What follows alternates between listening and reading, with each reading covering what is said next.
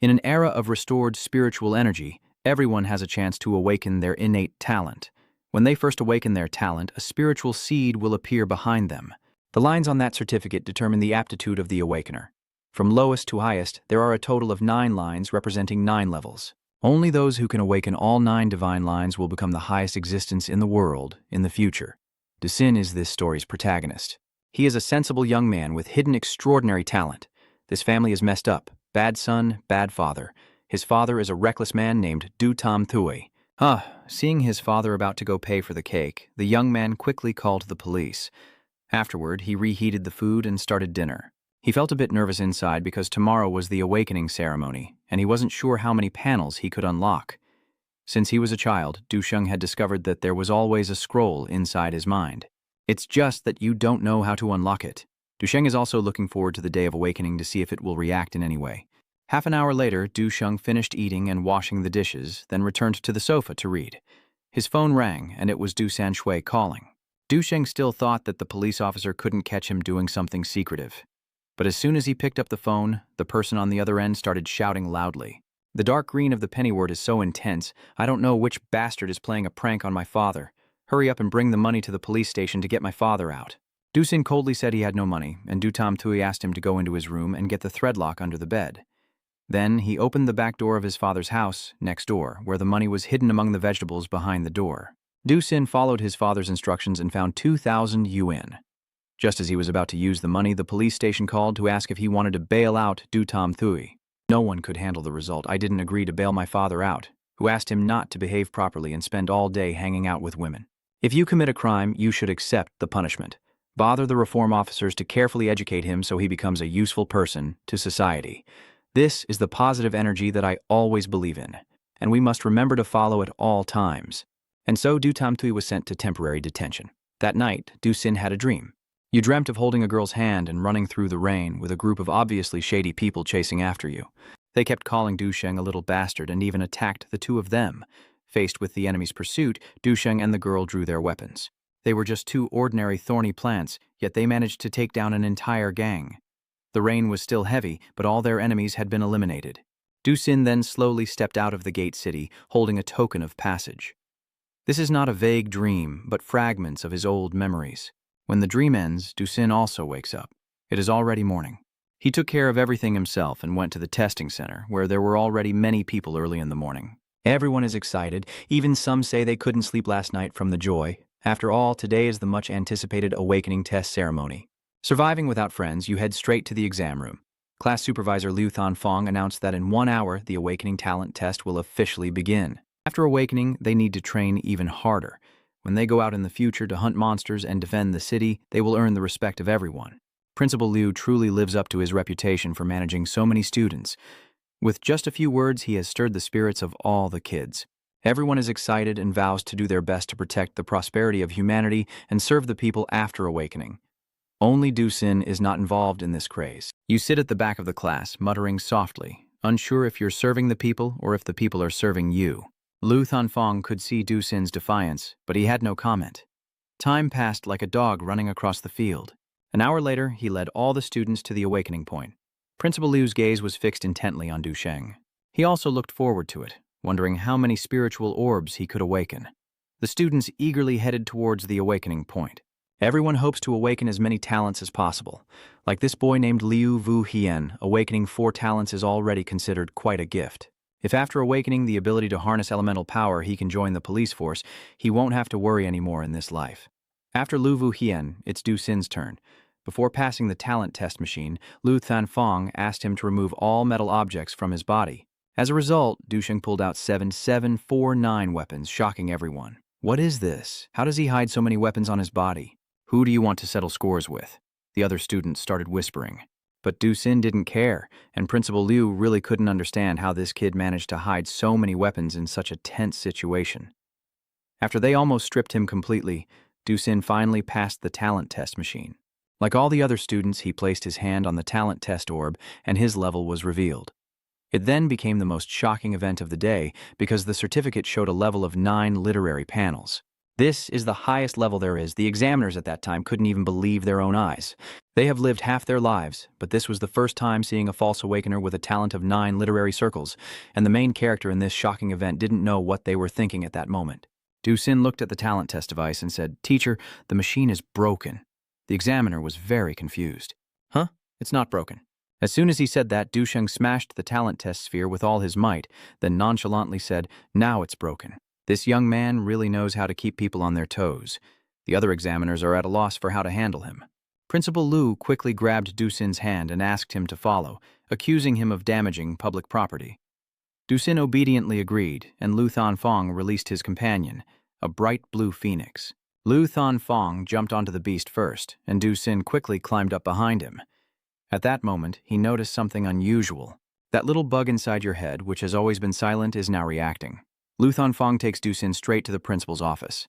The principal, with his head full of doubts, carefully examined your file. You are 18 years old, but you only started attending school half a year ago. He looked at you with suspicion for a moment before asking, "Are you the one who came from the Than crime?" As soon as those words left his mouth, not only Liu Than's office, but also the secretary beside the principal seemed hesitant. But Ducin doesn't seem to be paying much attention, because all his focus is now on the scroll he just opened. It opened right when his innate talent was awakened, just as he predicted. But the special energy hidden inside and the symbols or drawings on that scroll still remain unclear to you. Ducin. The principal is talking to him. The head of the department saw you in a daze and patted your shoulder, bringing Ducin back to his senses. Huh? That's strange? The bald man looked at Ducin for a long time. This is something that ordinary people cannot have. Only those with divine insight and 1,000 people in their dreams can possess such a fate. But Ducin is someone who came from the Than crime, which makes the principal very troubled. Ducin, can I ask you a question? If one day you awaken to your full potential, what would you want to use it for? For the people, of course, Ducin didn't even hesitate and immediately responded in a clear, high-pitched voice. The principal was stunned, never expecting a child from Than to have such a high level of enlightenment. He then asked him to prove his ideals. Ducin was not at all embarrassed and directly brought up the story of his father going out with women yesterday that he had reported. The 3 people in the room were speechless at Ducin's bluntness, and the principal, holding his head, said, "Hey, forget it. Go home and rest first. Don't rush to tell anyone about the official awakening results this time. I will figure out a way to arrange your studies later. Ducin is not someone who speaks empty words. The principal told you to go home, so just forget it and head straight back." He kept watching Ducin's shadow with a look of annoyance. A genius with the innate talent of 9 literary talents. Why would it be someone coming from the city of Toithan? Ducin returned home late, and the sharp instincts told him that his house had been broken into. Inside, a bloodied young man with red hair was rummaging through something, sensing that someone had returned. So he threw it into a corner and drew his weapon, meaning the knife in Ducin's hand was faster by a beat. The cold blade pressed against the young man's neck. Facing someone whose identity and purpose are unclear, you should use your most serious threat to intimidate. You better not move. The distance from the knife to your carotid artery is very close. Just a little more movement and you'll be dead. I hate cleaning the floor the most. The young man is now so scared he's about to log out. He hurriedly begged for his life, saying he only came to ask for medicine, and Ducin then pointed him to the place to get medicine inside his house. But with the blade pressed against his neck, he still didn't move. Who would dare to make a move with his great-grandfather there? The red-haired young man didn't dare to act rashly, and the 2 of them just stood like that for a long time. Finally, Ducin impatiently asked, "Why you didn't go get the medicine? Your wound looks quite serious." Then put the knife away first. The young man's mind kept shouting, but he was in a desperate situation and couldn't say that. So he only dared to say, "I feel like my wound has healed quite a bit. Maybe I don't need medicine anymore." Feeling the blade slicing across my neck, that guy was extremely tense. But Ducin only threatened him and had no intention of taking his life because killing someone outside the law is a crime. After confirming that the other person didn't intend to take his life, the young man finally let out a sigh of relief, even though the knife was still pressed against his neck. It's good that he didn't hurt me. This time I owe him my life, and I will repay this kindness. Do you need me to help you with anything? Ducin's face suddenly darkened. Well then, if you owe me a life, can you take your own? That red-haired guy was so angry he clenched his teeth and gritted them, saying he'd spare your life, but then told you to kill yourself. This boss isn't joking around. Isn't he still after your life? Although very angry, the knife was still pressed against his neck, and the young man dared not show any attitude. He continued to beg Ducin with his very life. I am a hitman. I will help you kill someone for free. Can you spare my life? Sure, Dusin confidently replied, but just as the young man was about to breathe a sigh of relief, he heard you say, "Then help me kill you." The guy had never been in such an awkward situation before, with the other person saying they didn't want to kill him but insisting he must take his own life, and finally he couldn't hold back anymore, and all his emotions burst out directly. "We have no grudges or enmity, so why are you so determined to kill me?" Dusin nonchalantly replied that it's because he barged into his house without permission and even damaged his property. If it were in the city of sin, he would have been killed the moment he stepped inside. The young man's face turned pale upon hearing this. "Are you from the city of crime?" "No way. Only one person escapes punishment from the city of crime each year. He's so young, it's impossible." Ignoring the opponent's emotions, Dusin only felt that he was too noisy and kept saying unnecessary things.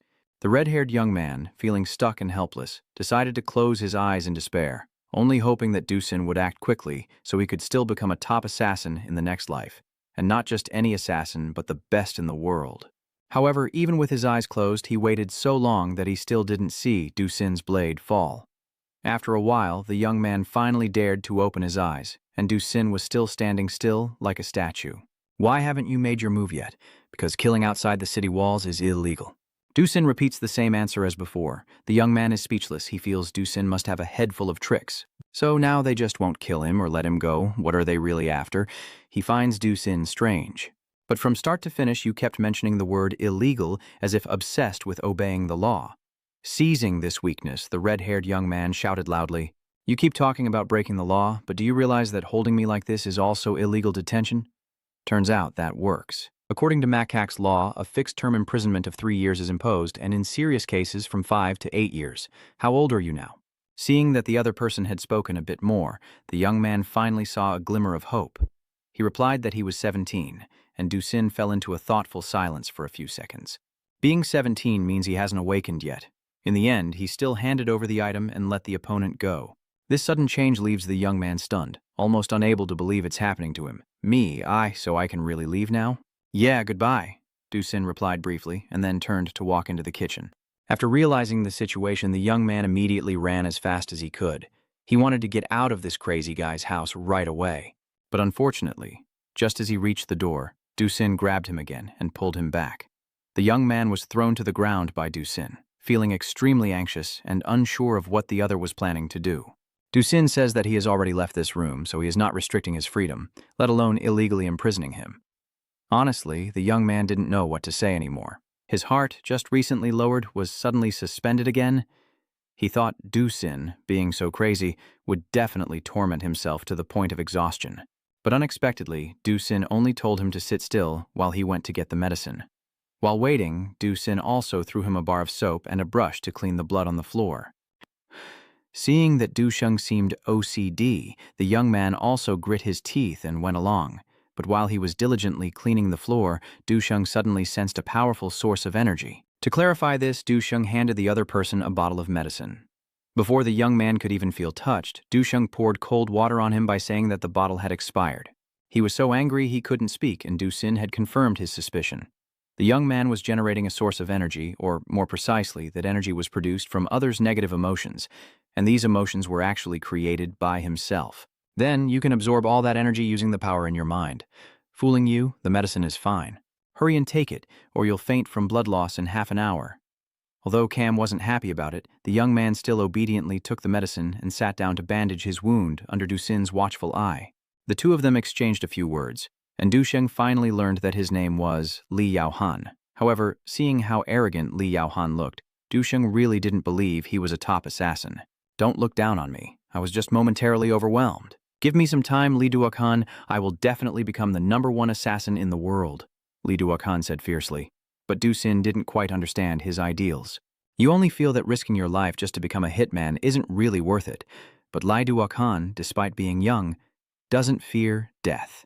If he has to die, he only needs to die with dignity like a true assassin. So why didn't he attack me just now?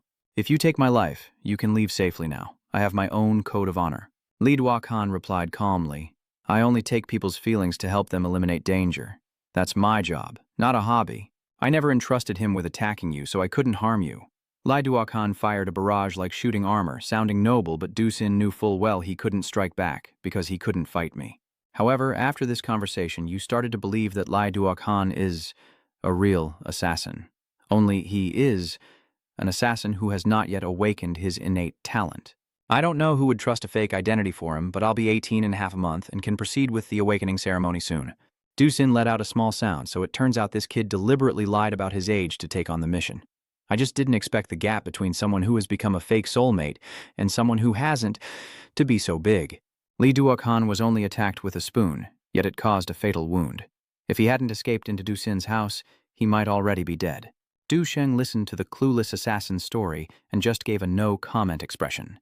He reminded Lai Duchang to clean the floor after treating his wounds, and while he's at it, help dump the body too.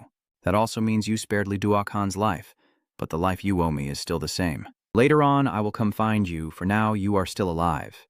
Ducin reminds the other person. Actually, not everyone who awakens their supernatural abilities is as strong as you think. About 100 years ago, spiritual energy was restored on this planet, and monsters and demons began to rise accordingly.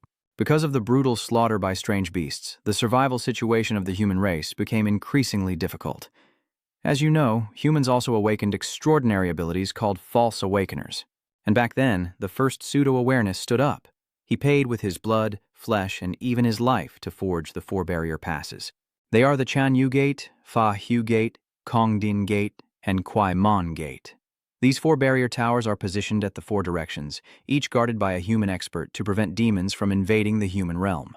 But recently, the 4 great barriers have shown signs of weakening. The evidence is that today, when going out, Ducin heard that the Chan Yu Gate had fallen. From that direction, a few monsters have entered and attacked Lamhai City, causing heavy casualties among the civilians.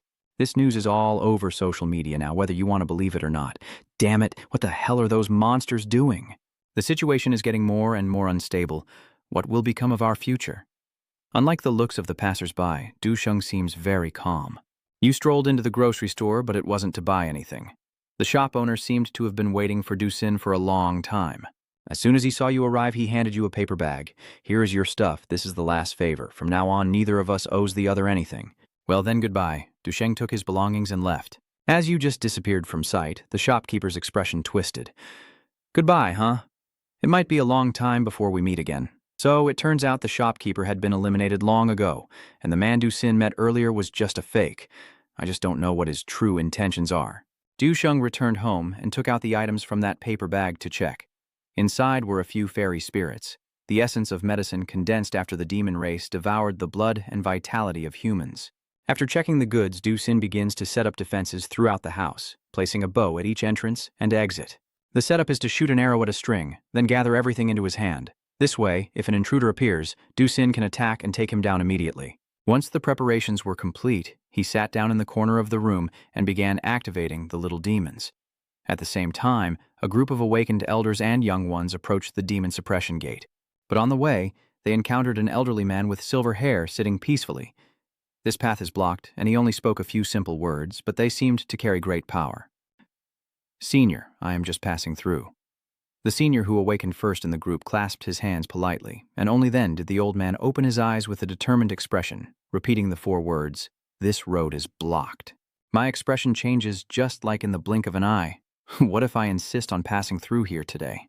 He really is a fool who doesn't know his place.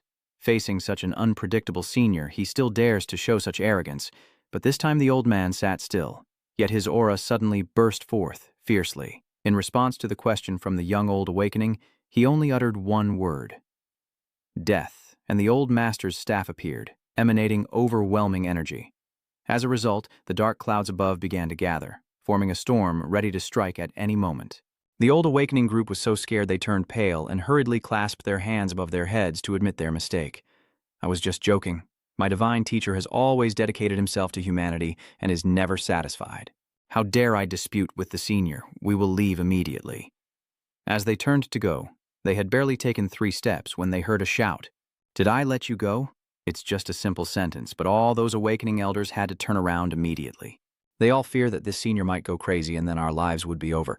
Is there anything else you wish to teach us? Go back and tell your divine seat that it should be renamed the evil sect. It's quite funny. People like you are not even considered part of the human race. Someone with real power dares to say anything. His words are like a slap in the face to the opponent. The old senior also said that if he didn't need to stabilize the place, he would have already taken their lives all at once. Although he was extremely fierce to protect his own life, those awakened elders still had to bow and thank the old senior's teachings before slinking away. Only after they had gone far away did he reclaim his leadership rights. A week later, Ducin was still sitting in his meditation pose.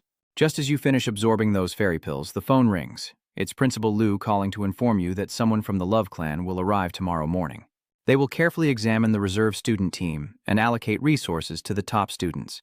Since this inspection is very important and each school only has a few spots for the best students, Principal Liu reminded Ducin to arrive on time and give it his all. "Hey, why can't I get through to your father?" Mr. Liu asked. "Maybe because phones aren't allowed in the detention center?" Duchang replied nonchalantly. Mr. Liu let out a loud snort, almost forgetting that his third son was in jail for messing around with girls and had been imprisoned by his own son. The next morning, Sursin followed the teacher's advice and arrived at class very early. The students seemed very excited, all hoping to be chosen by Chu Yu-kak. Soon after, Principal Liu arrived with a new announcement. Among those who came to the school today were not only members of the Love Letter Group but also people from the Security Bureau and Reserve Forces, and the testing method has also changed. They will no longer test all the students. Instead, each person will select the top 4 outstanding students for screening.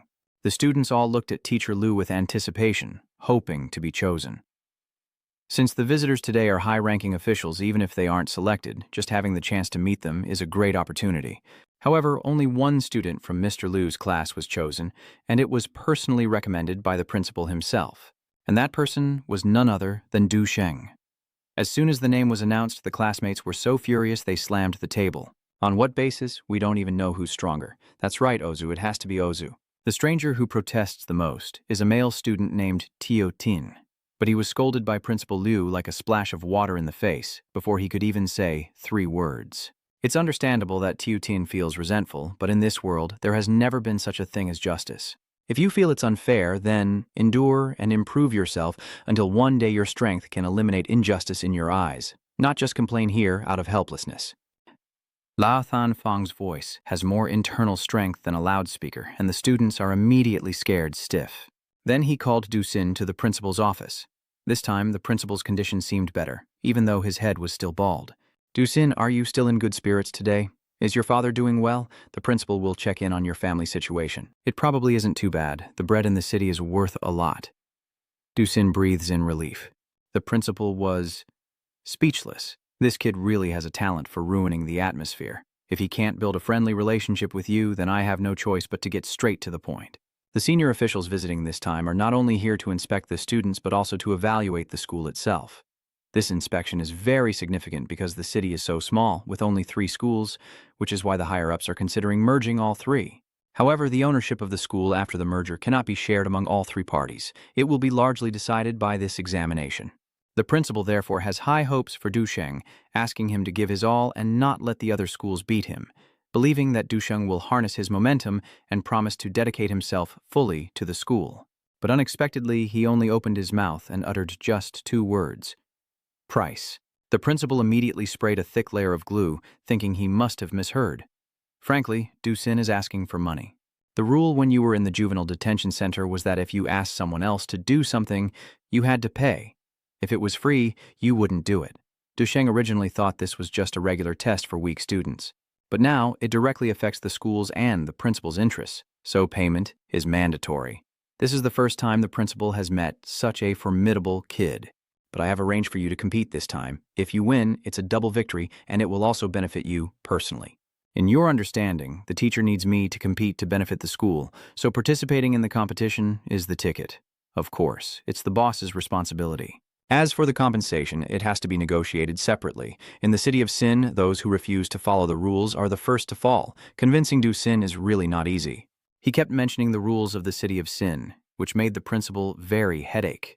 Although he didn't want to admit defeat to a child, he still wanted to be the principal of the most suitable school. Therefore, the principal gritted his teeth and took out 3 level 1 spirit stones to pay Ducin, a price that suited him perfectly, and Ducin immediately agreed.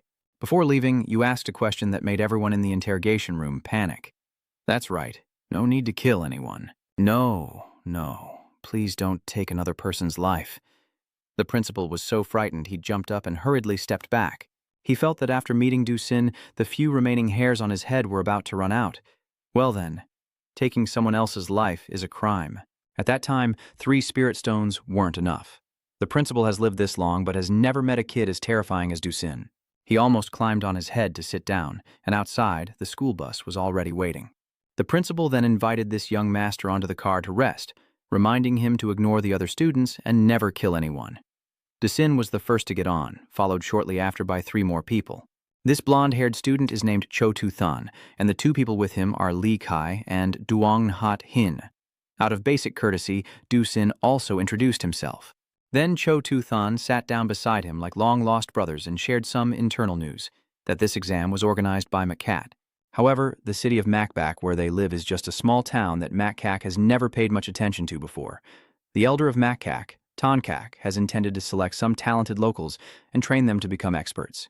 But these young experts will be tasked with becoming guardians in place of the veteran experts who have held their positions for many years. This means that the chosen individual will join the Makak with a very high status. This is a chance to rise to the top, but the other 2 high schools also have many experts. Duchang Market intends for one of the 4 of them to be the leader, with the other 3 assisting, increasing their chances of passing the trial and joining the sect. At this point, he began to look troubled, but who should be the leader now? As soon as Cho Tu-than finished speaking, Duong Hat Hin immediately stepped in. Of course, the student council president would be the leader. Next to him, Li Kai kept trying to poke around Tanbak, saying that Cho Tu-than's father is the director of the Macbak City Police Department. If he manages to get this spot, he just needs to tell his father 1 sentence and he can bring the other 3 along. These people work together quite well. He says he wants to cooperate, but in reality, he wants Ducin to be a stepping stone for Cho Tu-than to easily win the test. He also promises that if Ducin joins him, he'll have a bright future with endless money. Your father is the director of the police department. That's right, 100% correct, nothing is more real. My father is currently in prison. Before I could finish speaking, Ducin interrupted. Cho Tu-than immediately guessed that you wanted him to help get your father out, but Ducin's intention was not like that. So you want Cho Tu-than to tell your father to keep Duatam Thui locked up for a few more days. Cho Tu-than thought he must have heard wrong, and the atmosphere quickly turned tense. He had to see Duchang in a different light, guessing that the father and son must harbor a deep grudge to have sent his biological father to prison. Duchang could clearly see the worried expression on his face. It's unclear what Cho Tu-than is thinking, but it's certain that he doesn't have a good impression of you anymore, just different from Liduak Han last time. This time, there was no negative energy emanating from Cho Tu-than's body. Ducin began to wonder, maybe making the other person negative isn't the way to wield power. Chaco Bonbon sped off and soon after left the city limits. Although Cho Tu-than had insider information, he was still quite surprised. He didn't expect the assessment location to be outside the city, so he asked the driver to check the route again. Driver, did we take a wrong turn? There was an incident in Lamhai City, so it's probably not safe in the suburbs. No, we're not lost. Our superior just announced a temporary change of the testing location. The exact location is at an old factory on the outskirts, not far now. The driver kept reassuring Tu-than that since Makak's people were also following, there was no need to worry. So he also felt relieved to return to his seat and take a nap. But for some reason, Ducin kept feeling that the driver was suspicious. Especially, his smile looked very suspicious. Not long after, the 4 of them arrived at the destination. After seeing Liu Shengfeng, Duchang temporarily lowered his guard with the driver. While Duchang was looking around to observe the terrain, Chu Zicheng's gaze suddenly met someone else's. That is Du Huck, known as a rare genius for awakening 6 literary talents, and Chu Tu-than looks extremely serious. He also warned Duchang to be careful of that Du Huck because he is a very powerful expert, but Duchang only casually responded with a thank you and didn't take Chu Tu-than's words to heart. Just with 6 literary talents, they already looked down on him that much. If Chu Tu-than knew you had awakened 9 literary talents, he would probably faint from shock. No matter how the 3 of them want to team up, Ducin starts to split the crowd apart, and at this moment, the suspicious driver appears once again in the frame. Hai Nwai Chin Sksak Hontitu Nai Toi Gyoga. Van Luan Quan Sat Dam Hoxin. Quan Sat Chanchirwai. Gataik Sedu Daptat Diuthuak Trentairwai, Tim Den Mod Confong. Is there another stranger here watching the students through the dense camera system? So when he saw the driver walk in, he asked, It's nothing. With low vigilance, they are easily persuaded by strangers, simple-minded, not worth paying attention to. Then he points at the screen showing Ducin. However, this kid is probably quite interesting. This time, Mr. Liu appears here as the team leader. responsible not only for his own students but also for those from the other two schools. Even Liu Thanfeng himself does not know the specific content of the assessment. He can only remind the students to cherish this opportunity and to stay cautious and calm. Therefore, the chances of winning are higher than others. Although he reminded all the students, Mr. Liu's gaze was fixed intently on Du Xin. He truly hopes to see if this time you can bring another surprise. As Mr. Liu finished speaking, the old factory gate swung open. A battle-worn car speeds in like a comet, and a burly man steps out from the vehicle. Just glancing at the crowd, he immediately rushed over to Liu Thanfeng. "Old Liu, I've been looking for you for years. Where have you been all this time?" When Liu Thanfeng said he was a teacher, the man was so shocked he dropped his cigarette. But on second thought, being a teacher might not be so bad. At least it's safer than his current job. After catching up with his old friend, the man then glanced back at the group of students gathered there. "Are those kids your students from that school?" "I don't know why, but this uncle here gives off a strange, oppressive vibe." The group of 3 people was so scared just by hearing his voice that they couldn't even stand properly. Only Du Xin remained calm from start to finish, not even changing his expression. The man was very interested and walked straight up to the boy. "Kid, aren't you afraid of me?" "Why should I be afraid?" Du Xin retorted with a smirk. That uncle not only wasn't angry but also patted Duchang on the shoulder, praising you as an interesting kid. Then he introduced himself. "This person named La Tian is the captain of Team 3 from the Demon Containment Squad in Zhongbei Provinces, and is also a 5th-generation Awakened. La Tian has many achievements, but he doesn't flaunt them because they don't mean anything to these kids. La Tian seems to be a rather impulsive person. When he arrived here, he hadn't even thought about what the assessment would entail." After taking a drag and swapping his cigarette, La Tian suddenly had an idea. A direct martial arts competition among the students, where the winner continues and the loser is eliminated. The students looked at each other in confusion, unable to believe that an important assessment everyone valued was being so casually handled. Amidst the chaos, only Duchang remained as composed as ever. This made Liu Thanfeng very satisfied. La Tian didn't hesitate and immediately summoned his pet, a blue dragon. The azure dragon circles in the air before drawing a circle on the ground, using it as the arena's boundary. As long as one person concedes or is knocked out of the ring, they are considered the loser, and even the tournament rankings are handled quite casually. La Tian just waved his hand to let the 2 students greet each other first. The 2 boys had just entered the arena and immediately rushed at each other. Liu Thanfeng felt extremely humiliated because these 2 guys showed no hint of martial spirit at all, but it was not really surprising. After all, these students all come from small towns like Mukbak and have never learned any martial arts. After a fierce fight, the young man named Tu Tu Fong emerged victorious. Although his condition wasn't great either, La Tian still assigned the next 2, this time Du Xin and Do Huck. Before even stepping into the arena, Du Huck relied on his innate talent in the 6 literary arts to quickly boast and threaten his opponent. "That kid just wait until I crush him." Liu Thanfeng knows how capable Zhou Huo is, so he's quite tense. Honestly, he still hopes that Duchang can surprise everyone, but Du Xin remained as cold as ever throughout. After stepping into the arena, he only asked La Tian one question: whether he was allowed to use weapons. La Tian immediately agreed, but the students all mocked Du Xin as a complete fool. He was allowed to use it, so Du Hook could also use it. Isn't he basically asking Du Hook to cripple him for good? Contrary to his condescending attitude, the reckless one, the person I always suspected to be the villain, is actually cheering for Du Xin with his life. I don't know what the future holds, but for now, let's consider him a good person. La Tian has now switched to smoking a cigar. He also had no high hopes for Duchang, so after the command was given, he kept his eyes on him without blinking. Du Huck wielded a wooden stick as a weapon, looking extremely confident. But as soon as the order was announced, he froze in place because of Du Xin's incredible speed. Before Du Huck could understand what was happening, his right arm was already cut deep. Du Huck painfully clutches his bleeding arm, shouting non-stop, while Du Xin only wounded him with a tiny blade.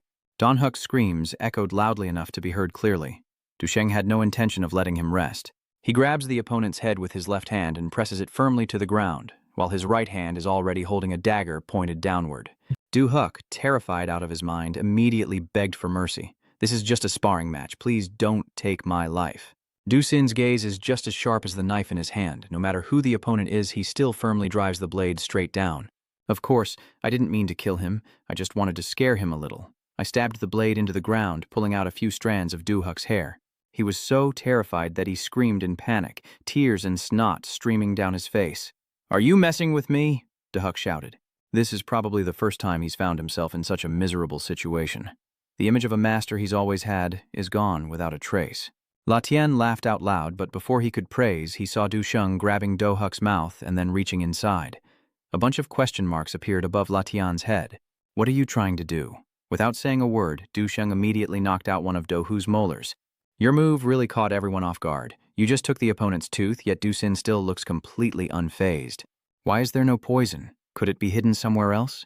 Latian also couldn't understand what this kid was thinking anymore, going so far as to extract the opponent's tooth to find poison.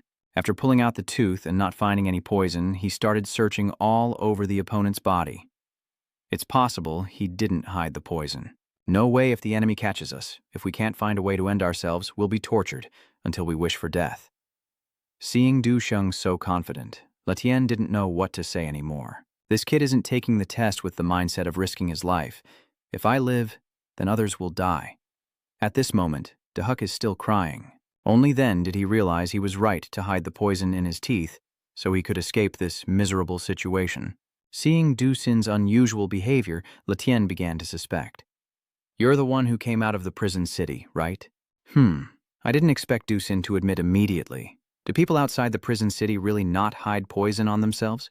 It turns out that because everyone in the prison city does this, Duchang thought that people outside would do the same, and he only wanted to find poison so that Duhuo couldn't handle it himself. Seeing that Tianthai was initially indifferent, he then turned to Lu Thunfeng and asked if he knew that Dusin was from the criminal city. Of course, Director Lu knew this, but besides being someone who came from the criminal city, Dusin was also a false awakening with 9 talents and Vandan.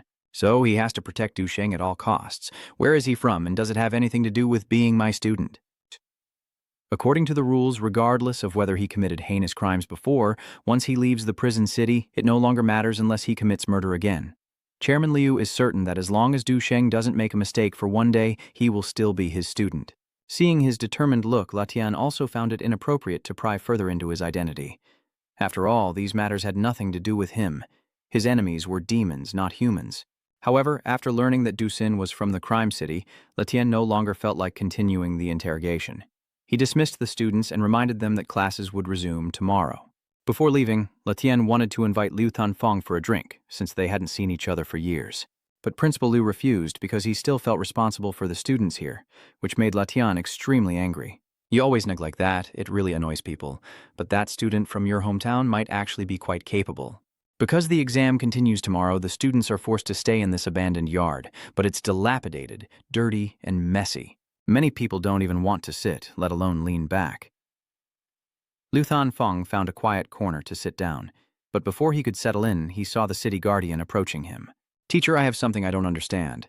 Please tell me." His mood isn't very good because today's assessment has shattered Trututhan's worldview. Before, he always thought that the higher the talent and literary score, the more it represented a bright future. But today, when Latian came here, it seemed that their talent didn't matter at all. His demeanor seemed a bit arrogant, so the leader of the city started to doubt the professionalism of this assessment. Liu Thunfeng could understand the mindset of these young men. Even with high talent, being unappreciated is very frustrating. Talent is the most important factor for reaching the top. That's not wrong, but talented individuals are not scarce in this world, Director Liu replied calmly. With such a large population, it's normal for many new geniuses to emerge each year, but claiming that only talent is enough to reach the top of the world is not true. Because of that, the human race would have already unified the demon race. Liu Thunfeng said he had met many geniuses with extraordinary talent, but few actually reached the pinnacle. He has met countless people who claim to have extraordinary talent, consider themselves geniuses, and are extremely arrogant, but ultimately fail miserably. He has also met those from prestigious schools, born as prodigies. But when stepping into the demon suppression hall, I was so scared that my whole body was trembling. I couldn't even hurt the enemy before my neck was cut off. Geniuses are the most common thing in this world. Fighting them head-on, even a group with stronger talent than yours. But is it worth it? You have never been to the 4 great trials of the human race. There, everyone is as fragile as straw, not even worth a drop of water or a piece of bread.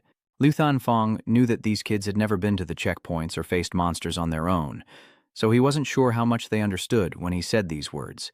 But he wanted them to know that survival depends not only on talent, but also on character and equipment. If you have high talent but lack determination, courage to move forward, a calm mind in the face of trouble, or enough vigilance, then high talent will ultimately become just a joke. I don't know how much my students understand what I've said, but Lu Thunfeng is also feeling tired.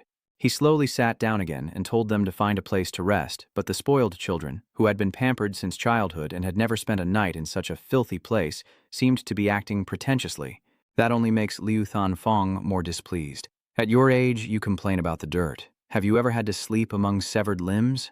Do you know that every time you sleep, you might not be able to open your eyes again? Do you understand what that feeling is? Only now do a few people vaguely realize the significance of changing the location of this test. The officials not only want to test the students' talents, but also want to see their willpower. Sit down, everyone, and later when you face the 4 great trials, you'll see how good the conditions here really are. Lu Thunfeng shouted loudly, and the students quickly sat down. Then he pointed at Du Xin sitting peacefully in the corner, using him as an example. After winning the match earlier, Du Xin's victory was enough to impress everyone, but he remained humble and quietly sat down in a corner. All eyes were fixed on Duchang. When he opened his eyes and saw everyone looking at him, he couldn't help but feel startled. Then Du Xin hesitated before standing up. "Where are you going?" Chu Tzu Ting called after him. Going to the bathroom, Duchang responded briefly. The more he observes, the more he finds the young master to be the most annoying machine in the world. Now, as it gets a bit darker outside, Du Xin quietly circles around the young master after leaving the rest area and stops at the main door. He cautiously hides behind the large wall, his expression contemplative. After a moment, Duchang finally looks around and indeed notices a highly sophisticated surveillance camera on his head, monitoring every movement of those entering and leaving the young master. Du Xin furrowed his brow, beginning to think this must be the last camera. But what does the young master actually have? From his observations all around the young master are surveillance cameras, except for one remote area, and after pondering for a long time, he guessed that the answer he's looking for might be inside it. Thinking quickly, Duchang waited about 3 seconds before quietly turning and leaving.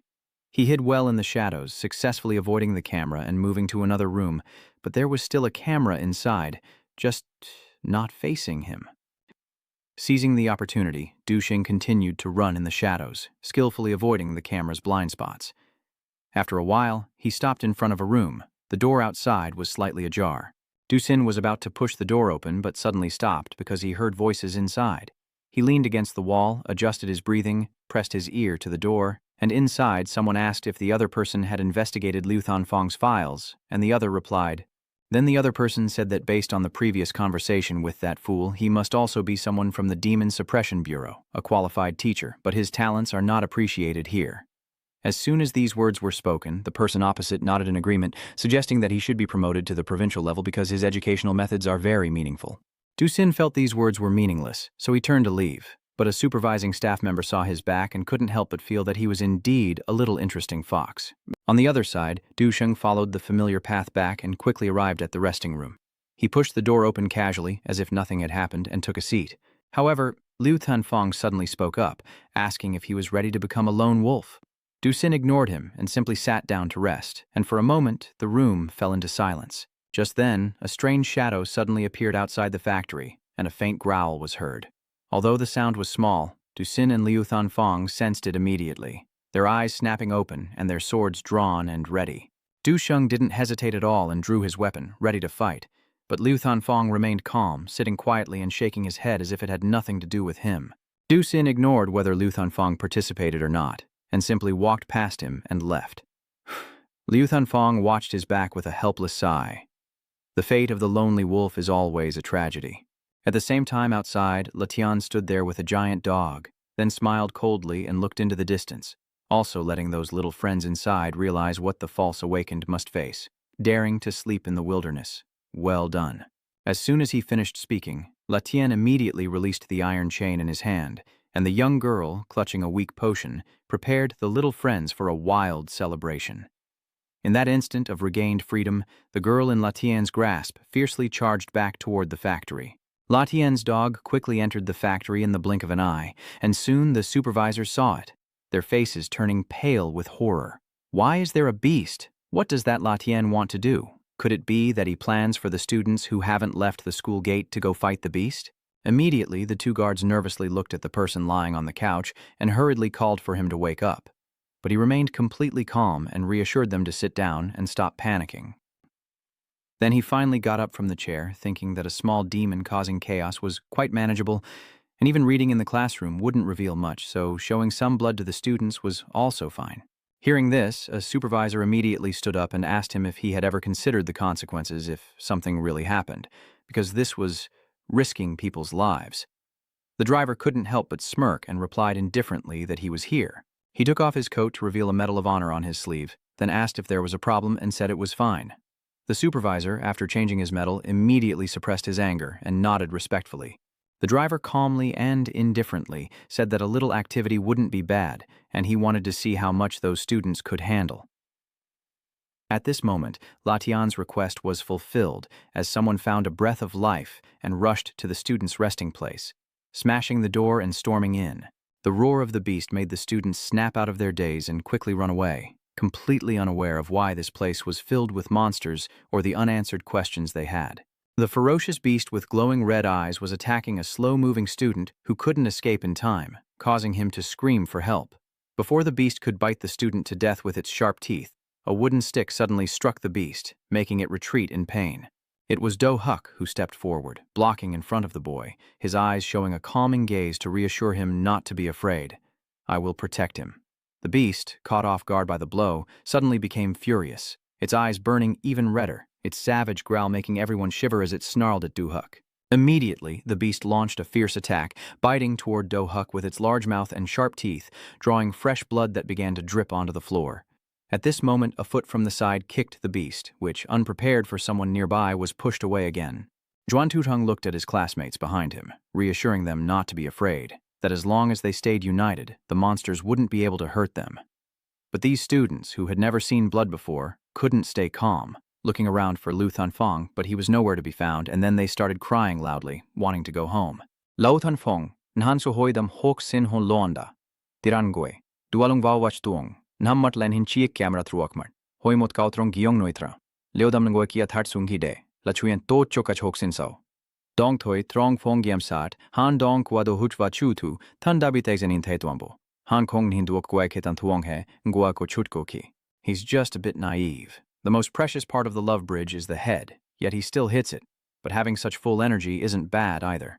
As he said this, he ruffled his hair in annoyance, making people feel uncomfortable, and the supervisor, overhearing, chimed in doubtfully asking where you are. But at this moment, the driver suddenly stepped out of the door, directly grabbing the doorknob and opening it, then kept mocking the two of them for not needing to look anymore, saying if they found it, they wouldn't be doing clerical work. By the time he opened the door, Dusin's figure had already appeared here somehow, and he wasn't too surprised, calmly inviting him into the room to sit.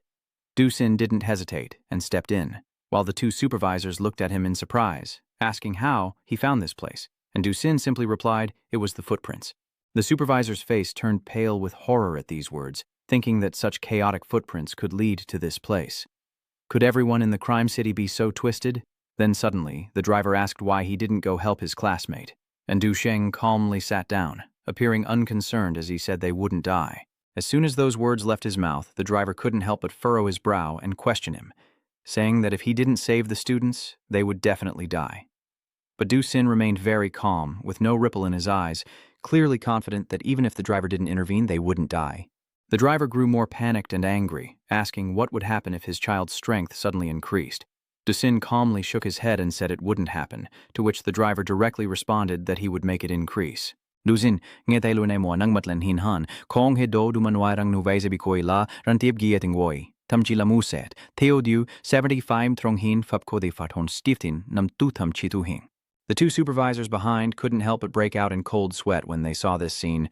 This guy is in a hurry. However, Dusin still firmly insisted that he wouldn't save them after hearing all this. Seeing Dusin's trembling attitude, the driver couldn't help but question why he wanted to see them die, thinking maybe this kid was just that selfish. Dusin didn't care at all, simply saying he couldn't fight back, so how could he save them? He might as well die with them, or better yet take real action and report to the police for some compensation. Dusin honestly explained the rules to him. According to the latest policy, during the mission outside, he could receive a compensation of 30,000 to 50,000 yuan, and as a witness, he could also get a reward. Killing 11 students is a serious crime and warrants a bounty of 100,000 yuan. After finishing, Dusin raised an eyebrow at the driver and asked, "So are you planning to kill them?" The driver listened to Duchang's analysis of the reasons and consequences, momentarily unsure how to react while staring at him. At the same time, in the suburbs, a few middle-aged men dressed somewhat oddly looked toward the factory in the distance, then kept shouting loudly along with the gods. The man in the suit looked up at the sky, his eyes full of admiration, murmuring that today the divine energy is strong and the gods are watching over us. Then he raised his head to the sky and shouted that if this plan succeeds, they will have the chance to ascend as divine beings, which is a great blessing. As soon as he said that, his expression suddenly changed. His eyes filled with murderous intent, and tonight the most talented students of Mac City will meet their doom. As soon as he finished speaking, the other two also loudly shouted their defiance. 1 second later, the three of them clasped their hands together and began praying with closed eyes. Willing to pay with their lives if necessary, the gods would save them. After completing the ritual, the man in the suit issued the order to proceed with the plan, waiting until midnight to strike. Meanwhile, in the division of the Bakshaw City District, in the Vice District Chief's office, a man was working when suddenly the phone beside him rang, startling him. Then, the head of the Lamb faction paused his actions, slowly picked up the phone, and the other end went straight to the point, wanting to make a deal with him. The firm voice spoke again, calm as ever, simply asking to borrow the road. In 10 minutes, a convoy from the northern city will enter the city, and another will leave the southern gate, hoping the guards won't cause trouble. Lam kachchu, ngeteloine, makung kong doisak. Hoeng woi kuata giausao, amtan kang kang. Ben kia voivang giai teach lavantang giao. Lam kachchu an loang goai. Tiente de len ban. Mod ben su livan ban. Teliu mod ben hoeng guos. Lehantra baon hiutian. Hearing this, the other person seemed to be recounting an ordinary event. Lam, the leader, had just held a student assessment far from the city. Among them, the assessment of the children from the northern city had no results yet, totaling 12 students' lives. How did Lam, the leader, feel about this? Lam ka chuim lang vai giairoi moanue, dudich fai kong guaidam bao, benduluan noi modang la motnio, ong kung het kash. Dien thuai lai vang lenti en kuai kenuai ong hong, kotukach bandiu ki, nhang niu lam ka chu muon bo mag nhang, hoksin du thi han kungs kong nuagi. This warning is clear. Lam Chach-chu took a deep breath, his eyes turning cold as he agreed, as if losing someone in Beicheng. Then he paused briefly before loudly and angrily warning that in the next half-year, Zhongbei Province would launch a crackdown on heretical cults. He said he could do it, but then the phone on the other end rang with an apology from the cult of 10,000 gods, and then hung up. At the same time, in the surveillance room, Dusin kept explaining the law to the driver, making him fall into deep thought. With a hint of regret in his eyes, he wondered how much money he had already spent. A person with 30,000 was equivalent to 300,000. While he was still pondering this, Dusin suddenly pointed at the surveillance camera and asked if he could get a copy when he returned, and the Taisi suspiciously asked what he wanted to do. Dusin also didn't hide anything and honestly explained his purpose, not knowing the answers during the assessment. Lam thought this was the truth. Since he saved people, he could receive the reward. 12 people. 36,000. As soon as he said that, the driver immediately shouted at Dusin, accusing him of being reckless and unfair to the other students, threatening to report him to the authorities for his misconduct. The two monitors behind, witnessing his passionate attitude, couldn't help but admire him, truly a person of merit, deserving respect. But Duchang didn't care about what the accountant said at all, directly proposing to split it with him in half, then pushed the door and left the room. The accountant was momentarily stunned by this, but quickly smiled and agreed. He would handle the matter here, and the two supervisors watching this scene couldn't help but feel impressed. At the same time, in the students' restroom, Do-Huk and Chu-Tu-Than leaned against each other, fighting the demon together. Chu-Tu-Than worriedly asked if Do-Huk could hold on. Do-Huk shook his head and said it's okay, still reminiscing about how Do-Sin has foresight. As soon as Do-Sin is mentioned, Chu-Tu-Than's face shows some dissatisfaction, and he doesn't know where he ran off to. If he were to return now, he would call him V'dur. But as soon as he finished speaking, Chu-Tu-Than's face suddenly turned pale, while Do-Huk was instead overjoyed because behind him, the person they longed for had returned. Du-Sin had appeared. Zhu Zicheng remembered what he just said, his face a little grim, but he still called out father. Du-Sin, hearing this, was startled and told him it didn't sound right. Zhu Zicheng angrily scolded him for bringing this up now and asked where he had been all this time. Du-Sin gently scratched his head and said he had just gone to the bathroom. However, Zhu Zicheng didn't believe him and scolded him for lying, saying with such a loud noise, how could he not have heard it? Duchang's lie was exposed, and he honestly admitted that he was not good at lying. Chu Tu Than and Do Hook both were caught off guard by Du Sin's words and didn't know how to respond. Seeing this, Du Hook was surprised and asked why he just walked over like that. Didn't he see that Cao Yu was right there? Du Sin didn't answer and simply walked straight to where the two of them were, and Do Hook quickly stepped back, sensing something was off. He whispered to Chu Tu Than beside him that for some reason he felt more secure being close to his beloved. At this moment, Duchang suddenly hesitated as he looked at the two people, a flicker of conflict in his eyes, then a hint of shyness. Seeing this attitude, Du Hook became even more nervous. After a moment, Duchang, with a touch of shyness, carefully asked if they might be seriously injured. As soon as these words left his mouth, Du Hook instinctively shifted his body slightly farther away from Duchang, and Chu Tu Than also looked at the person opposite him with some difficulty in speech. Chu Tu Than stared fixedly at the other person, hesitating for a moment before finally kneeling down, clutching his chest and repeatedly crying out in pain. Du Hook and Du Sin faced each other for a long time before he sighed helplessly, not understanding why Du Sin made such a request. But he didn't argue and followed Chu Zicheng as he rolled the cloth on the ground, causing the students to gape in astonishment. Then he started clutching his back in pain.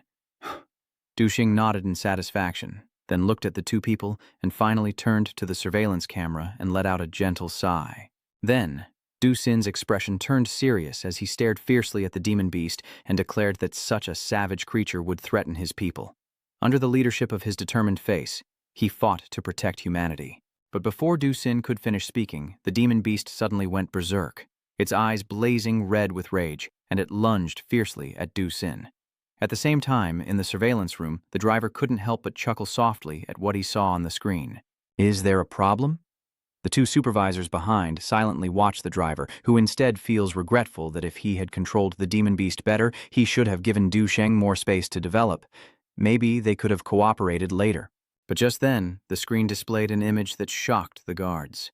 All I see now is Duchang punching the demon beast with his bare hands, muttering to himself about protecting the homeland, the righteousness of sacrifice, and the fire of humanity that will burn forever. The driver's face was now covered in cold sweat, his eyes wide with shock, shouting, "Can it really be like this? Over here?" Du Sin then stepped back, pretending to be exhausted and saying, how could there be such fierce monsters if he hadn't arrived in time? The driver in the surveillance room looked at Du Sin's fake performance with a hint of panic, then angrily scolded him for overacting and warned him not to ruin the big plan to make money. After a moment of acting, Duchang finally looked at the surveillance camera in the corner, and the students saw the demon beast beaten bloody and lying unconscious on the ground, feeling a bit dazed. Chu Zicheng no longer pretended. If you ask if this is the end, what do you think? On the contrary, Duchang feels a bit enlightened about him. They are all students, but the gap between him and them is too great. Could it be that they are all useless? At this moment, he feels very insecure about himself. As they were catching their breath, suddenly a loud sound echoed from the door, startling them as they looked over. Immediately, a ragged man burst in, locking his gaze on the students before him, with a creature clearly visible on his head. It is a broken cup with a spirit stone embedded in it, and without hesitation, it loudly offers its soul to the deity. Chua Tzu Cheng saw the pure light emanating from the cup and was terrified. This person is a level 1 awakener. At this moment, they looked ahead with astonished eyes. My teacher, how could they appear here? Without saying a word, he smiled at him and revealed something. Zhu Zicheng looked over there thoughtfully, hearing that the teacher's people are all relentless workers. This probably isn't part of the test, right? The first level awakening is much stronger than the requirements. Now, our people can only rely on this. After saying that, all eyes turned to Du Sin with anticipation. At this moment, they immediately pretended to be in front of him, claiming that their wounds hurt too much to fight anymore. Chuzi City was acting out a scene while smiling. Aren't we quite understanding? At this moment, Duchang had no choice but to step forward and look at them. Harming others is illegal.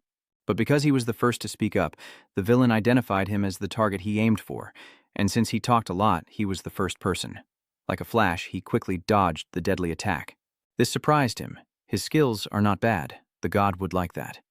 As soon as he finished speaking, everyone immediately realized he had disappeared. Another person holding a bow aimed at him. When he saw his target had disappeared, he lowered the bow. The heretical cult leader, who has been lurking behind Du Sin's friends for some time, harms people. This is illegal, so I will send you all to your doom. Alongside the divine, the light of the divine is eternal. But before he could draw his bow, Du-sin appeared from behind and quickly performed an action, placing something on his body. And finally, it swept past his body as fast as lightning. The thing he placed on him caused a deep cut to appear on that guy's arm.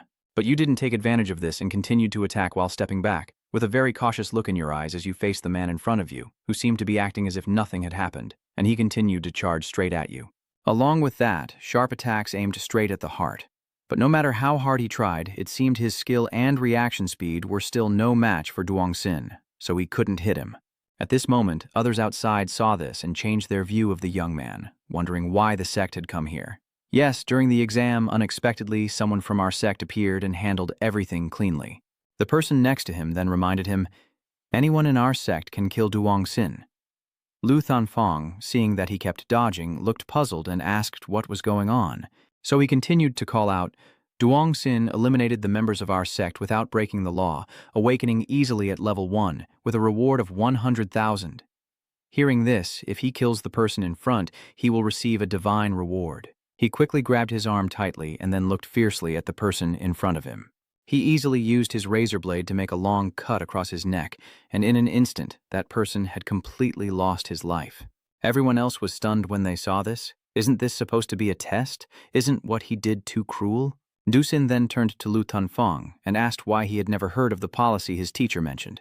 He sighed and said that was a rule only known after truly becoming an awakened one. Du looked from afar at Duchang, shouting, "After all, he is still a human." Lu Thanfang looked at him and shook his head. "Is this your first time seeing someone sacrifice themselves? Do you think Duchang is too cruel? Why must that person be eliminated? But do you know that if Du-sin couldn't stop him, it would be you, lying here instead? I've observed you all day, and honestly, your performance has disappointed me. Now each of you must sit beside that body, look at his wounds, look into his eyes, until victory rises from the depths of your hearts." Zhu Tijin stepped forward at this point. "I'm not afraid of my father being the director of the security bureau." Hearing this, the others, despite trembling all over, still tried to shout loudly, "If Tijin is not afraid, then neither are we." Lu Thanfang then looked at them and sighed. "Perhaps for ordinary people that is the best ending for you. Tomorrow morning, go back to school." After saying that, he turned to Du-sin and reminded him, "Come out here with me." After both of you stepped outside the house, Lu Thanfang looked at the distant sky and asked, "Have you ever taken a life before, since I can see your technique is quite skilled? Tell me, when was the first time you did it, Du-sin?" At this moment, Du-sin recalled, probably around 6 years old, or maybe 5, he couldn't remember clearly anymore. Hearing his somewhat agreeable attitude when mentioning that, Lu Thanfang sighed. This kid. Suddenly, during the silent atmosphere, Du-sin suddenly thought of something. You quickly looked at your teacher. "If I eliminate the people on the blacklist who are not criminals?" Lu Thanfang shook his head. "Of course not. Honestly, you are the most beast-loving person I've ever met, and soon you will be able to fully display your talents and become a genius of this generation. I won't talk about your past, but I hope my teacher. In the future, can you become a kind person who never uses weapons against your people?" Du-sin looked at him. "I will try, of course." Your answer really puzzled him, but why is that? Du-sin replied, "Today I dare to do the right thing, so I deserve a reward." Hearing that, Lu Thanfang nodded. "Of course, when you save someone and don't take money, I will give you money too." At this moment, Du-sin took out a knife. "Isn't the demon beast not worth much money, so go dissect it and sell it for cash." Lu Thanfang immediately reminded you that this new type of demonization isn't worth much, and the meat is still very bitter. Hearing that, you immediately turned around and went back. At this moment, a man approached Lu Thanfang, and I had already taken care of it unexpectedly. Lu Thanfang looked at him upon hearing this. "Can you rely on me a little?" That person smiled, and the reward for this kid's test shouldn't be delayed, or he'll get angry if he thinks you've embezzled his assets. Lu Thanfang nodded and looked at Du-sin's back. This matter really needs to be dealt with quickly, or if he keeps enduring for years, he might end up stripping my skin. At this moment, Du-sin has already returned to his place, quickly opening the door and entering inside. There was already someone waiting for him. "Little brother, let's get to know each other a bit. My name is Vuong Van Hien, and today what we did was all settled properly. Actually, you've saved people twice. When I get back, I'll cut the video separately so we can double the earnings." Du-sin shook his head. "It's not really double. The employer's job is to protect them. Cutting out and demanding money is breaking the rules, and those who break the rules will leave very quickly." Vuong Van Hien heard this and pondered. Surprisingly, this guy was quite honest about it. Knowing he couldn't persuade him, he smiled and called him older brother when they collaborated again. I will always be your support. Anyone who tries to stop us from making money will be cut down immediately. Dusin looked at him seriously and said, I've told you before that doing such things is illegal. If you still plan to ask me to handle others, I will report it to the authorities. Vuong Van Hien heard this and smiled outwardly, but was unhappy inside. Maybe later he should consider working with someone else. The third rule of survival in Crime City is that the path is always too close to a fool, whether he is an enemy or a friend. The next morning arrived quickly, and Dusin's friends had been sitting beside the corpse of that scoundrel all night. Hearing that, they felt very happy because they finally didn't have to look at that corpse anymore. So after a night of hardship, they finally got on the car to go back home. At this moment, Zhao Zicheng calls out to Duchang, looking at him and promising to help him with that as soon as they get home. Hearing about this, Duchang suddenly remembered his old proposal. Learning that Zhao Zicheng had agreed, he immediately placed his hand on his close friend, his good brother. Just 3 words like that made Zhao Zicheng's eyes light up. Am I finally recognized? Just as the two of them were about to share a tender moment, another arm reached out and placed on Dusin's shoulder. Du Hu looked at him and asked, Can I follow you for a while to learn how to eliminate others? Duchang looked at them with confusion. You all have such a murderous intent. Why do you want to harm others? Isn't that illegal?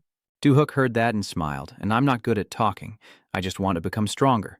Duchang looked at him from head to toe with a teasing smile and said, If you shaved your head, you might be stronger. And so, their journey in Tuithan came to an end. Vuong Van Hien was still following behind, bothering Du Sin and Du Tiu Sa. Do you think we've rested enough? Du Sin looked at him seriously and said, I just got off the car. After saying that, he quickly went with the guy to a room to deliver the mission. The man looked at you and said, I've heard, but the test results are still pending and the exact ranking hasn't been decided yet. If it's up to us, we'll wait until the results are out. Dusin turned to Vuong Van Hien and asked, Do you think I will rank high? He was extremely confident, of course, number 1.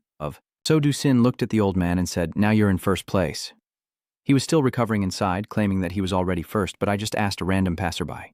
After finishing speaking, he immediately pointed at Vuong Van Hien to ask about him. But before Dusin could reply, the old man quickly brushed past him. I go to shake hands with the person in front of me and realize he is a leader from the province. Respectful, indeed a provincial leader, young, talented, and very handsome.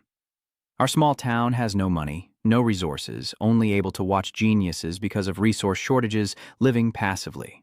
I don't know which department the leader is from. Hearing him speak so confidently, Vuong Van Hien immediately felt embarrassed as a reserve soldier. Those 3 words were directly in the old man's line of sight, and Han immediately snatched them back and returned them to Wang Wengxian. With a completely different attitude from before, showing reluctance, then returning to his seat with a colder demeanor. Why didn't you say earlier that you're a reserve soldier? Dusin didn't care about his attitude and asked about what he deserved after completing the mission. The grumpy old man looked at him with dislike, but ultimately handed over what he needed. Getting these things, he immediately smiled because they would help him grow more. Then both of them quickly left his office. At this moment, a notification suddenly appeared on his phone. The rebirth quickly grabbed his phone to check the information. So this was a call from Chiu Tu Than. He smiles. Duca, your old man is really a lecher. Today, when I visited the old man, he wasn't in the cell. It turns out he was giving a palmistry lesson to the policewoman.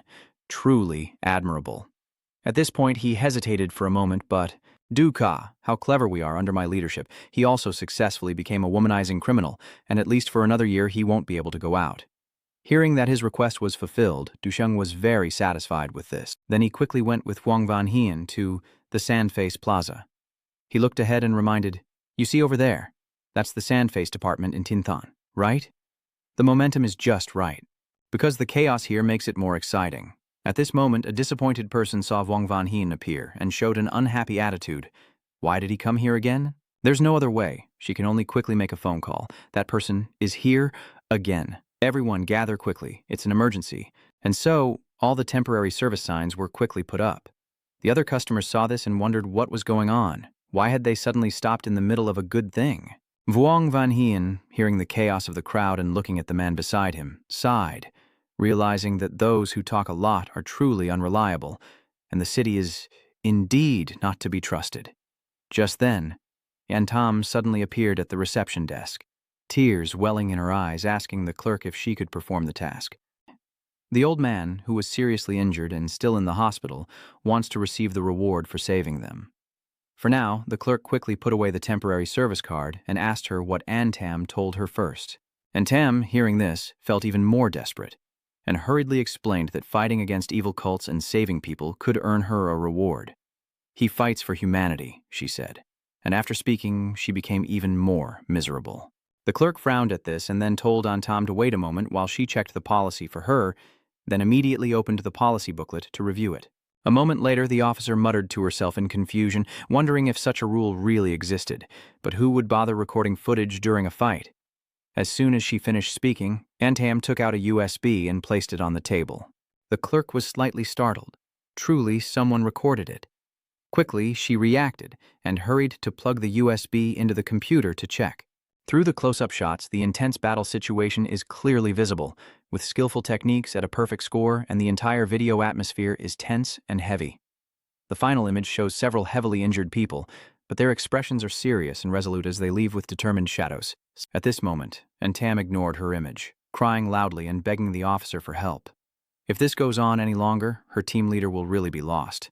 The officer felt awkward upon hearing this because she had no authority in this matter. But as soon as she finished speaking, Van Vien immediately stood up from the chair, then turned around and ran off saying she would go find the leader to talk. At the same time outside, Vuong Van Hien watched all of Antam's actions with wide eyes in shock, thinking she really has a way. Ducin glanced at Antam, then looked at Vuong Van Hien beside him and sighed. Real professionals are like this. You really chose the wrong partner to cooperate with. At this moment, Vuong Van Hien suddenly gritted his teeth and said he would do anything for the money. Immediately after, Vuong Van Hien hurriedly ruffled his hair to look like he had just come back from a fight. Han Lao Dao ran towards Kuei. A man cried out in tears, crying desperately, "Please, sister, save me! My boss is about to die." His skills are gone, only his scruffy head remains, and Duchang, watching from behind, was at a loss for words. Vuong Van Hien continued to stand at the scene, increasingly agitated, saying that if Van Hien didn't give him the money, he would be plotting to assassinate Bakshaw reserve security team. He even frantically gestured to Duchang to help him quickly take the money. Duchang remained calm, just watching Vuong Van Hien perform without saying a word. At this moment, a tall figure suddenly appeared behind Vuong Van Hien, exuding a somewhat intimidating aura. Seeing this person, Ducin's eyes flashed with the name Thuong Han, and after a moment, he spoke, saying that if he wasn't mistaken, the person behind him was the boss he mentioned, and in an instant, Vuong Van Hien's face turned grim. At this moment, Vuong Van Hien felt a cold sensation behind his back, as if some fierce beast was staring at him like prey, causing his body to tremble uncontrollably. A cold sweat dripped down his forehead, and he struggled to swallow a mouthful of saliva, forcing himself to regain the serious expression he had just before. He passionately praised his third brother's boss, full of courage, saying he could kill 10 people in 10 steps and still not die. Van Vien looked at Vuong Van Hien as if he were mentally ill, glaring angrily and shouting at him like crazy, then turned to the next 10 people. But then a thoughtful sound echoed behind Vuong Van Hien, and according to what he just said, it seemed that the boss was only left with a head barely alive. Vuong Van Hien's body immediately stiffened, trembling as he turned to look at the person behind him, forcing out a grimace of a smile. What a coincidence, boss.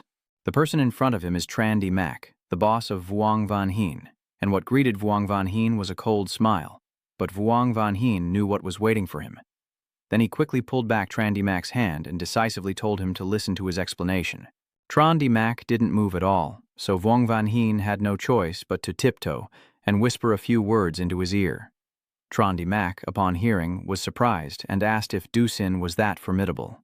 Vuong Van Hien nodded confidently, still a wealthy patron. Tran Di Mac immediately pushed Vuong Van Hien's hand away and looked at Ducin with a confused expression that kept twisting, while Ducin looked more and more puzzled.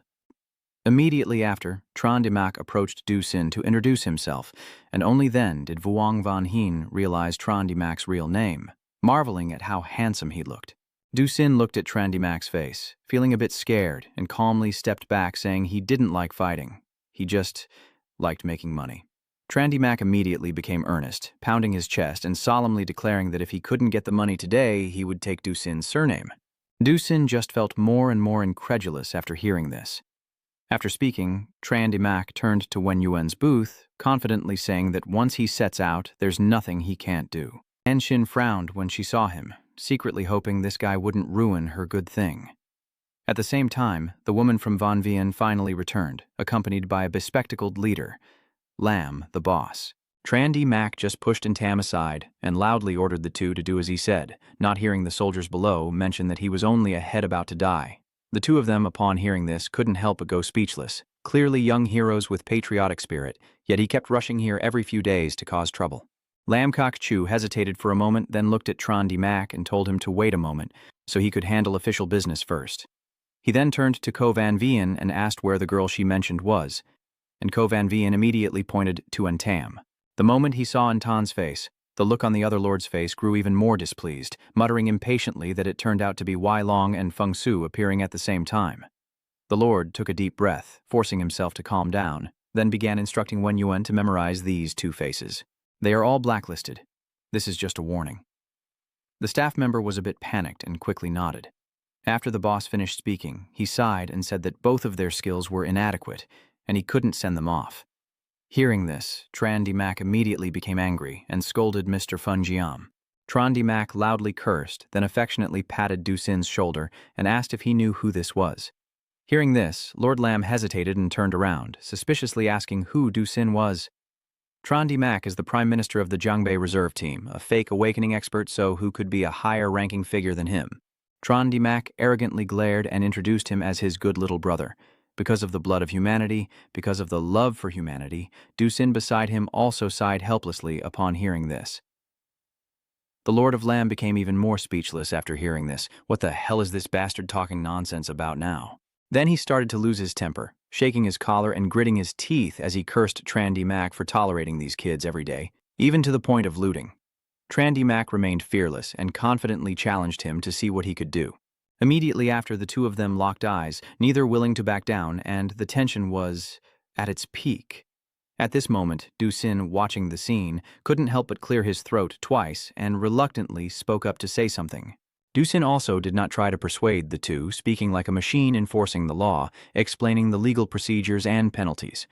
Fighting without reason in the city results in a 15-day detention, a fine of 10,000 yuan, and influential people may face a 15-day detention and a 100,000 yuan fine. As soon as these words left his mouth, Trandy Mac immediately shifted his attitude, his face turning a bit grim as he said 10,000 yuan was basically a way to take his life. The atmosphere instantly grew quiet, and Du Sin was very satisfied. Then he continued to say that if the unreasonable delay or lack of hospitality persists, you have the right to protect your legal interests. Immediately after, he began to sit down and handle the case with Van Vien. Trandy Mac, seeing this scene, couldn't help but whisper to Vuong Van Hien, "Is he crazy?" Vuong Van Hien also shook his head vaguely. He didn't know either. Du Sin quickly took out a USB and handed it to Van Vien, who looked helplessly towards Lam Kok Chu in the back. He was almost collapsing, exhausted and powerless, and said to her to stop looking at him and do the work for Du Sin. Hearing this, Ms. Van Vien couldn't help but sigh. Then she began to seriously watch the video Du Sin provided. The scene of Du Sin fighting against our people was played, with no blood scenes, no monologue emotions, and no dramatic soundtrack. Just like that, only echoes remained. Van Vien hesitated for a moment before telling Du Sin that this video had been edited. Du Sin was unfazed, calmly admitting she had indeed made some edit, but she could arrange specialists to analyze the situation on the scene. Since strength isn't just about the student's power, those who dare to do good are established, so Du Sin, wanting to share more knowledge with Van Vien, was suddenly told by Lam Kok Chu, who was observing from afar, to come in, and that all the prize money would be paid to him according to the standard. Van Vien was initially a bit confused, but quickly nodded and followed the orders, skillfully operating the computer. After a moment, Van Vien smiled and told Du Sin that the registration form had been sent and would arrive within 3 working days. Du Sin thanked her briefly, then stood up and looked at Chairman Lam, asking if he could tell him the reason. However, the leader did not answer his question, but instead asked if he had ever considered working for the secret department. Du Sin hesitated for 2 seconds before shaking his head and saying he had no such plans for now. Lam Kok Chu also did not insist, handing him a business card introducing himself as vice chairman of the Makak branch and promising that after joining the secret organization, his income would not stop there. But Lord Lam only smiled at him, not even reacting, and directly turned to go upstairs, leaving Trandy Mac standing there furious and unable to do anything. After saying that, he immediately pulled Vuong Van Hien, who was still holding his breath behind him, and left without a second thought. Wang Vanhien, panicking, said he hadn't received the money yet. Trandi Mac instantly exploded, scolding him for still having the nerve to ask for money. Seeing this, Wang Vanhien quickly shut his mouth and followed Trandi Mac away. On the other side, after leaving the face-to-face meeting, Duchang returned to school and saw Zhong Tucheng waiting there as soon as he arrived at the gate of the second middle school. Zhong Tucheng couldn't help but be happy when he saw him. Han hurriedly ran over, grabbing your hand and crying, saying that without you here, the school is about to fall into chaos. They won the exam, but 2 students are still causing trouble every day.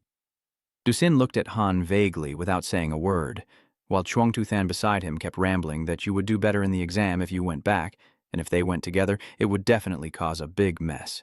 Dusin, nahi vailin hume. Dudu hoi han bu tachkaka a. Chuang Tuthan tairung trong hong trong. Mon pan bach nhung hong biet ni noigidan fai chuye chudi lutan hong dang chokao kwanin ben kan. Dusin angingo nyume. Ong aitim kaulam gini. Dusin, with suspicion, went to the restaurant to find Lu Thanfong, and sure enough, he saw him sitting and waiting. Dusin asked what he wanted, but he didn't answer, only pointed to an uncle carrying food and asked if he had seen this person before. Dusin glanced around, then nodded, saying he had seen that uncle before. He heard classmates call him Vuong Kui. Lu Thanfong took a sip of water casually before asking what he thought. Dusin looked a bit confused, seemingly not understanding why Lu Thanfong asked that, and simply nodded his eyes, indicating he was just observing. Lu Thanfong smiled and shook his head, thinking he really shouldn't ask him. Then, Lu Thanfong suddenly changed his tone, speaking thoughtfully that this person used to be a member of the reserve team who trained for 2 years, but had to go break through the understanding pass due to insufficient data. On the 3rd day, the demon race attacked at night. His leg was broken, and he had no choice but to return here, having trained for 2 years but only spent less than 3 days on the battlefield. At this point, Dusin was quietly listening when Lu Thanfong paused briefly before continuing, aiming to tell him that the human race is not as optimistic as it seems now. Lu Thanfong looked up intensely at Dusin standing in front of him and asked if a crippled king faced danger before him. Would he save him? Dusin fell into deep thought for a long time before replying that he didn't know. After a long moment, you mumbled that you had seen with your own eyes someone you saved stab your benefactor with a knife and also witnessed someone pay with 3 lives just for a bun. So your compassion to save others has long been shaken. Hearing this, Lu Thanfong suddenly felt a pang of sorrow, then stood up helplessly and sighed, saying, maybe it's better not to force it. After all, this world has never protected you.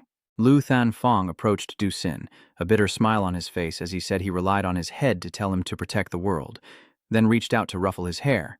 But at that moment, Lu Thanfong's face suddenly turned horrified as he withdrew his hand because he saw Dusin instinctively turn his head away, even holding a dagger in his hand. For a moment, Liu Thanfong felt a bit complicated inside. Then he sidestepped away from Duchang and changed the subject. Liu Thanfong let out a breath, took out a cigarette, and asked if he had friends. Dusin calmly replied that he has someone, but he is in prison and will be released in 307 days. Liu Thanfong glanced at him and asked, what if the people in the world want to kill her? And Dusin once again, firmly and without hesitation, said he will wipe out everyone in the world.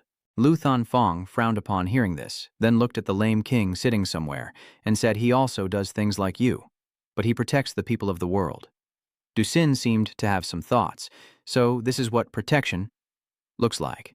At this moment, Lu Thanfong flicked away the cigarette in his hand, planning to take Dusin somewhere, and Dusin followed without resistance. After a while, the two arrived at Lao Bin Don, a place filled with elderly people, all wounded soldiers. There are people with broken arms, some sitting on wheelchairs, others walking without eye patches or canes, a variety of different appearances. Seeing Lu Thanfong's shadow, an old man suddenly stepped out and asked if he thought this place was a zoo, coming here again after a few days. And bringing someone else here, Lu Thanfong calmly explained that Dusin is his student. At this moment, something that shouldn't be seen suddenly revealed itself from the other person's pocket. But it had already caught Dusin's eye, and he couldn't help but frown in surprise. Can he still play with this thing? The old man walked over and observed Dusin for a moment before quietly praising that he didn't look too bad. Duchang took a deep breath, looked at the uncle in front of him, then calmly recited legal knowledge. According to civil law, illegal consumption is punishable by 15 days of detention and a fine of 2,000 yuan. The uncle, frightened and trembling, looked at him and asked what he meant. However, Duchang didn't answer him, calmly holding up 3 fingers and saying, "That's enough," which made his uncle more confused, wondering what exactly he was talking about. After speaking, he pulled Dusin to a hidden corner. The man facing them looked at Dusin with a probing gaze, mentioning the number 300, implying that this figure made him feel threatened to the point of risking his life. However, the man felt uncomfortable with Dusin's unwavering stance. Dusin's words showed no hesitation, as he firmly stated that the number could be right or wrong. Dusin's unwavering stance only angered the man further, as he reacted strongly, accusing him of bad faith for suggesting such a high number and claiming that even if he sold both discs, he would only get that much money, making him feel extremely unfair. But Dusin shows no signs of worry or dissatisfaction. Instead, he continues to analyze clearly and points out that this type of disc can be bought in the North Dongmak City at a store called CD and DVD Brown. Trung Ngach-thu was stunned by Dusin's sharpness, as everything he said was accurate, and although he didn't show it, Dusin noticed a slight hesitation in his demeanor and continued, explaining further that the purchase price is only 1 coin. Each means Zhang Yueshu could easily make 800 from this deal, which makes Zhang Yueshu's anger flare up even more. He firmly claimed that 200 was the highest price he could pay. If Dusin didn't agree, he would report to Xiaolu and was willing to give up his pride to stand his ground. However, Dusin remained calm and unaffected by the other person's threats.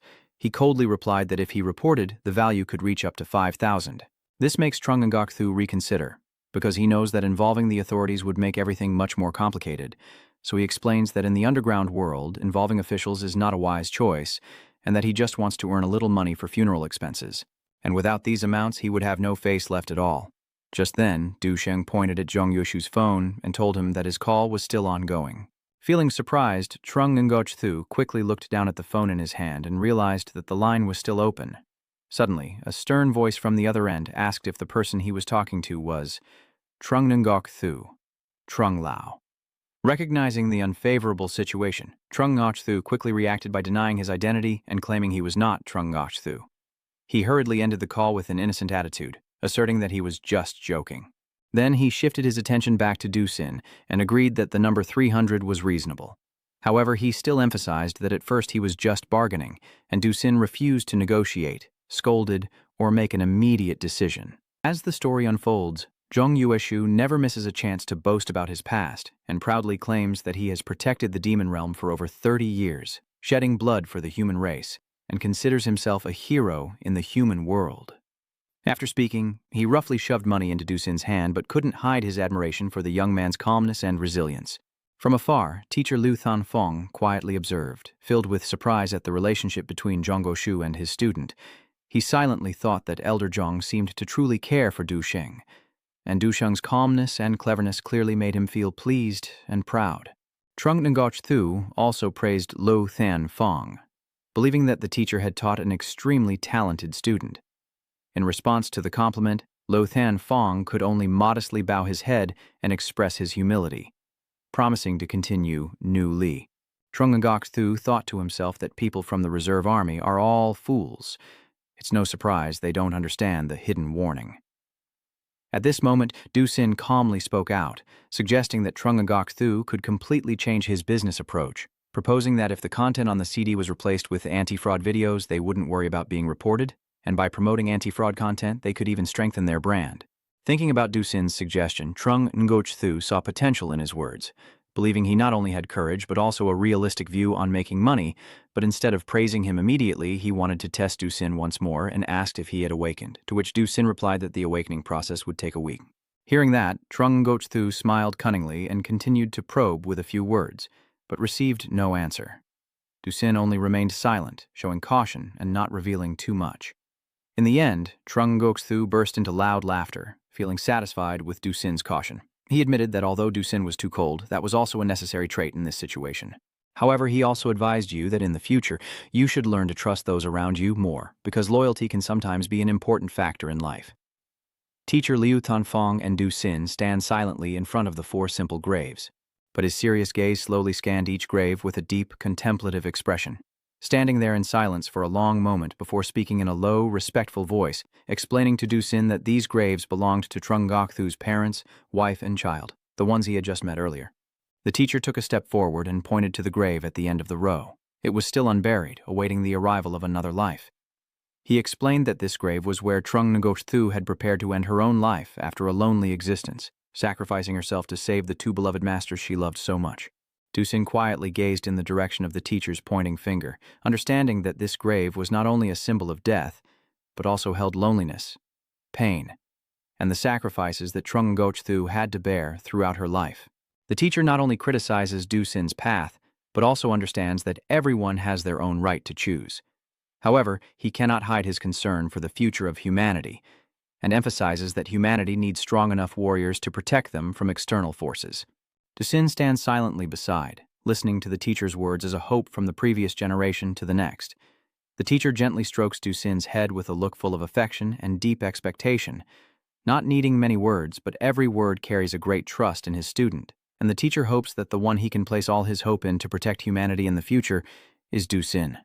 Duchang did not reply immediately, softly glancing at the teacher with eyes that were both determined and silent. You don't need to say anything, but through that look the teacher also understands your feelings, and Duchang's hand unconsciously clenches as if trying to hide his emotion and determination. And that small gesture did not escape the keen eyes of the teacher. Liu Thonfeng glanced at his student's hand, secretly thinking that this young lad would not let the blade slip, even if he held great power. But Duchang still remained calm and composed, not revealing any signs of the strong nature within. The teacher and student quietly looked up at the sky, their eyes gazing into the distant place where Toithan was just a tiny dot in the vast world, on that clear blue sky carrying gentle breezes. Gently blowing past like guiding their eyes beyond this place, Liu Thonfeng spoke softly with a warm voice filled with life philosophy, saying that the city of Sin is just a small part of the vast world.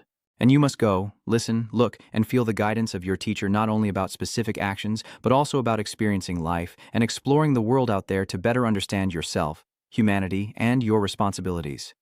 Duchang, don't be shy to agree. From afar, footsteps echo as Chung Lao appears, having observed the scene from a distance with a sense of emotion, and he couldn't help but feel annoyed at the disturbance he caused in the quiet cemetery with his rough yet humorous and slightly reproachful voice telling them not to be so sentimental here, damn it. This is his family's grave, not a zoo, his words echoing in the silent space, unashamed and straightforward, revealing his honest personality. Teacher and student Liu Thonfeng and Duchang are startled and embarrassed by Chung Lao's sharp tone, immediately turning to look at each other with soft smiles and eyes. Both of them, a bit confused, raised their hands and smiled gently to dispel the awkwardness of that moment. In a corner of the office, the dim light from a desk lamp created a shadowy, heavy atmosphere, where a man with his face covered by a black round cloth sat at a desk, holding a phone in his hand and gazing intently. The layer of resolve deepened as he listened to the voice on the other end, urging that the plan must be carried out soon. The man frowned, clutching the phone as he felt the pressure from that demand. He admitted that the recent influence from Bakshaw province had become so significant that even the Yukok had joined the sweeping plan, leading to considerable losses for the organization. He paused, his eyes scanning the map in front of him, filled with signs of increased activity he couldn't ignore. On the other end of the line, anger was evident in their voice, emphasizing that this is the most vulnerable time for Jiangbak province, and acting now would seriously jeopardize the overall plan. The man in the office felt heavy and tried to stay calm despite the opposition, insisting there was no problem. But in that moment of unease, he couldn't help but think that the prophet himself was overseeing it. All of this makes him wonder if there is a plan he is unaware of, his eyes fixed tightly on the map, understanding that the upcoming decisions will not only affect himself, but also have a significant impact on the fate of many within the organization. In the principal's office, an atmosphere of silence prevails as Duchang stands in front of the desk, his eyes intensely fixed on the neatly arranged documents, while inside he contemplates his own abilities and reminds himself that his awakening power is the staff. And now his power has tripled, his speed doubled, and he realizes that his overall strategy has increased nearly tenfold, with only the remaining gaps to fill. The headmaster looked at him with a serious expression and asked whether he was confident about securing a top 10 position in this graduation exam. Duchang hesitated for a moment and then replied that he didn't know. Duchang still felt the expectation in the principal's eyes, but also remembered that before being certain of the intelligence, he must never show confidence in himself. If he wasn't sure, he couldn't accept it. The principal patiently looked at Duchang and said that in the past, every time he scored 100 points on a standard test, he would receive an additional reward. The teacher clears his throat to clarify his statement and announces that each rank promotion will earn an additional 100. And if you achieve first place, the reward will be 10,000. Hearing the promising reward from the headmaster, Duchang decisively turns back and firmly says that he is withdrawing. That action made the principal angry as he stood up from his desk to chase after you, hoping to keep you from leaving.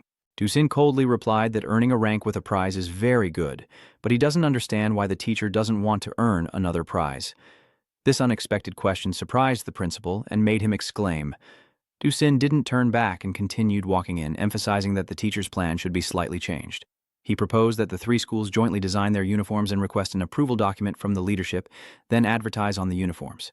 You continue to outline your idea and say that students who achieve good rankings will be interviewed while wearing the uniform, which serves as a mobile advertisement.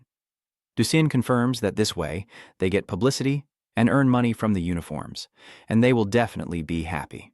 The principal paused, impressed by the students' intelligence and sharpness, and secretly thought about making money. Finally, he said with determination that this matter was trustworthy and that he was confident that the director of the Bakshaw City Education Department was an old ally of his. He promised to clarify everything. Dusin suddenly asked out of curiosity if he was part of the reserve team. The principal confirmed, but also wondered why he was asking.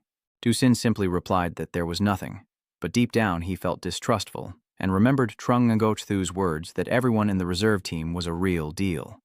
In the principal's office, the serious atmosphere was broken as the principal sat behind his desk, eyes focused on Dusin, and he began to ask about the ratio they had discussed earlier. The principal did not forget to emphasize that he generously offered you 6, which he believed was enough to satisfy and please you. However, Dusin did not reply, but only silently looked at him. Your silence makes the principal feel annoyed and angry, and he loudly declares that Duchang will receive 7 points plus the title of graduate of the school, emphasizing that he spent money to build connections to achieve this, and does not want things to be easy. In response to the principal's frustration, Dusin finally speaks with a brief and confident statement that the deal is done. Hearing this, the principal's face immediately lights up, and he promises to go to work. The contract immediately guarantees that all terms will be clearly written on paper to protect both parties' rights in the transaction. However, just as the teacher was about to stand up and fulfill his promise, Dusin stopped him and insisted that no contract was necessary. Since he had recorded their conversation, he raised his phone to show the principal that he had concrete evidence in hand, then walked out and closed the door behind him, leaving the principal stunned and puzzled with a look of surprise and confusion on his face. Hearing that, the principal froze in surprise and worry filled his mind, wondering if Dusin was really ready to use that recording to report him. Time passed quickly, and only a week had gone by since the conversation between Dusin and the principal.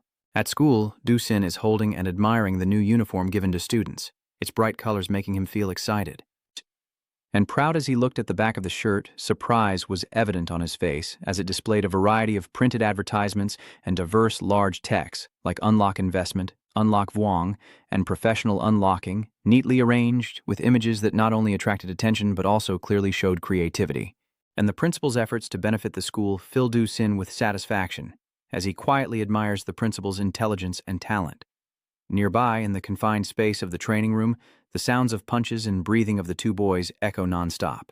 With a serious expression focused on hitting the punching bag while Trututhan stands beside him, his face full of injuries and tears streaming down his cheeks, he desperately begs Dusin to stop, hoping to take a break.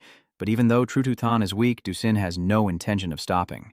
He took a deep breath, then focused and threw a powerful punch at the hanging punching bag in front of him. The loud sound of the punch echoed through the room like thunder. Trututhan, frightened by Dusin's strength, immediately shouted out, feeling a mix of pain and exhilaration despite the suffering. While from a corner of the room, Chairman Lu Than Fong watched the situation with a contemplative expression. He silently thought that his transfer to Yizhong was not for nothing, and that he also needed to participate in the fights to improve his strength. Seeing Trututhan continue to be tormented by Dusin, Lu Than Fong decided he couldn't stand by idly. He felt the need to join in and quickly rushed toward the two boys, determined to participate in the confrontation. As soon as he arrived, a fierce fight broke out, and both Trututhan and Lu Than Fong experienced the pain of being overwhelmed. For Duchang, a series of punches and kicks sent both men tumbling to the ground, gasping for breath in panic. After a while, the captive city boy, with a battered face, sighed and said that finally the exhaustion and pain had come to an end, clearly visible on his face. Outside the training room, Dusin stands alone with a contemplative expression, lost in his own thoughts. Lu Than Fong sees him standing alone, approaches, and asks what he's thinking. Dusin slowly turned and looked at him with an intense gaze, then sighed and expressed concern about what to do if the upcoming test requires fighting because he doesn't know how to fight. His voice revealed worry not only for himself but also for the upcoming exam, understanding that the upcoming test could be very harsh. And you're not ready to face them. Lu Thunfong listened to Dusin's sharing and felt the need to encourage and support him in the days ahead. He pondered for a moment before deciding to suggest that maybe Dusin could remove the arrow from the bow himself or exchange the spear tomorrow. But Dusin immediately shook his head, clearly disagreeing, affirming that he could never destroy the weapon himself at any time. Dusin's question made him ponder. He wondered why killing people here was considered illegal. Lu Thunfong sensed the seriousness in his voice. He stepped closer and gently patted Dusin on the shoulder, then smiled and called him a young scholar. He looked at Duchang, who was leaning against the wall with his hands in his pockets, appearing contemplative. Lu Thunfong gently patted Duchang's head with affection and warmth, then asked him about the old soldier at the shop this morning, and Duchang nodded in confirmation. The teacher continued, saying that tomorrow the old soldier must go to the military office because his only son has also been drafted into the reserve forces. A moment of silence passed as he thought about what he was about to say, finally revealing that recently, despite being urged to retire because of his age and lack of children, he still needed to go to the military office to report. He hesitated for a moment as if trying to find the right way to express his thoughts, but then Lu Thunfong decided to clarify his intention, adding that Dusin was his disciple, and that even though he had no children, he still had to go report. Before he could finish speaking, Duchang firmly replied that he would go. His decisiveness surprised Lu Thunfong, but the smile on his face showed his satisfaction. He looked at Dusin with warm eyes and felt the deep bond between teacher and student in that moment of trust, and hope filled the air as if both of them sensed that no matter how difficult the road ahead, they would no longer be alone. Outside the northern gate, a heavy, intense atmosphere hung in the air as Duchang and Liu Thunfong arrived, preparing for the upcoming important exam. Liu Thunfong's eyes sparkled with worry but also pride as he looked at his student, then gently advised Duchang to take the exam carefully, trusting in his character. The teacher believes the issue is not serious, but the encouraging words like a warm breeze give Dusin extra strength in this decisive moment. As he steps inside to declare his information, Dusin feels a bit nervous. The proctor, sitting behind the desk with a stern gaze, begins asking him the necessary questions. Dusin takes a deep breath to regain his composure and introduces himself with his full name. And when asked to confirm his identity, he replied that his name was Dusin, 18 years old, and the following questions about his family and parents' names. The person accompanying him was also answered seriously. The examiner, after taking notes, turned to Liu Thunfong and asked if the accompanying guardian was his parent. Liu Thunfong's student immediately stood up to protect Dusin. He asked the supervisor to write his name on the list, confirming that he is Dusin's teacher and also an elder. His firm and determined voice reassured those around him somewhat. Suddenly, a loud explosion like a bomb going off echoed from the opposite building, causing everyone around to startle and panic as they all turned to look. Confusion and worry spread through the crowd, and many faces showed clear fear. Teacher Liu, with the calmness of an experienced person, sensed the tense situation and deduced that the explosion came from a location near the school or possibly inside the school. The inspector, noticing the tension, tried to reassure everyone that the teachers were handling the situation and that people should not worry and could continue as usual, but those words could not dispel the anxiety in everyone's hearts. Teacher Liu turned to Duchang with an encouraging look and told him that he had ranked first in the provincial exam before and that he would be waiting for him. As Liu Thunfong approached the school, he was suddenly stopped by a supervisor standing in front of him, who said that there was danger in the city and he could not enter. Unable to contain his anger, he declared that he was a reserve soldier of Jiangbei Province, member of the 308th Unit, and had defended the Hainam Chanyu Army, affirming that protecting the human race was his duty. He also emphasized that as a teacher, protecting students is his responsibility. Among those present, another person also introduced himself as a reserve soldier of Jiangbei Province, Batch 305, with information that he participated in breaking the understanding pass during the trial era of 141. Another person stepped forward, also claiming to be a reserve soldier from Jiangbei Province, member of the 309th Batch, who participated in the understanding pass during the 145th trial era. Together, they shouted loudly, their voices blending into one, creating an atmosphere full of strength and fighting spirit, making the tense but passionate scene even more intense. Everyone realizes that in difficult times, unity and determination are the keys to overcoming all challenges. As anxious and resolute eyes intertwine, everyone is ready to stand up for what they believe in. Protecting each other in dark moments, the supervisor sees the determination in the soldier's eyes and sees Liu affirm that this journey will be tough, but he will be here waiting for you. His words show support for those preparing to face danger. Lu Thanfong responds briefly but powerfully, promising victory and declaring that everyone will fight for the noble cause and never give up until success is achieved. The inspector inwardly realizes that it is the resilience and determination of people like Lu Thanfong and others that have kept humanity standing so far. Despite the threats from the demon race, he feels proud of these brave warriors who not only protect themselves but also fight for the safety of all mankind. At school, the tense atmosphere was like a stretched string, with everyone filled with worry and fear. Vuong Van Hien, with a face flushed with anger and determination. He couldn't contain his emotions and loudly declared that the members of our sect were truly bold to attack in the school. Amid the chaos, two girls standing nearby with bright eyes and determined expressions spoke passionately. One with fair skin and long flowing hair suggested we must fight quickly with maximum efficiency, and the other, with a confident voice, quickly agreed with this idea. And believing that risking everything is the fastest way to achieve their goal, these opinions ignited courage in everyone's hearts and stirred their fighting spirit. In front of the erupting crowd of the Van Thanjiao, Vuong Van Hien showed no fear and boldly declared the identities of the divine slaves from different cities as a statement. A strong challenge to the enemy, Vuong Van Hien confidently declares that he is a divine slave of the Van Thanjiao in Bakthan, then of the Van Thanjiao in Hamhai Than, and finally of Thuong Xuan Than. He emphasizes that although their reserves are not present here, they will serve as a barrier to stop the battle. He orders that the fight begins immediately and demands that within 5 minutes, regardless of life or death, anyone disobeying the order will be executed. Suddenly, another voice cut through the chaos with sarcasm, questioning if the reserve troops are still so cowardly. It was none other than Liu Thanfong, appearing with a confident face and eyes shining like fire. He seems unaffected by the surrounding situation and is very confident in his presence in this battle. A person beside Liu Thanfong with a half-smile reminisces about old memories, recalling that when Liu Thanfong was a rookie, he was beaten so badly he cried every day, but now he has grown strong. And having grown much more mature, Vuong Van Hien could only force a faint smile and recall old memories. Liu Thanfong, with a serious demeanor and commanding presence, ordered that Vuong Van Hien's command be revoked. He emphasized that they are only old, not dead, and still have the responsibility to protect the school, not letting the young fight on their behalf. His words were not just an order, but also a lesson in humility and responsibility, reminding everyone that war is not a game, and life and death cannot be taken lightly. As the tension remains high, a heretical cultist suddenly charges forward, kicking Vuong. Van Hien falls backward, and this action causes even greater chaos, leaving everyone unprepared.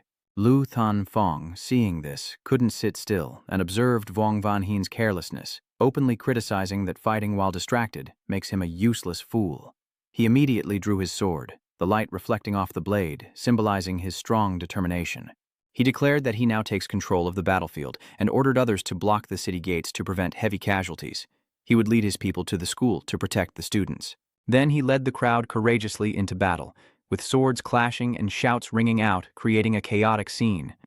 But despite their inexperience, the young fighters did not hesitate, fully aware that this fight was not only against the Tajiao, but also to protect the future and end safety of the frightened students inside the school. In another place, away from the main battlefield, Chung Lao was sitting leisurely by the lake fishing.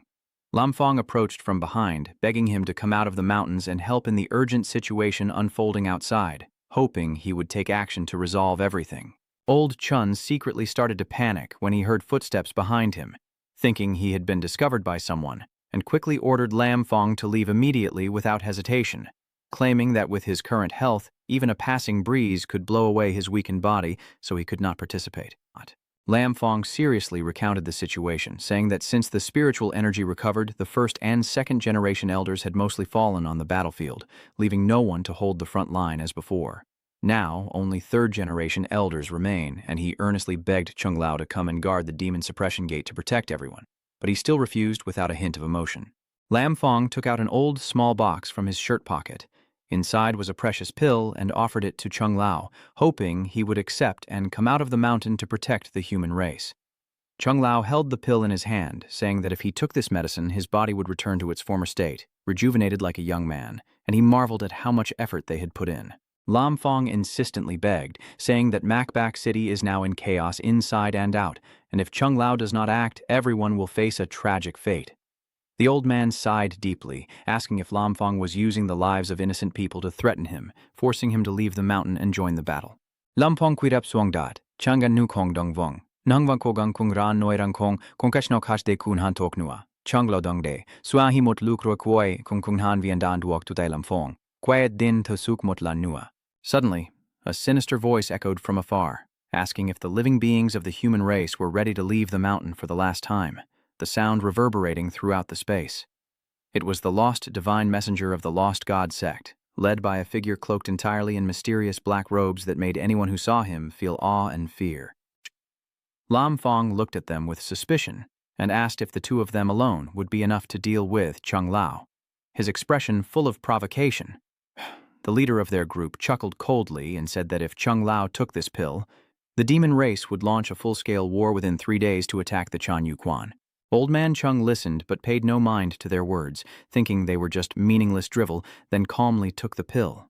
A powerful aura radiated throughout the space as he put the pill into his mouth and swallowed, creating a scene full of authority. Behind Chung Lao, an enormous spear suddenly appeared with 8 glowing gems embedded in it, radiating mystical and powerful light.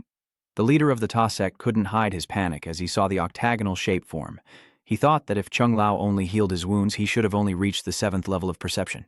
The god messenger was startled, confused as to how Chung Lao knew his plan in advance, his eyes full of doubt. But before he could say anything else, he was completely overwhelmed by Chung Lao's terrifying aura. With that, Chung Lao moved decisively, and from his hand, a giant silver arm suddenly appeared, causing the surrounding space to shake violently as it reached out to grasp the majestic spear. The powerful arm wielding the spear in his hand slashed with unstoppable force through the space, heading straight for the group of lost god sect members standing far away, without any mercy. They were immediately struck by a fatal blow, their bodies split in two, like broken sand sticks shattered easily in an instant, with no ability to resist. The messenger god, overwhelmed by the attack, immediately spat out blood and collapsed to the ground, trembling violently from the overwhelming power. Lying there, gasping for breath, he told Elder Chung that before dying, he wanted to clarify the lingering doubts in his mind, but Elder Chung coldly refused to waste words on a dying man. After he finished speaking, his body went limp, and he collapsed to the ground, lifeless, with the life in his eyes gradually fading away in an instant. Chung Lao then ordered Lam Fong to immediately call Tran Di Mac and inform him to carry out the prearranged plan without hesitation. Lam Fong, still confused about what was happening, quickly picked up his phone and called as ordered. At this moment, Lam Fong finally realized that everything was a carefully laid trap, designed to completely eliminate the members of the Lak Than Jiao. The old man looked at Lam Fong and then slowly said that it was time to settle old scores, and that the past issues needed to be resolved now. The young men suddenly appeared behind Lam Fong and shouted at the old man that if he went this time, he should never come back, as it seemed they had endured much suffering recently. Old Man Chung heard the shout, paused for a moment, and said that if a fake elder like him could still make achievements for humanity, then it was truly deserved. After saying that, he did not look back but continued walking under the blazing sun, his figure gradually disappearing but full of determination and grandeur. Somewhere else, at the site of the grand exam, Du Sin walks through the dense forest holding the national bird, carefully observing each step he takes. Suddenly, he notices 2 large monsters resting under a tree, their breathing steady as if they are completely relaxed. Du Sin quietly thought that with the strong defense of these monsters, using a regular bow and arrow wouldn't be able to kill them quickly, so he needed a different plan. He retrieved his special weapon, adorned with a shining gem, wondering if he had awakened his own power once again. At that moment, the sharp eyes of a beast suddenly widened as it detected Du Sin's presence and without hesitation charged at him with terrifying speed. This move quickly affects the charging beast at lightning speed. The beast, which just charged forward fiercely, immediately becomes dizzy and freezes in place. Duchang didn't miss the chance and immediately drew his sword, rushing forward to attack decisively. With just a quick and precise strike, he finished off the beast in an instant, its blood splattering everywhere and staining the surrounding ground red. Deep down, Duchang thought that the sleep-inducing technique of this staff was truly effective, easily stunning opponents instantly and creating a favorable opportunity to attack. At the same time, the remaining flock of monsters approaching Duchang was also affected by the power of the staff's technique, causing them to become disoriented and lose their way. Without hesitation, Duchang quickly jumps into the air, unleashing a series of rapid sword strikes at the 7 demons, attacking from both sides and causing them to fall like dominoes. In just a short time, The 7 once crowded demons are all completely destroyed, and Duchang still stands proudly amidst the scattered corpses of the demons across the ground. Suddenly, a large bird-shaped demon beast swooped in at high speed, calling out loudly as if commanding the other demon beasts. Immediately, a flock of demon beasts appeared from the sky, rushing to attack Ducin, forcing him to quickly adopt a defensive stance and prepare to confront them. With a single powerful slash, he sent many flying beasts into the sky, turning them into unclaimed spirits, causing chaos in the sky. Far from Ducin's battlefield, a judge standing high above observes the entire fight, silently thinking that in just 15 minutes, so many beast souls have already fallen. The judge opened the map and realized that someone had reached the end point of the competition. He was very surprised to find that it was Ducin. In his mind, he thought that after many years, the northern Jiang province had finally produced a rebellious demon genius with outstanding potential like Ducin. Meanwhile, Duchang was still running swiftly through the dense forest, secretly thinking that he had to be even faster to surpass all the other opponents. Suddenly, he saw a huge demon tiger appear before him, its entire body glowing with a brilliant orange light as if warning of its immense power. Ducin's face darkened as he silently cursed in his mind that this damn beast was truly complicated, but he knew he had to deal with it carefully. Ducin opened his cloak, revealing many sharp needles inside, and without hesitation, he shot all the needles toward the beast in hopes of injuring it. However, the needles just shot out not only failed to harm the beast, but also bounced back, making the tiger even more furious and aggressive. Ducin's face remained calm despite the situation, and suddenly, thin, mysterious threads appeared in his hand, ready for a new attack. Ducin fires a thick arrow straight at the charging giant beast. The sharp arrow speeds like lightning, piercing through its neck, causing it to cry out in pain and thrash in agony. The beast kept leaping wildly towards Ducin with insane strength, but Ducin was not inferior. He jumped high into the air, fighting fiercely and decisively with no hesitation. The thin threads wrapped around his finger tighten around the beast's neck, each coil squeezing it to the point of difficulty breathing. He pulls it closer with overwhelming strength. The beast is completely defeated, its massive body collapsing to the ground with a loud crash, ending the fierce battle in an instant with no life left. Ducin calmly steps forward, entering the mysterious space gate that just appeared before him, quietly thinking that finally everything is over and he can rest for a while. He also couldn't help but wonder if the master he respected was still alive, or had fallen in the fierce battle just now. Outside, the judge watching the situation on the screen suddenly saw a figure emerge from the portal. He quickly stood up, surprised to hear that someone had already come out after only 20 minutes. Duchang stepped out with a cold expression, ignoring the judge's surprise, and simply asked what place he had achieved in the competition and wanted to know his results. After checking the results, the judge announced that Ducin had ranked first in the entire province and even achieved the top spot in Bakshaw City, something no one could have expected. Hearing this, Ducin said nothing more, only turning to leave, prompting the judge to ask in surprise where he was going after just completing such an important task.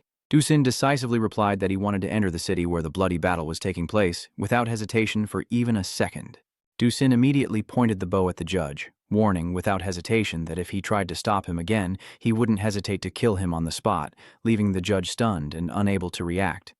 However, despite the threat, the judge remained resolute in stopping Ducin, saying that if he killed him, he still wouldn't be able to enter the city because he had to take responsibility for Ducin's life until the end.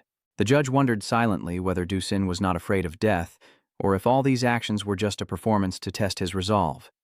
Ducin's hand was already on the bow, ready to fire at any moment, and the judge thought to himself that he was not yet prepared to face this brutal world. Each arrow suddenly shot out, stopping just at the judge's feet as a final warning from Ducin that he shouldn't interfere anymore. He stepped past the judge, calmly saying he would take responsibility for his own life, asking him to move aside and not interfere with his decisions anymore. Inside the city, a fierce battle is raging with blood everywhere and screams echoing through the air as both sides relentlessly attack each other without surrendering. The man in white, with a cold expression, transforms into a sharp piece of ice and throws it directly at the enemy's neck, piercing through like a dagger and causing the opponent to fall instantly. She continued to create another piece of ice, then plunged it directly into the enemy's body in front of her, ending the battle swiftly with precise technique. In another corner of the battlefield, the opponents were also being overwhelmed by powerful attacks. Vuong Van Hien glanced around and realized it was Xiao Xiao Lin, destroying the enemy team with extraordinary strength. After wrecking the opponent's ranks, Xiao Xiao Lin paused, turned back and asked her teammates if they could continue fighting after this fierce battle. Without hesitation, her two teammates immediately shouted loudly that they would continue, determined not to stop in the face of any difficulty, ready to fight to the end. Vuong Van Hien forged a large golden spear, and with a full-hearted shout of determination, he charged straight at the enemy in front of him, aiming to deliver a decisive blow to end it quickly. However, the heavy and slow spear allowed the opponent to easily dodge his attack, causing the assault to fail instantly. Immediately after, the enemy countered with a powerful kick aimed directly at Vuong Van Hien, knocking him away and causing him to roll on the ground in pain. Fortunately, Than Wai appeared just in time to help, quickly jumping into the air and using the sharp ice shard in her hand to attack the enemy, piercing through his body decisively. After defeating the enemy, she turned to Vuong Van Hien and told him to get up immediately and keep fighting, not to give up in this dangerous situation. Vuong Van Hien felt annoyed, thinking that as a man he shouldn't have to rely on Than Wai, a girl, to save him in the brutal battle. He sighed and told Than Wai that the enemy forces were too numerous and their strength was about to give out, but he still hopes that the students and civilians in the city will be safe. In another part of the battlefield, the larger enemy forces keep advancing like a relentless wave, shouting slogans in unison with their gods, creating an atmosphere full of danger. The principal stands amidst the battlefield, silently thinking that Than's gate has been broken and cannot be stopped anymore, but he remains calm in the tense situation. Lu Thonfong, standing beside the principal, has resolved to fight on until reinforcements arrive, refusing to let the enemies destroy their position. Many enemies rushed forward directly at Liu Thonfong, but he remained unshaken, gripping his great sword tightly and swiftly defeating them with sweeping strikes. While nearby, many students hid inside a building, watching the battle with fearful and anxious expressions, unsure of their fate in this brutal fight. The principal turned to look at the students and told them seriously that today he would teach them a valuable lesson about courage. Anyone who dares to threaten humanity, no matter how far away, will be destroyed without mercy. Then, suddenly a blazing red sword appeared behind the principal, like a flame, and he said that back then he also went to the demon suppression tower to fight and protect humanity from the destruction of monsters. He drew the sword from his back and charged straight at the enemy, smiling as he looked down on these insignificant brats. Anyone daring to attack his students would pay a heavy price. Liu Thonfong laughed loudly, saying it had been a long time since he felt this exhilaration in such a fierce battle, reminding him of his glorious years. The principal responded passionately that destroying the evil sect and protecting humanity's future also allowed him to relive his peak days from over 10 years ago. Suddenly, a mocking laugh echoed from behind, accompanied by arrogant words claiming that protecting humanity's future was utterly ridiculous and delusional, with no basis in reality. That is the demon god, with blazing red wings on his back, laughing as he says he is carrying out a cleansing of the world's sins to build a new order for mankind, but in a cruel way. The principal spat on his words, calling the Tajiao a bunch of contemptuous hypocrites who always betray humanity with their cruel lies. The divine messenger did not stop there. He continued to preach the evil and wicked principles his faction worships, as if spreading a destructive ideology to destroy the world. Lu Tan Phong Kong Them Hiu Loi, Ong Laptuk Lao Vao Chien Dao Voi Hanta, Quet Tam Kong De Kesok Sanai Tieptuk Noin Hong Diu, Nanguk Swan Nua, Ten Tanti Kwe Miame, Nuirang Han Thit Sutruk Tiep Vaquiet Duan Kuasu Pulu, Roengai Laptuk Vuom Vot Vafialu Tan Phong, Delemot Vet Don Hoduan Saulong. His red bird-shaped wings hardened. He swung them to strike directly at Lu Thonfong, but he quickly used his sword, called Tang Ye, which has the power to destroy demons, to block it. Then with a fierce slash he aimed at the divine messenger, forcing him to hurriedly jump back to dodge the attack. The demon lord laughed loudly, mocking that humans are just trash on the ground and unworthy of this world. Then he shouted the rallying cry of the lost god sect, spreading his wide wings and brandishing his claws. Lu Thonfong quickly realized he was targeting the students, and he shouted to the others to let them handle the fight as he needed to protect the children. On the schoolyard, the battle between Lu Thonfong and the demon lord continues, with him still flying in the sky and Lu Thonfong remaining in a ready stance. Sensing the opportunity and noticing the demon lord behind him, he quickly leaps into action. With a firm warning, don't even think about coming near the school again. But the demon lord had anticipated this. Lu Thonfong gathered all his strength and swung his sword directly at the demon lord, who immediately spread his wings forward to defend himself. However, due to the overwhelming force of the strike, the evil name was thrown to the ground, causing the surrounding rocks to shatter. After taking the blow, the evil name flipped over, seemingly wounded in his pride, his face darkening with fury as he begrudgingly praised Liu Thonfong for successfully provoking him. After hearing that, Lu Thunfang not only felt no fear, but also grew angrier because this evil spirit was too arrogant. Thinking why he should care about this poisonous evil's feelings at all, he immediately gathered his strength, leapt up, and swung his sword to give him another blow. This evil spirit is used to Lu Thunfang's attacks. He once again dodges the spear with his wings, but is ready to strike back. Lu Thunfang is surprised by this unexpected power, as the wings of the hairman suddenly shoot out hundreds of sharp feather darts. He channels his energy and curses, knowing that after your death, you will join the gods. Lu Thunfang suddenly faces a rain of sharp blades, his face filled with panic as if he never expected such power. He quickly raises his spear to block, feeling there's no room for mercy anymore and deciding it's time to settle this here. Able to withstand the dangerous shower of fine feathers, Lu Thunfang is covered in wounds. The Demon Lord, seeing this, becomes extremely excited and once again channels his inner energy, transforming his wing into a giant spear. The deep red color like the pattern on the wings made the scene incredibly fierce, charging straight ahead. Lu Thunfang also refused to back down, seizing the opportunity. This would be his final blow to the demon. And it is now. As the enemy's wings soared at maximum speed, Lu Thunfang threw his spear directly. Two terrifying beams of light shot out, but Lu Thunfang only managed a slight dodge. The spear continued to fly straight, piercing into the back of the Demon Lord, delivering a fatal blow. He was caught completely off guard, still showing a look of surprise as blood spurted from him, not expecting Lu Thunfang to go this far. What a relief, what a relief. Two great powers gradually vanished, leaving behind a battlefield full of wounds and smoke. Despite being heavily injured, Lu Thunfang remained steadfast, declaring loudly that anyone who dared to threaten the future of the nation was a doomed enemy. After the fierce battle, the evil spirit disappeared defeated. Teacher Lu Thunfang, battered and wounded, suddenly exclaimed Ducin. His eyes gradually flickered with dim light as his face darkened. After the battle, Ducin suddenly appeared here, thinking he was about to die, and hallucinations were beginning. But it wasn't a hallucination. Ducin had truly appeared, and Lu Thunfang was extremely panicked, wondering why his student was here.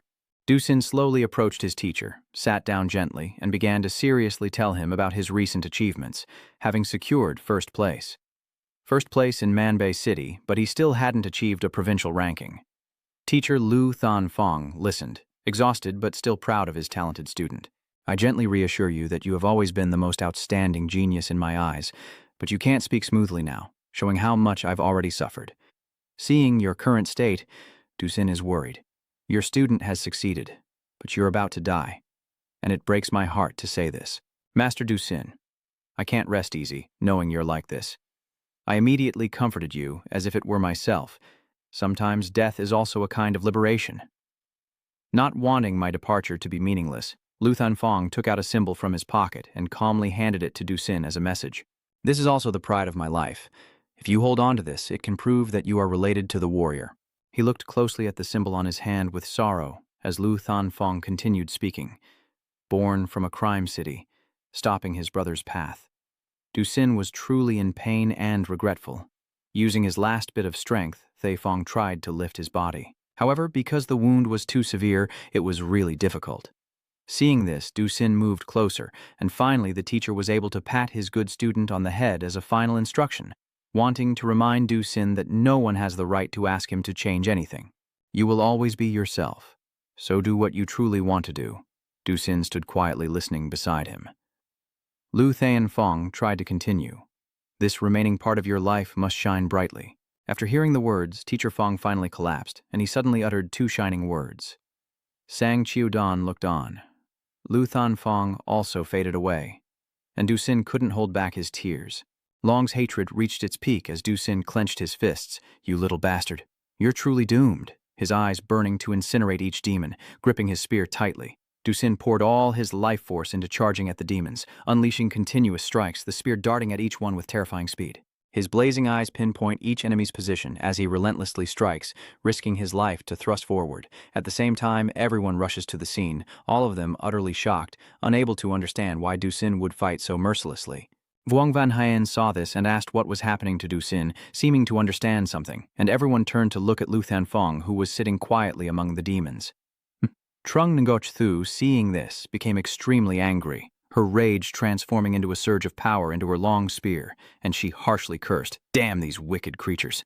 The old man thrust his spear into the ground with overwhelming force, his eyes filled with fury as he shouted, "I will avenge you today, Lu."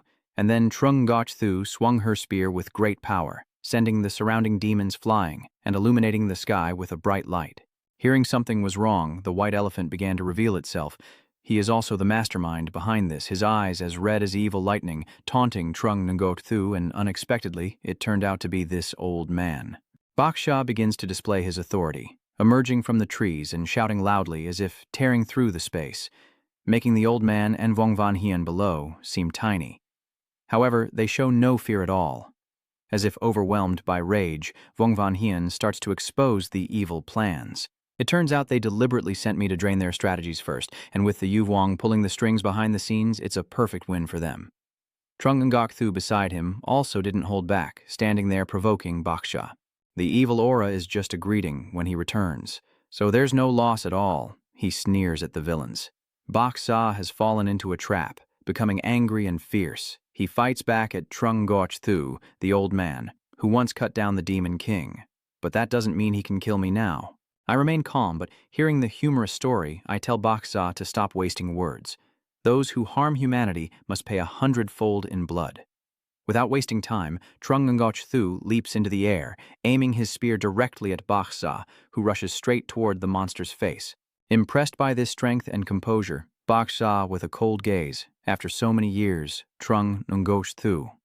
"Is this all you're capable of now?" The monster begins to fight back, and the old man quickly seizes the opportunity to retreat, safely landing not long after Bakshaw swiftly charges toward his position. However, the old man was ready to fight back, gripping his spear tightly, charging forward while shouting loudly. "Come down there and be friends with the defeated king of demons from long ago," he declared, as he and his spear, full of fierce and terrifying power, shot up rapidly. The speed was too fast, and Bakshaw, with his body too bulky, couldn't keep up to pinpoint Trung Ngoc Thu's location. Meanwhile, the old man had already passed the monster, and then, from a favorable position, he thrust the spear straight down.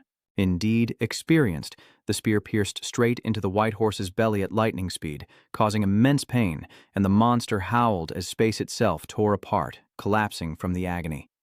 After this blow, Trung Ngoc Thu was covered in sweat and declared that only by destroying your entire demon race could he honor the thousands of heroic souls who had fallen. Down here, Du Sin's heart still harbored resentment, continuously slaughtering each demon until he finally stopped. His feet were covered with blood and his eyes still burned with murderous intent, as if he could tear apart every single one.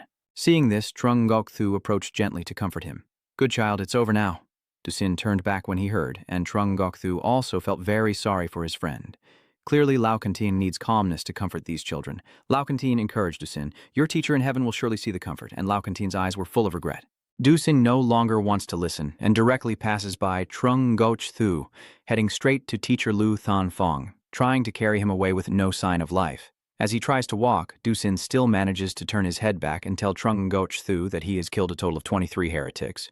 Remember to pay the money, the school's camera then immediately leaves. Trung Ngoc Thu stays behind, looking somber as the rain pours down, lifting her face to the sky as if taking in her sorrow.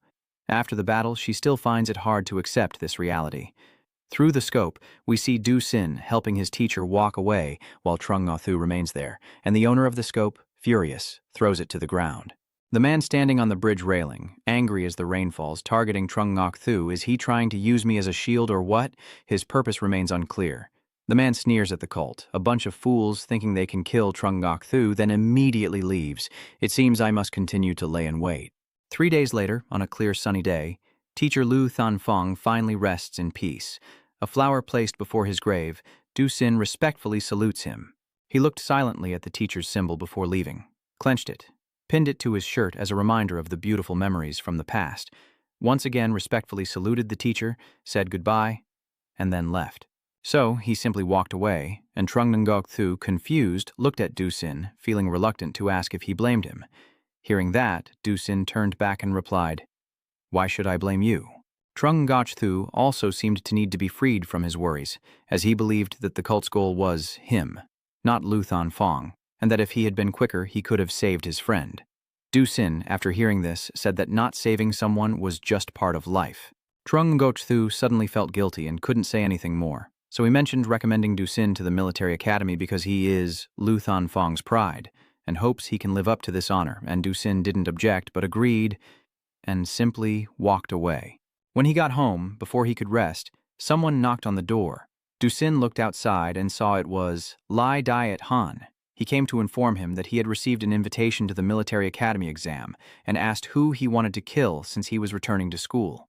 His mission will also change a lot. Helping him kill people will no longer be as easy as before, but he seems very dedicated. Hearing this, Duchang asked Lai Diet Han what rank he had achieved, and Lai Diet Han proudly replied, 9th place. 9th place in Jiangbei province. Duchang continued to ask. Realizing he had overstepped, Lai Diet Han softly replied that he was 9th in Manhwa City. Duchang listened but suddenly felt helpless, unable to understand how the military school could still recruit this kid, while Lai Diet Han beside him remained very determined.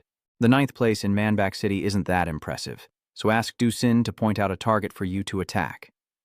Dusin thought for a moment, his eyes darkening as he recalled painful memories, and said he hated members of the cult, so help him out with someone depending on how much money is offered. Lai Diet Han also showed no fear. A cult? No problem. So he turned to leave as if preparing for the mission. However, as he walked, Dusin's reminder echoed in his mind, telling him there would be a reward after killing a cult member. Because Liet Han is helping you, the reward will still belong to you. And Liet Han, feeling helpless, has no intention of taking the prize, so he agrees to this request. Liet Han leaves Dusin's house, walking while pondering how much the reward for killing a heretic is. He was proud of himself as the top assassin in the future, so why bother doing this little thing? But the search result made him turn around immediately. 30,000 times later, Lien jumped in shock. He no longer wanted to be an assassin. He wanted to become a hero to kill the heretics, earn a lot of money, and gain a good reputation. At that moment, Chotu Than was looking for Dusin and saw Lai Diet Han jumping around in the street. Lien thought this guy must be crazy. Ignoring that, Chotu Than went to Dusin's house to deliver good news, which puzzled Dusin. Why are so many people bothering today? Tuthan excitedly announced that Mac Academy had sent him an invitation for an exam, Dusin wondered. Is that all? Do we need to get so worked up? Tuthan disagreed, insisting it must be exciting, because Mac Academy is the top academy founded by Mac clan. How can I not be happy? Their school only admits 3 students a year, but every graduate is highly renowned.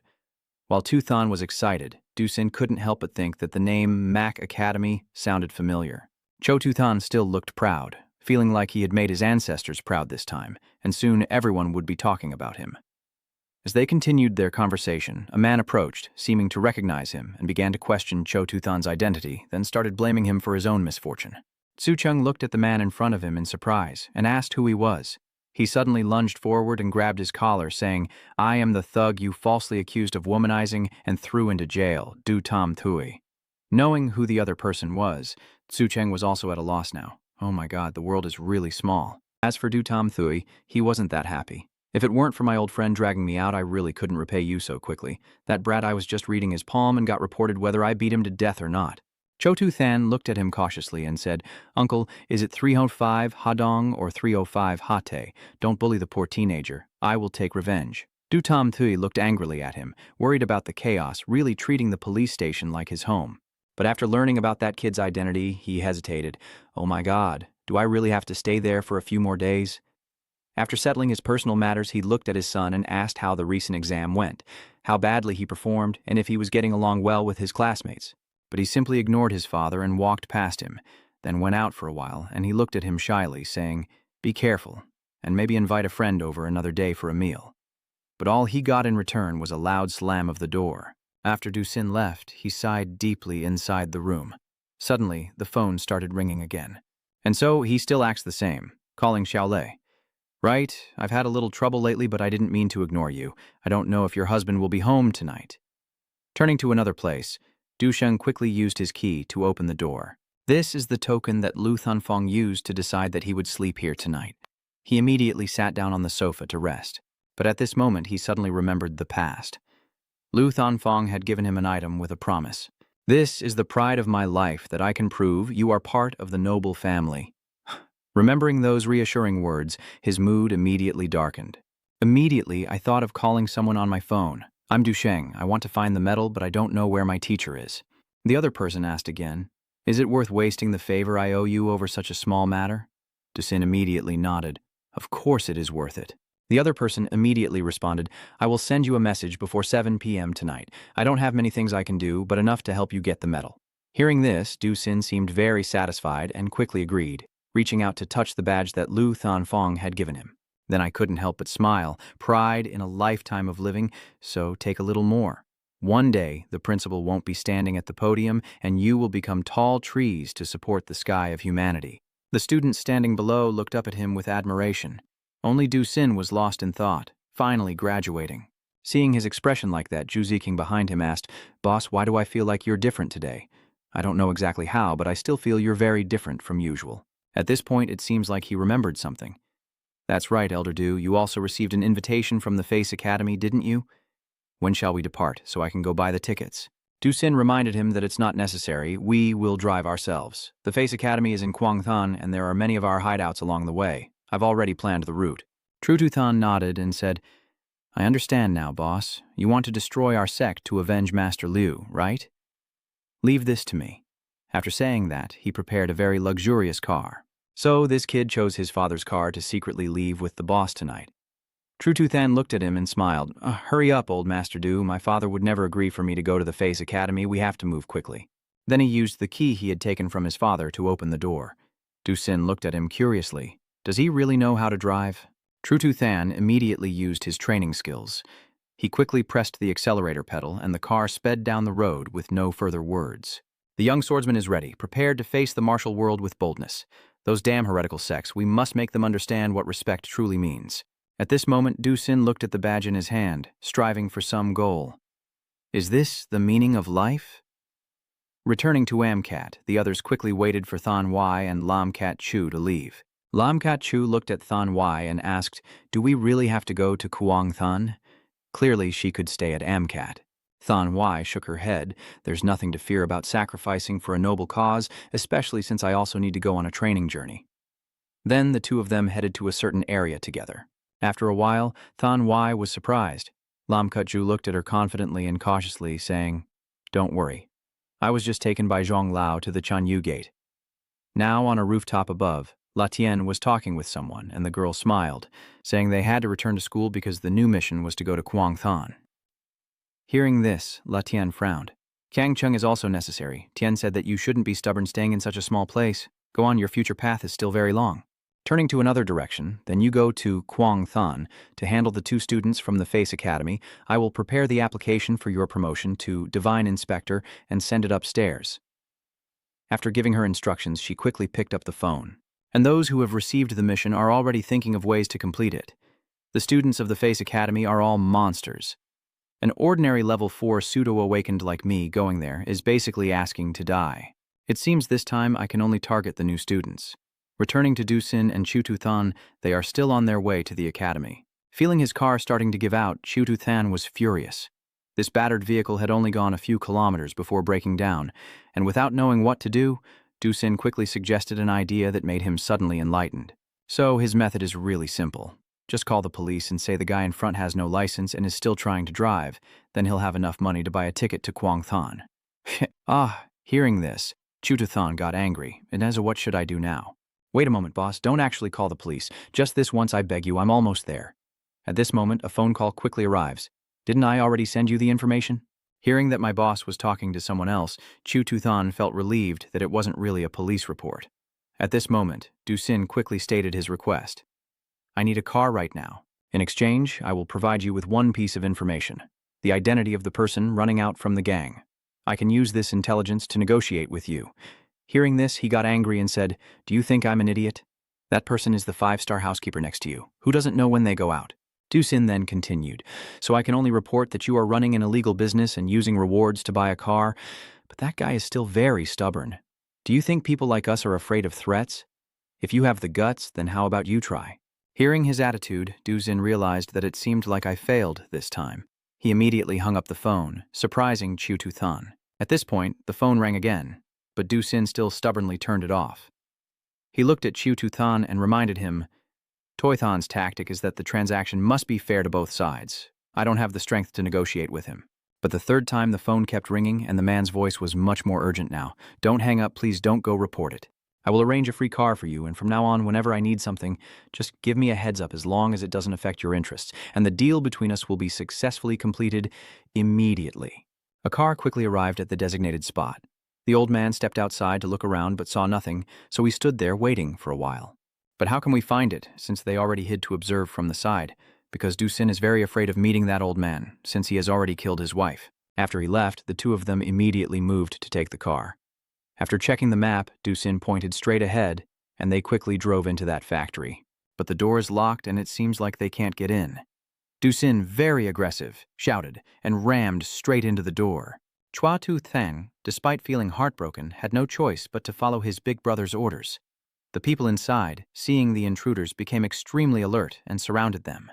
Chua Tu Thang was worried. "Oh my God, there are so many people as the boss, okay?"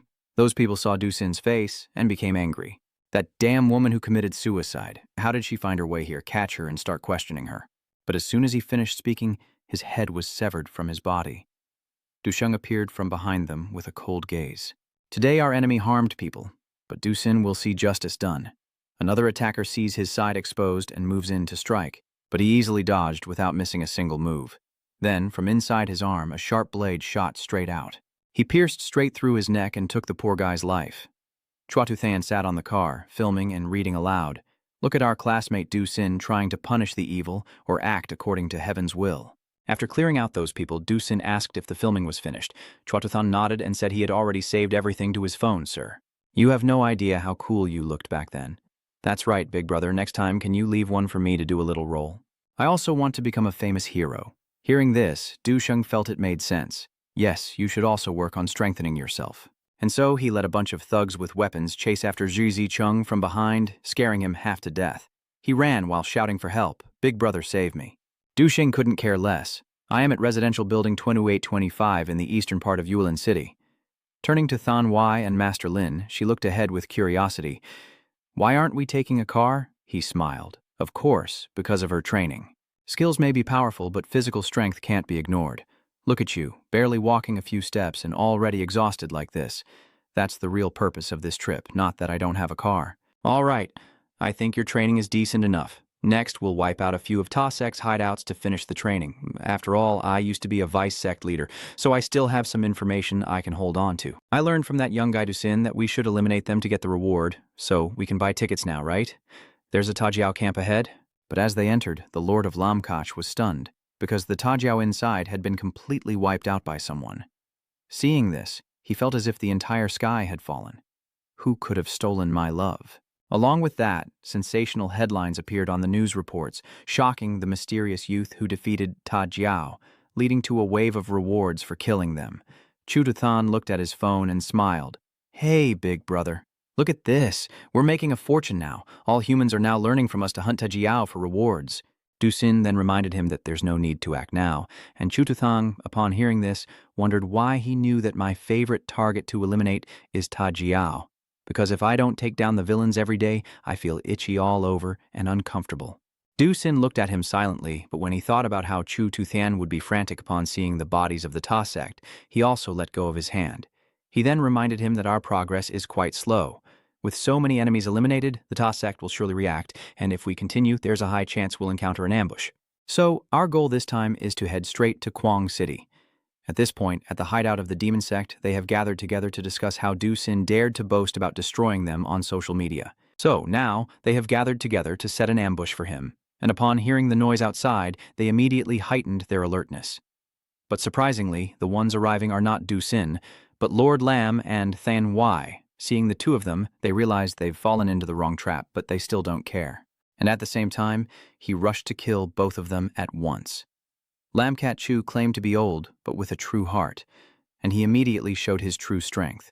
With the power of a level 6 awakening, he easily creates a whirlwind that engulfs the crowd in front of him. Kuang Than is more bustling than ever, as only 3 days remain before the academy entrance exam begins. Dusin's car passes through the hotel gate, attracting everyone's attention. Every gaze is fixed on the vehicle, curiosity and surprise impossible to hide.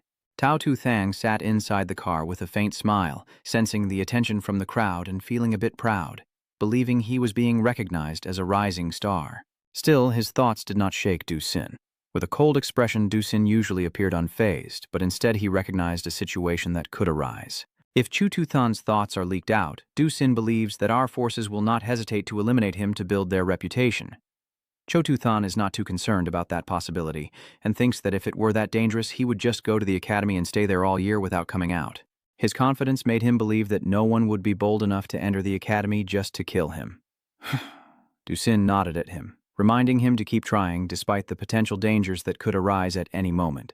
Outside, reporters had already gathered early, their flashlights constantly flashing as they captured images, ready for tonight's hot news. Articles were already taking shape about the powerful strategies that Du-sin and Chu Tu-than possessed, with their success rate in the academy exam predicted to be 1 hour, 1 minute. At the same time, right at the academy gate, a young man with a broken back quietly approached, carrying a large tombstone, moving slowly but steadily to show his determination, but he was stopped by another young man before he could go far. The purple-clad figure sneered at the young man and mockingly said that he was not yet mature enough to be admitted to the academy. The young man with the tombstone maintained a calm expression and immediately responded, asserting that his opponent was not his match. The young man in purple didn't believe it and thought testing himself would be the way to prove his words. As soon as he charged at the boy, he reacted immediately, swinging the tombstone on his shoulder decisively and forcefully, knocking his opponent unconscious on the spot. At that moment, the boy coldly reiterated his warning that the opponent was not his match. The incident quickly spread everywhere, and news of the teenager carrying a tombstone who had awakened for the second time became a hot topic of discussion. Everyone started to speculate about his terrifying strategy, and his chances of success in the Face Academy exam were estimated to be 1 hour and 1 minute. Just as the lively atmosphere was about to fade, another unexpected event occurred near Kuang City. A group of people panic and report the appearance of a demon beast. The situation becomes even more tense when they discover it is a level 2 demon beast. Many people in the group immediately suggested going to the academy to seek help. Amid the chaos, a young girl appeared, her petite figure completely contrasting with the tense atmosphere around her. She quickly understood the situation and stepped forward, ordering her beist, Dabai, to stop.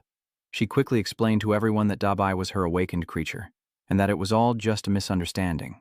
At the same time, she bowed her head to apologize for causing trouble, but as she did, her eyes suddenly shifted to Dabai with a hint of reproach because it had secretly eaten her tiger lollipop. That scene gradually eased the tension among the crowd, with many people smiling at her cuteness and no longer blaming her. This incident quickly became the topic of discussion, with rumors about Lin Tio, the girl who had awakened for the second time, her unclear strategy, and her 1/3 chance of passing the Face Academy exam spreading widely. From afar, another young man stands watching the Face Academy with bright eyes, observing everything that is happening in the darkness. Every detail of that day was carefully remembered by him. With his sharp senses, he had almost fully grasped the situation of those about to take the academy exam. In his mind, he quietly calculated and waited for the right moment to carry out his plan. When the exam for the new students ended, that would be the time he stepped out of the shadows on the deserted street. A black car speeds past with a roaring engine, powerful like a beast ready to break free at any moment. Only 1 day left before the academy's main exam begins, and tension is palpable throughout the city. Inside the car, the girl in the passenger seat gazes intently ahead. Something unusual catches her eye, prompting her to lean toward the man in the driver's seat and inform him that the city gate ahead appears to be about to close. The man called Lam Kasu was not worried at all. His face remained calm as he told the girl to hold on tight because he would accelerate, and without hesitation, the car sped forward with surprising force. The sudden acceleration turned the scene outside into streaks of light rushing by like the sky being torn apart, but as they approached the city gate, Lam Kach-chu suddenly slammed on the brakes, causing the car to jerk to a halt with a loud screech echoing through the silence, and both of them stepped out to assess the situation.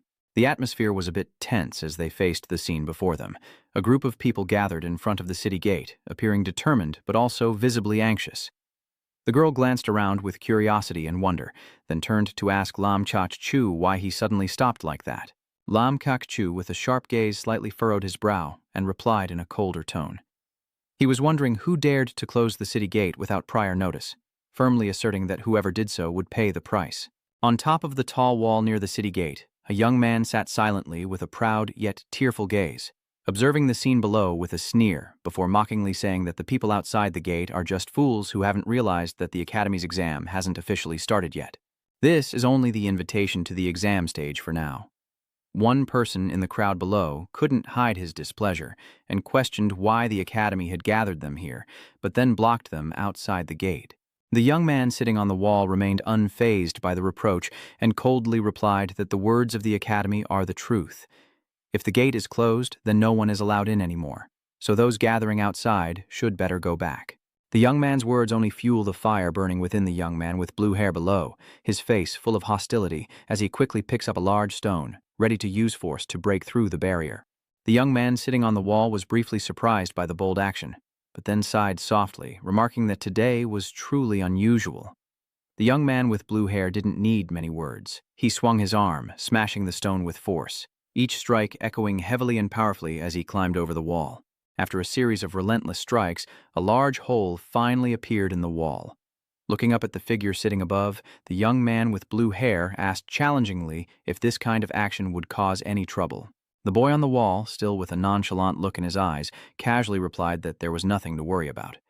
After witnessing everything, the owner's feathers remained calm as he turned to the girl and explained that this was the academy's rule, where seemingly irrational things embody the discipline and order unique to this place.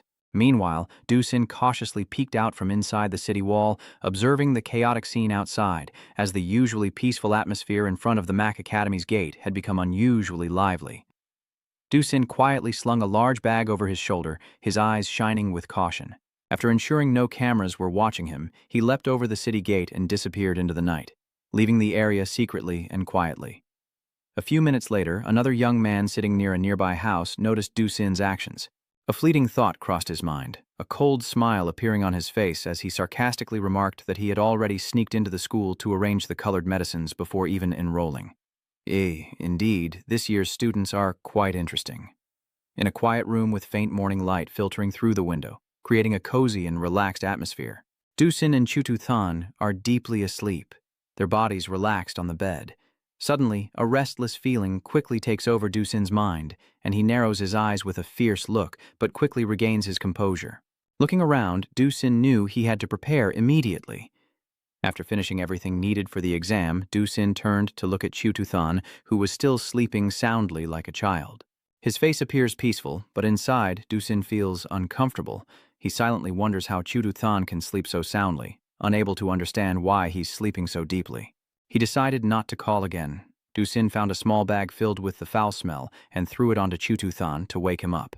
Then Ducin turned and left the room, not wanting to see his friend's reaction. In just a second, the foul smell from the delivery bag quickly spread through the air, startling Chutsu Chung. As he snapped out of his panic and discomfort from the unpleasant odor, Chutsu Chung couldn't hide his anger. He shouted in panic, unable to bear the foul smell invading his nose.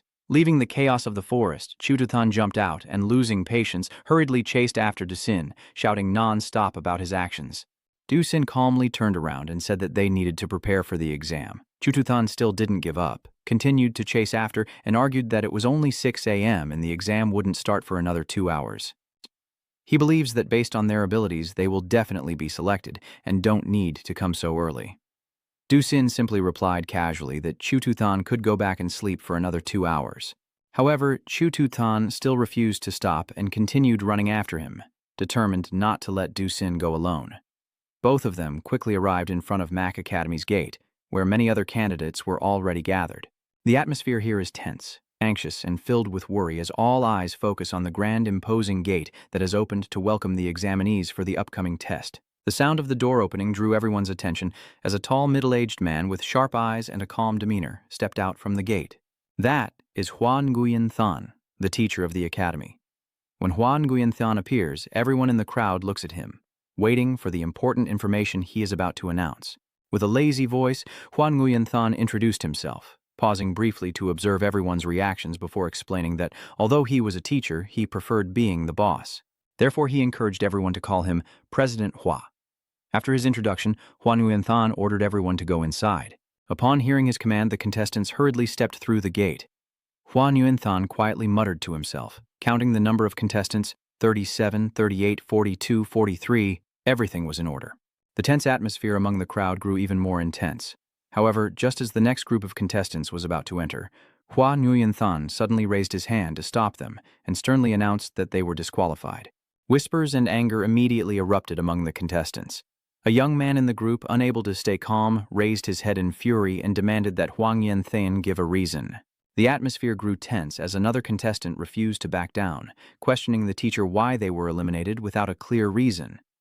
Meanwhile, a brave young man stepped forward and presented a black card, explaining that it contained his monthly allowance of 500,000 yuan.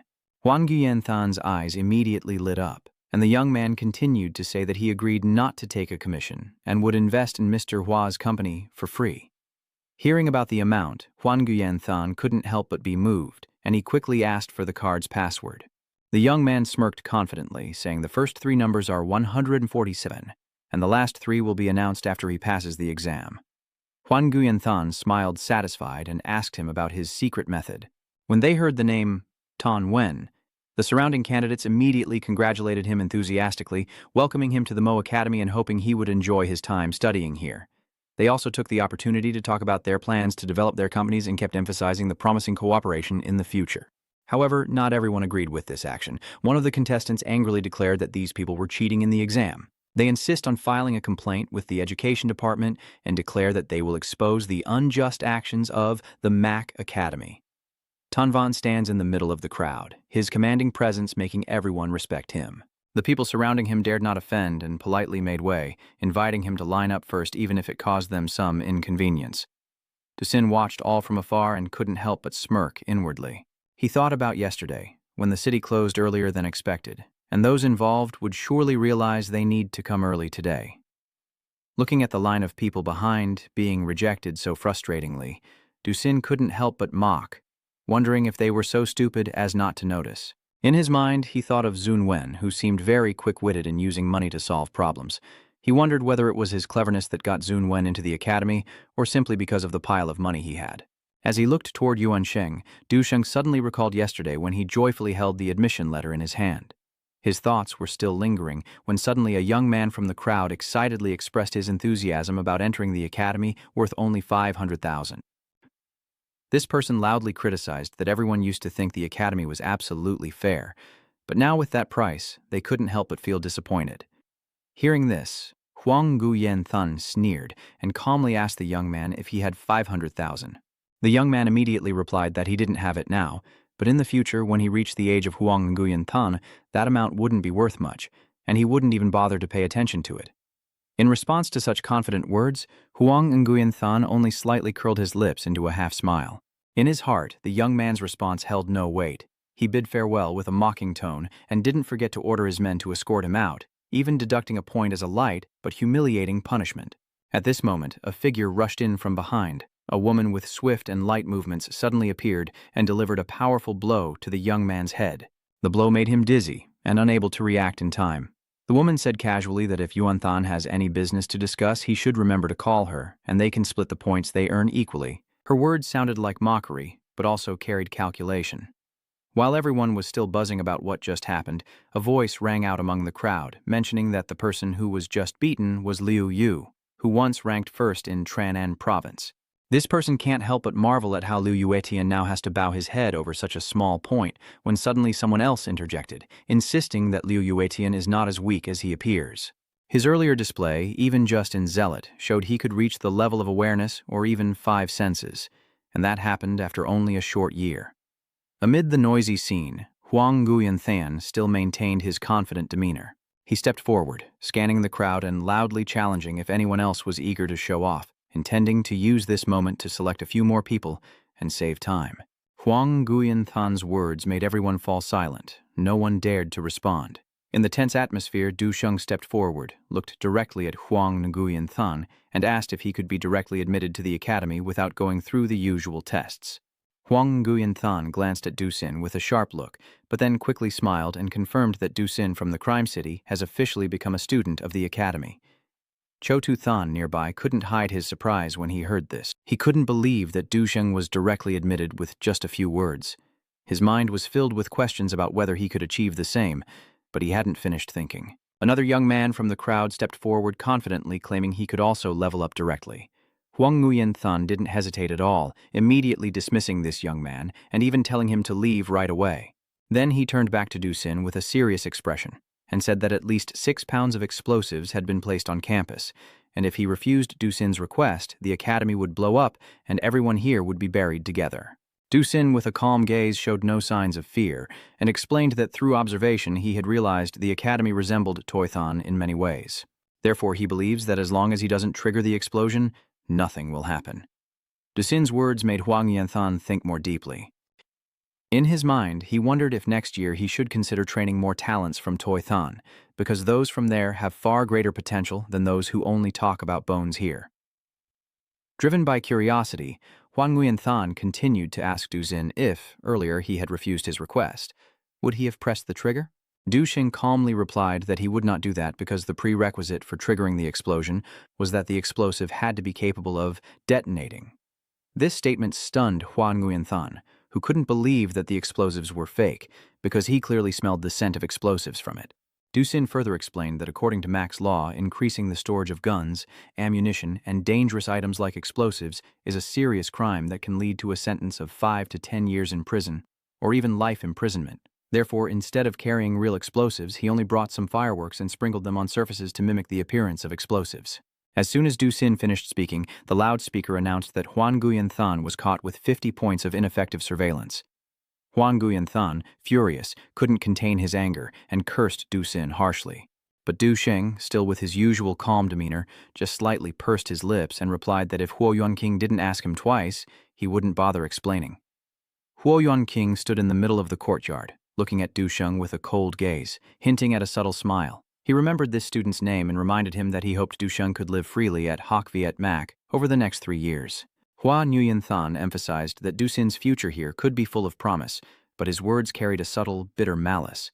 He couldn't forget that 50-point grudge and secretly planned to settle the score with him gradually. Dusin nodded slightly and calmly thanked Huang Yuanthan for his kind words, but behind that calm exterior he understood that this competition would not be easy. Huang Yuanthan quickly turned to the crowd and announced the start of the first test, speaking with a confident tone that seemed to assert his authority. He also emphasized that everyone should trust him because of his status as a poor person robbed by capitalism. Every time he sees one of them leave the academy, he can earn 0.8 points. He guarantees that this year's exam will be particularly brutal, unlike any previous tests, and he further announces that the first challenge will be a duel with Dusin, with the loser being eliminated immediately. Huang Yuanthan kept emphasizing that Dusin, as the senior brother and the first to enroll this term, had the responsibility to guide and adjust his fellow students who came after him. He insisted that this was a duty Dusin could not refuse. Dusin still calmly looked at Huang Yuanthan and softly asked, as if challenging his teacher, whether he was not afraid that this year only he would be enrolled. Dusin's question made the crowd below start to complain, and a few even frowned in disapproval.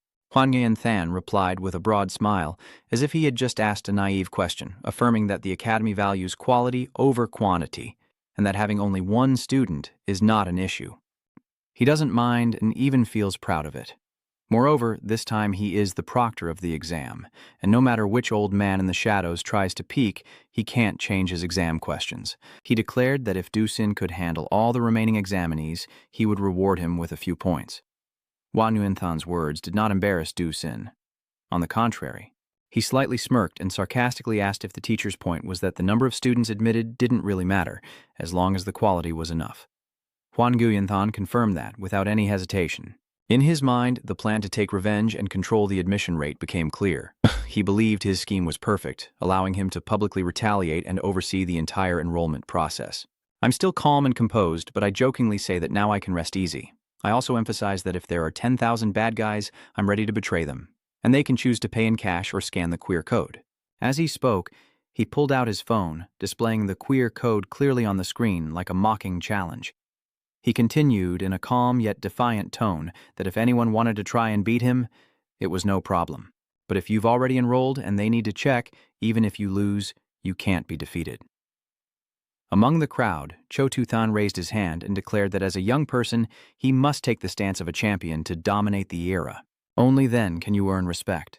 Cho Tu-than stepped forward quickly with a determined look in his eyes. Although he hesitated slightly inside, he couldn't refuse Dusin's challenge. Dusin looked at Cho Tu-than with a meaningful gaze. He admits that he is very strong, but is still willing to accept the challenge. Cho Tu-than immediately steps forward to scan the QR code on Dusin's phone. A clear notification sounded, confirming that the 10,000 yuan payment had been received. The crowd fell silent for a moment, unable to believe what had just happened. Du Xin just smirked slightly, then pretended to struggle as if overwhelmed by Cho Tu-than's strength. He fell to the ground, half seriously, half joking, and said he had lost. Huan Guyan-than was so angry that he couldn't hold back, growling in fury and believing these students were treating the academy as a playground. He decided to reset the rules for the first round of the exam, planning to punish more severely. At that moment, the loudspeaker interrupted Huan Guyan-than, announcing in an unfamiliar voice that once the exam content was decided, it could not be changed, or else the invigilator would face 3 years of salary deduction. This announcement only made Huan Guyan-than angrier, and he gritted his teeth, feeling as if the whole world was against him. The loudspeaker continued to remind that no other methods were encouraged, and anyone who violated the rules would be disqualified immediately. In his anger, Huan Guyan-than whispered to himself that if he couldn't trap Du Xin, surely someone else would do it. No one can look down on him at this academy. He turned back and nodded, commanding the next contestant to step forward. A large muscular man steps forward, hesitating for a moment before telling Du Xin that maybe he should surrender, since he doesn't want to accidentally hurt him. Both of them face each other, their eyes locked, the atmosphere tense like never before, signaling an intense battle about to begin. At this moment, Du Xin stands facing the man in front and quickly gives the order to start. His opponent immediately channels his energy, releasing a powerful burst of strength, but Du Xin swiftly dodges by twisting his body to avoid all of his attack. He wondered where you were after seeing your lightning-fast movements, and when he heard your footsteps coming from behind and tried to turn around, he was too late because Du Xin kept changing his position. Yet his attack also created a powerful shockwave that affected those around him. Chong Tae looked over and silently praised. This guy is exploiting perfect blind spots, meaning such tactics only work on a flat surface. Since he couldn't find him on the ground, the opponent could still look in the sky. As he finished his thought, Du Xin's opponent quickly leapt up into the sky. With a clearer view, he was able to spot Duchang below and, without hesitation, used all his strength to strike down. But a burst of golden light from inside the staff suddenly exploded, piercing through the air straight into his opponent's eyes. With a simple attack, Duchang easily defeated his opponent, then sat down beside him and quickly struck directly into his parietal lobe with his hands. While he was unconscious, you immediately pulled out a tooth from inside the opponent's mouth. Outsiders looked on with curiosity, thinking you had some skill. But when the outcome was decided, he had no other choice. All right, I declare this as the original name. But suddenly a notification sounded, making Dodish admit defeat and give you 10,000 yuan. Du Xin smiled and looked at the speaker. 10,000 was the price before I acted. But now, I have already acted. Then you definitely have to add more money. Don't just settle for a 10,000 with me. Hearing this, the other person also compromised, so go ahead and deduct teacher Huang Guyan-than's salary. Hearing that, Du Xin immediately nodded. All right then, the translation is successful. Huan Guyan-than looked angrily at the speaker. On what basis are they deducting from my salary? How can the school leadership bully people like that? Do you believe I might set a fire to burn them all down? But the other person only said one sentence that left him speechless. I am the vice principal. You are a teacher, so my words are the rules. What's wrong with that? At this point, Huan Guyan-than could only sigh and wonder what was really going on. Why the vice principal personally came out to attack people and even acted so arrogantly, which was truly baffling. Because his anger still burned, he looked at the others and said, "Hurry up and go if you can. Lao Chi is thinking that this time you will have 3 friends. But your opponent is not someone easy to deal with, as he just placed a tomb behind your back." The vice principal's voice continues. "Hey Luo, did you hear that? I forgot to mention that the idiot who just destroyed the floor, as a teacher, you failed to protect the school structure and will lose another 10 points. Huan Guyan-than couldn't stand the vice principal anymore and destroyed the speaker, but his voice still echoed out, and the public property system in the school penalized him 10 points. Hearing this, he was so furious he almost exploded. "You little rascal, if you dare to touch my floor, I will beat you up." But now someone else appears, no problem. Keep daring to attack. I have money, and of course, if you can seriously hurt him, I will show you even more respect. Huan Guyan-than looked up and smirked to himself. It's been years since any rich kid came here, and most importantly, this one seems to be a real fool with money. While the two of them were talking, the battle had already become very fierce. Du Xin quickly drew out a weapon of his, and at this moment his speed was like a flash, flickering in and out, causing his opponent to lose track and turn around. Then, I don't know when, Duchang appeared in front of him and used his thread to tighten around his neck, making his opponent feel as if he was about to fall into the royal court. And indeed, his neck was completely severed from his body by Duchang's strong grip. But in reality, it was all just an illusion. It was the aura of death that Duchang had projected onto him, which he perceived. His opponent only just regained his senses now. This kind of incident wouldn't happen in the academy. It must be the influence of Du Xin's aura, taking advantage of his distraction caused by the explosion's distraction to activate the awakening of the object to sneak in. This thin line of hesitation must have brought him to the brink of death. Duchang now looked at his own hands, almost directly destroying him earlier. From now on, he must be more careful to control his reactions. The others outside watched as the two of them dispersed, but Hua Nuyen Than saw something different. This new machine's vision isn't experienced enough in combat, but it doesn't need to be eliminated directly. After all, losing a few times will naturally improve it. The opponent immediately looked at him and brought out his coffin. I lost, but I still want to try fighting a bit more out of defiance. I don't know if you're willing to accept that. Duchang shook his head. Without money, continuing to fight would be meaningless. The vice principal then stepped forward to negotiate. After a moment of thought, Duchang offered a higher price, raising it by 50,000 because the opponent was very dangerous. After receiving confirmation from him, he looked directly at his opponent with a fierce gaze and asked for guidance. Huan Guyan Than felt very troubled. It seemed that the 500,000 he had obtained had been discovered by that damn old man, and if he didn't squeeze more out of himself, he definitely wouldn't stop. But Du Xin's opponent didn't think much about it. Actually, I just lost a little and felt a bit unwilling. I didn't have time to use my real abilities. I only threw out one move. Whether I win or lose, I am still weaker than you. At least in this life and death battle, I am far from your level, he said, biting down hard on his finger. And he started writing something on the tombstone in front of him. Hua Nguyen saw this and also began to take the battle more seriously. But at this moment, Du Xin appeared beside his opponent, raising his bow and writing that he would squeeze the trigger. The opponent looked ahead at the bow in front of him, sweat quickly pouring down. Weren't they supposed to give him more time to use his abilities? Why did they suddenly ban him now? Hua Nguyen at this moment sighed beside him. He didn't judge too much. It's just that the vice principal misjudged this money, so he should report him to the education department himself, or I will do it. The vice principal immediately retorted, "Fine. I will report myself, but I think you won't be comfortable starting now. You will be expelled." Hearing that, Huan Nguyen Than's face quickly stiffened. On what basis?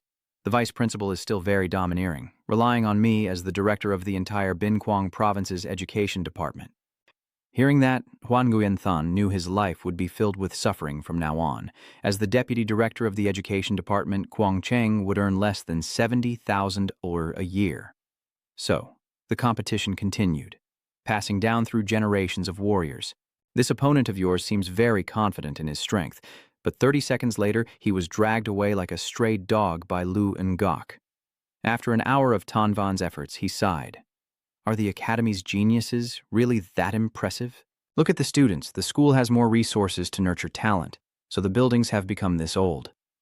I heard there's a new device recently developed that can mobilize the body's cells to absorb nutrients better, but I don't know if the school has enough money to equip all the students with it. Every day there are issues with over a dozen companies to deal with, so I missed the chance to practice the 9 techs of sentient beasts. As a result, your display caught the vice principal's attention, and Tauntaun welcomed you to join the academy, hoping that in the next 3 years you will enjoy studying and having fun at the face-to-face academy. At this moment, Tan Van looked at Du Xin with his hands clasped, having conceded.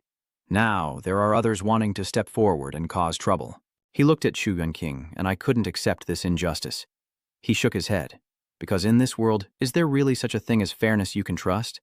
Maybe everyone feels we're protecting these people and is dissatisfied, right? But in the future, when they sacrifice themselves, they will also think about why they weren't truly eliminated in the beginning and feel it was unfair. One last time, the rule of our academy is clear: stay or leave. He looked at him with a sneering expression. I stay, but I'm not convinced. Then he immediately pointed at Tan Van, especially that guy. Hearing this, Hua Nguyen Than smiled and said, "So the loser of the competition will be eliminated? Is that okay, Tan Van?" Hearing this, Tan Van felt quite troubled. Then he stepped forward to face that guy, the one who just said, "What do you mean?" Hearing that, he became more confident. That leftover guy is not easy to deal with, but this one only relies on his family, and if he just reaches out, he can defeat him. But at this moment, Tan Van took out a gold bar and said, "Let's see this. But it seems your opponent is still very tough." Don't even think about exposing me or else. But Tan Van still looked confidently at him. Then I showed him the gold bar in my hand and told him I had awakened my rank. So maybe by the end of this month I can advance to the 3rd level. My brother is just lazy about fighting, but that doesn't mean I'm a useless trash, understand? After saying that, Tan Van pressed his hand against his opponent's, reminding him that this academy will never accept a worthless person.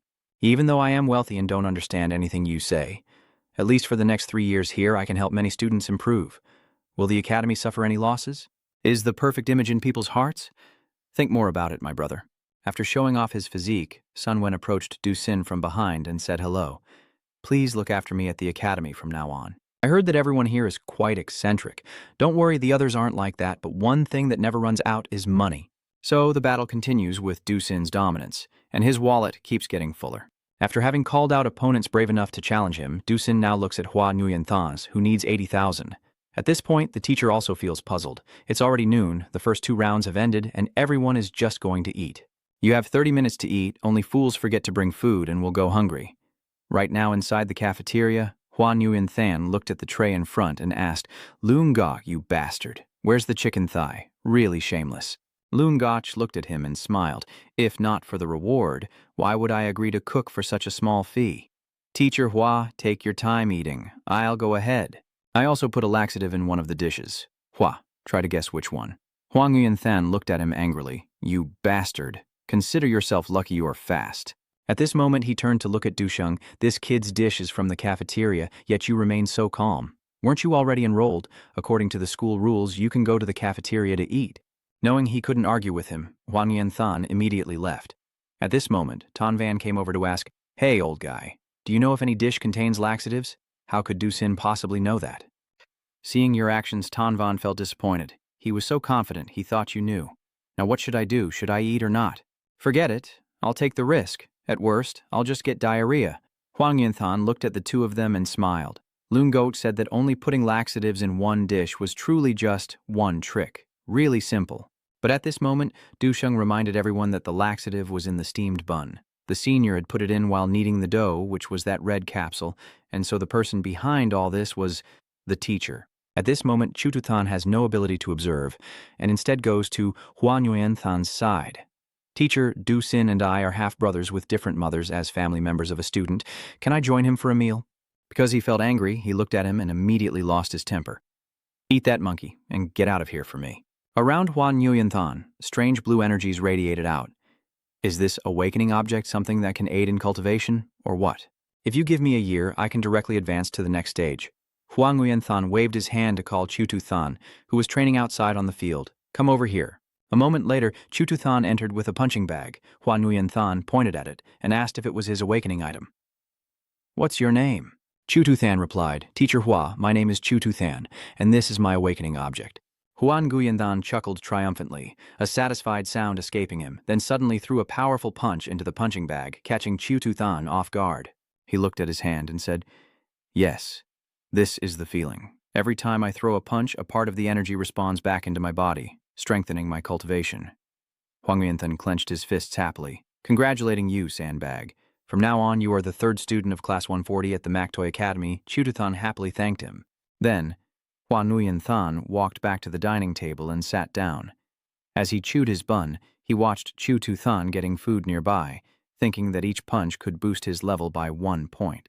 This kid in the future will definitely be the one who gets beaten the most at the Mac Academy. As he was chewing his bun, something in it made him stiffen. Suddenly, he gritted his teeth, his face turning pale, and cursed fiercely. Then he turned to warn the students present in the cafeteria that anyone who dares to reveal the diarrhea medicine in the buns will be expelled immediately.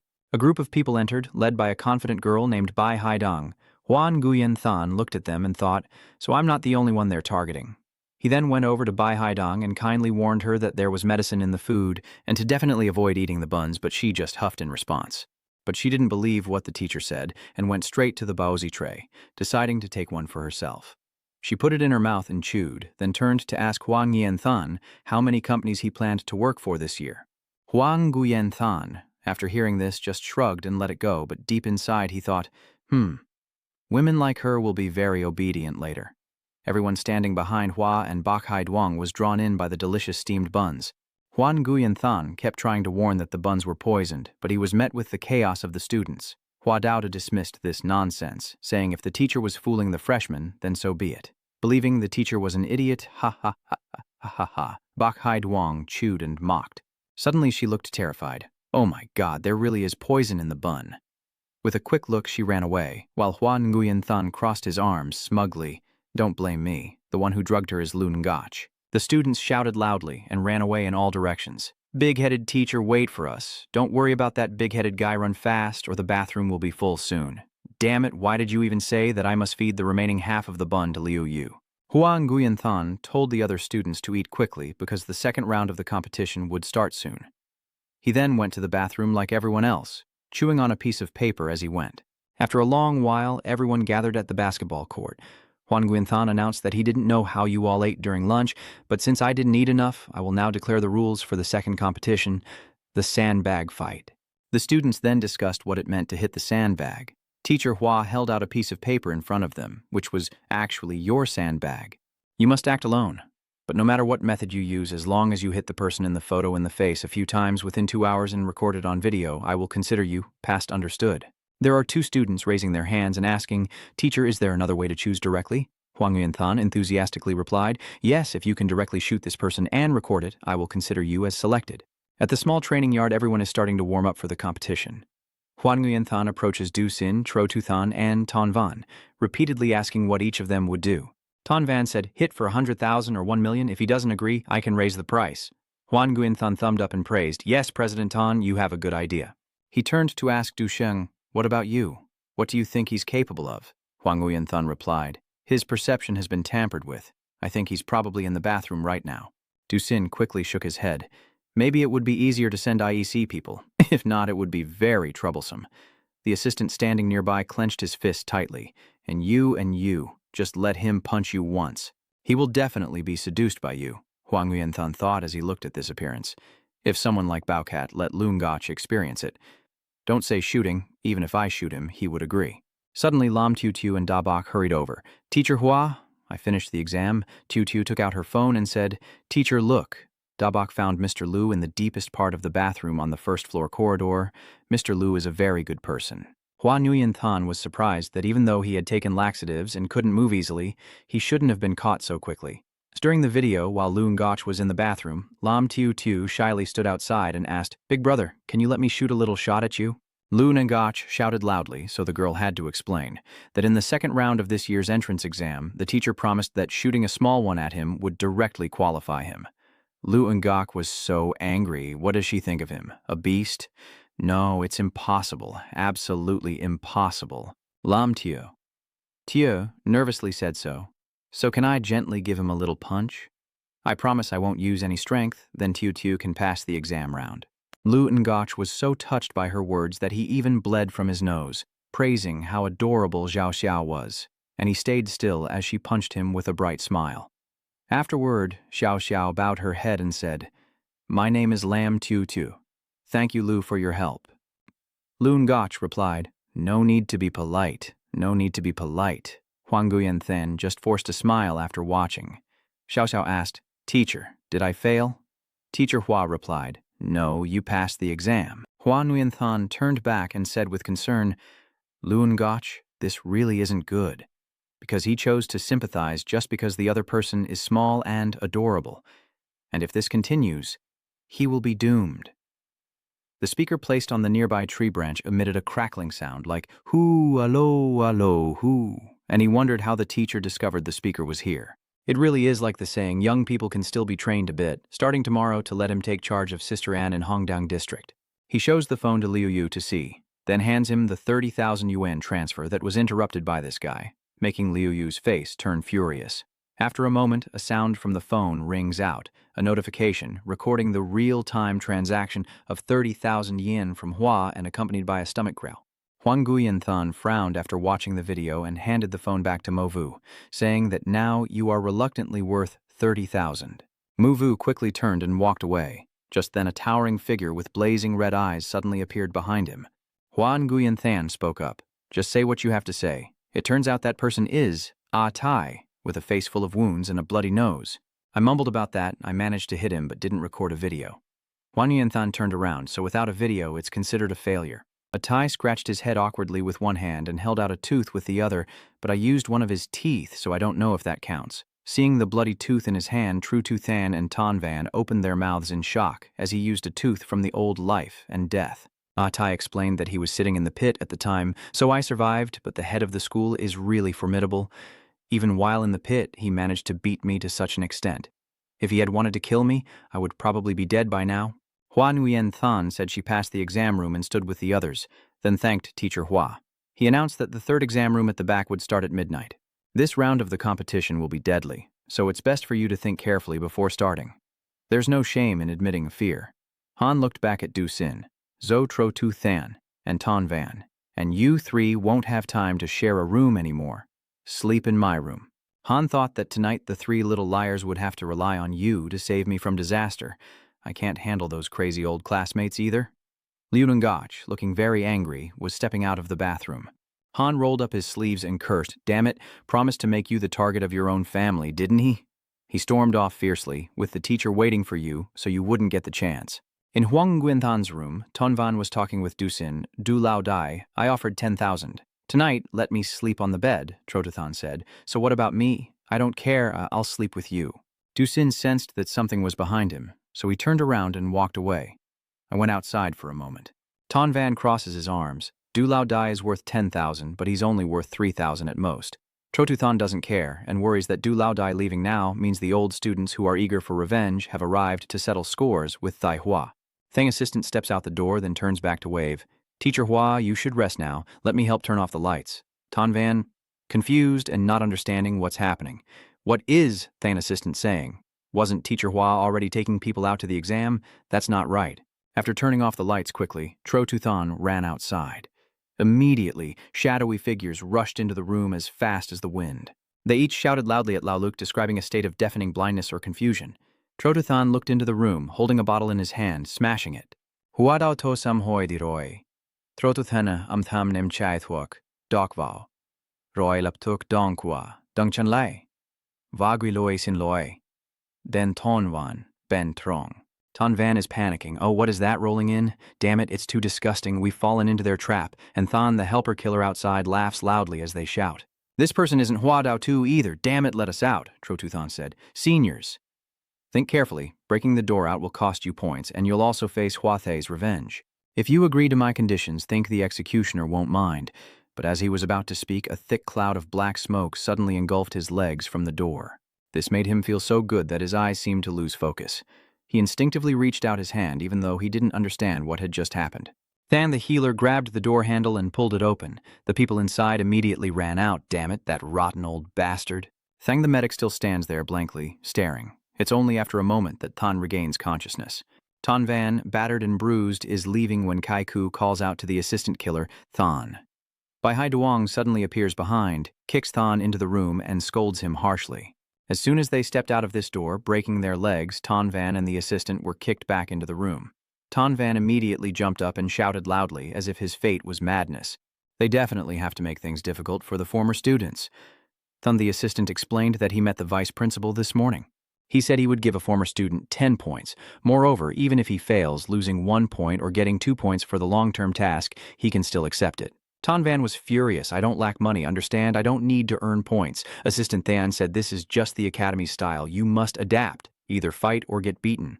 Always holding himself back. In the end, he could only settle for mediocrity. Ton Van seemed to understand why he was acting this way.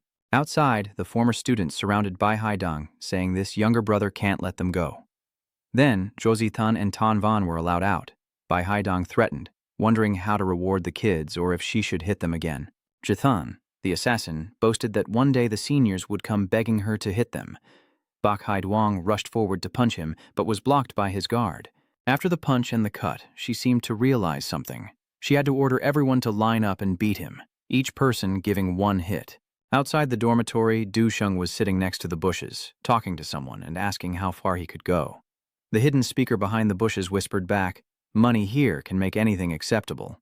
2 o'clock in the morning at the student dormitory, Dusin quietly used a key to open the door, and the speaker announced if he could handle those former students, I could give him a reward. He was busy unlocking the door, calculating something. The villain is coming, 1 point. Then he walked down the hallway. He reached a room, still holding a timed bomb, as the loudspeaker continued to threaten with 2 points. Dusin quietly plants a bomb under someone's bed, and the speaker announces a 10-point injury again. Then he quickly leaves, and the speaker sounds again, deducting 100 points for injury. Dusin stepped forward and headed down the corridor. Looking at the item in his hand, he thought this time he could probably earn quite a few points. On Monday morning, after defeating Chu Tzu-cheng, Bai Haitang yawned and decided to go home and sleep after a tiring night. She and the other alumni left, and they discussed among themselves that I remembered there were 3 new students in the cafeteria at that time. This kid with the punching bag really seems to be deliberately provoking us, maybe to create an opportunity for him to deal with us. Tan Van asked if Chu Tuthan was okay. Even though he was beaten to a pulp, he still maintained a contemptuous attitude towards the former students. It really seemed like he thought Xiaora was just pretending to be beaten, and Tan Van was helpless and frustrated, his mind truly broken. Tuthan took out his phone, feeling guilty for not earning enough points from them to live up to his title as the Blood Spirit Assassin. Younger Sin was sitting on a branch watching those people enter the dormitory, and he thought, it's starting now. Bak Haiduang pushed the door open. She and the others stepped inside, beginning to survey the room. Unexpectedly, Bak Haiduang quickly found the hidden bomb placed under the bed. But these new people are all crazy. They even dare to use bombs. If those old folks fail, we will all have to die. Bak Haiduang had to reassure the old students, telling everyone to stay outside while it explodes. Those old men wouldn't care. What are we afraid of? Then she and the group of former students went outside. If that kid couldn't resist waiting to see his work's result, we would catch him and hang him at the door all day. After a while, a bomb exploded, filling the air with dust and smoke. Liu Yuet is furious. Damn it! Is this damn bomb going to explode in just 10 minutes? This kind of thing again. Reporting a former student from level 5 at 3. 3 former students from level 5 and a 2. Because of foolishness sacrificing themselves for the mission, each deducted 100 points. The attacker, Duchang and Zhu Zicheng, have already accumulated 400 points among the 2 of them.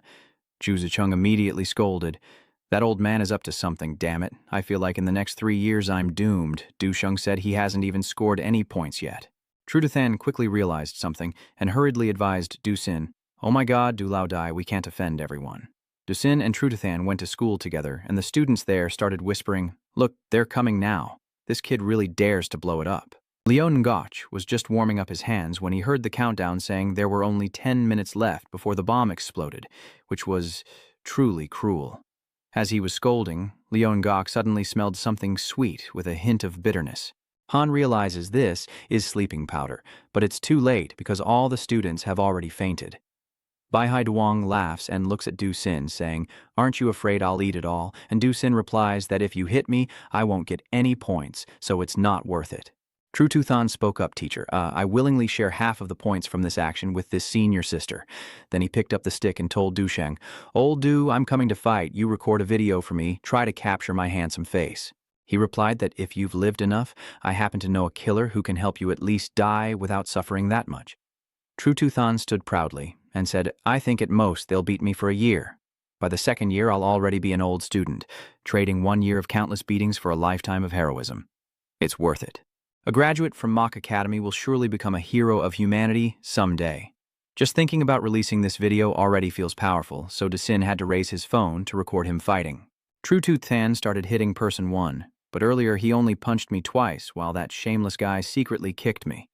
Finally, he finished and let out a sigh, wiping sweat from his chest, and Elder Du. Next year, he will still protect me. True Tuthan tiento echo Dusin dexem tan qua video.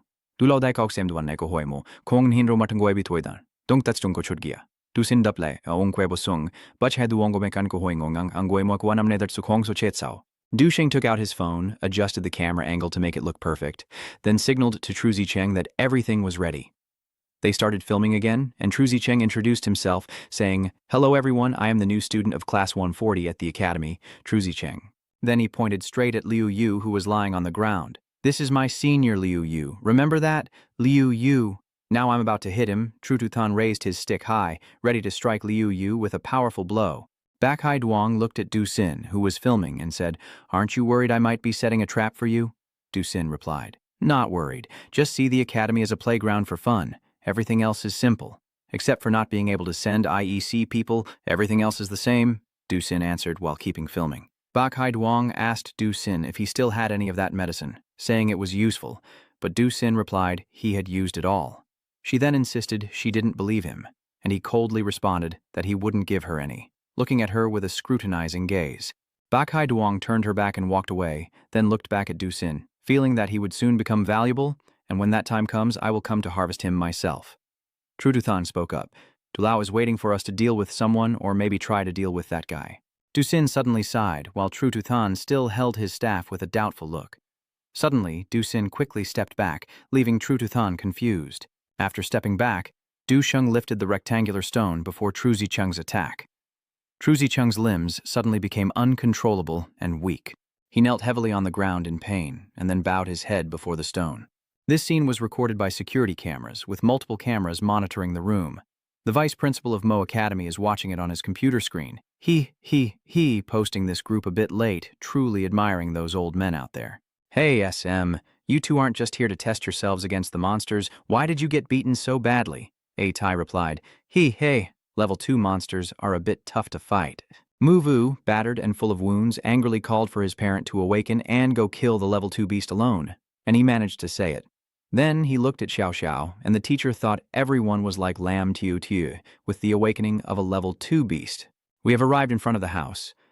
Huang Nguyen Thun gestures for the students to step inside, saying, all right, go in quickly. Today is a rest day.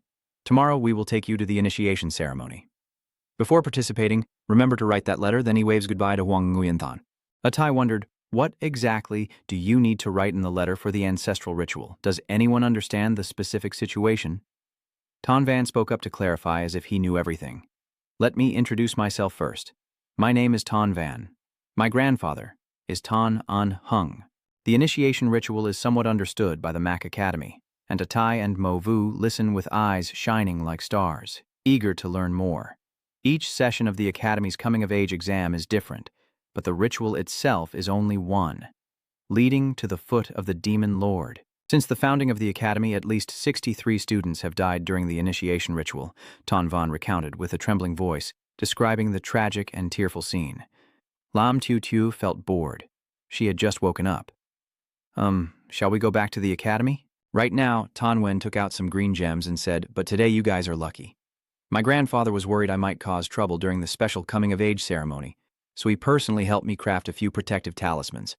How about I offer a price 1 million lower, half for sale, and half as a gift to you?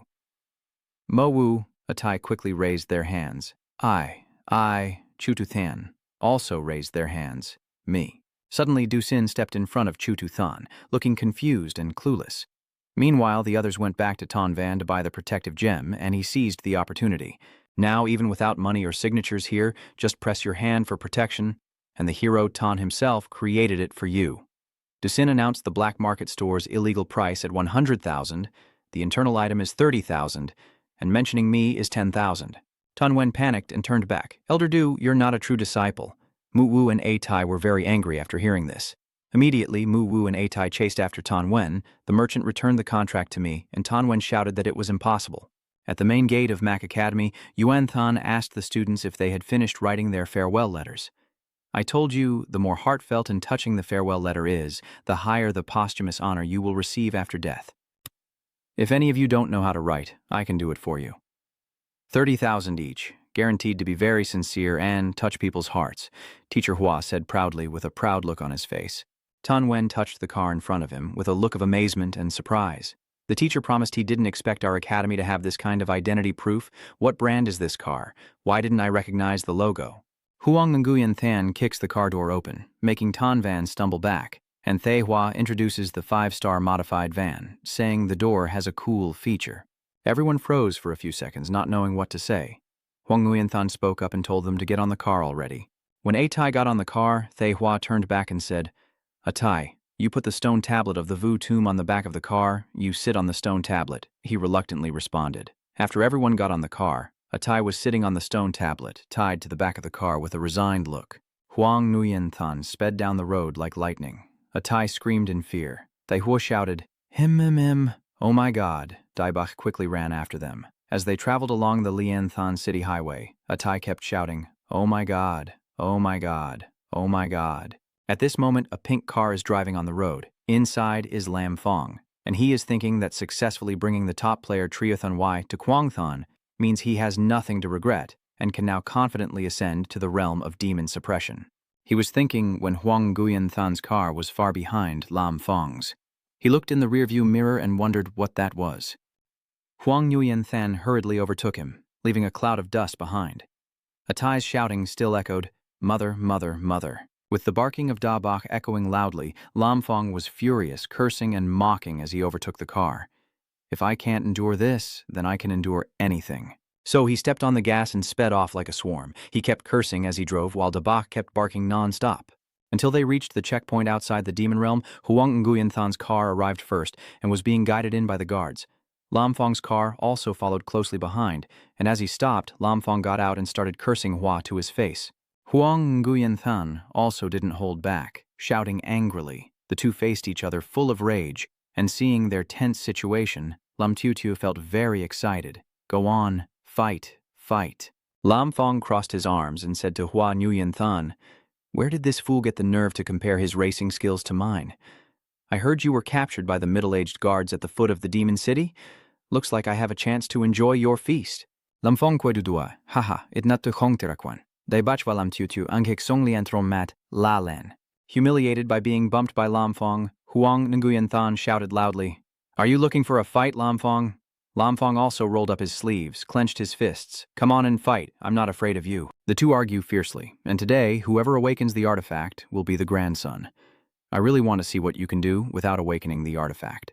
Lam Tu sat on the back of the giant white horse, cheering excitedly. Fight, fight, fight. An officer from the checkpoint hurried out to stop them, and those inside the demon realm cannot fight. Both of them turned their backs and looked away. Huang Yuan Than raised his voice, saying today he's also inside the demon realm, or I'll beat him until his face is covered in bruises. Lam Fong wouldn't give in either, because he forgot which demon's crotch his father kicked that year. As Lam Fong finished speaking, he turned around and said, "Let's go inside." When he passed by Atai, he suddenly stopped and looked at him with an annoyed expression.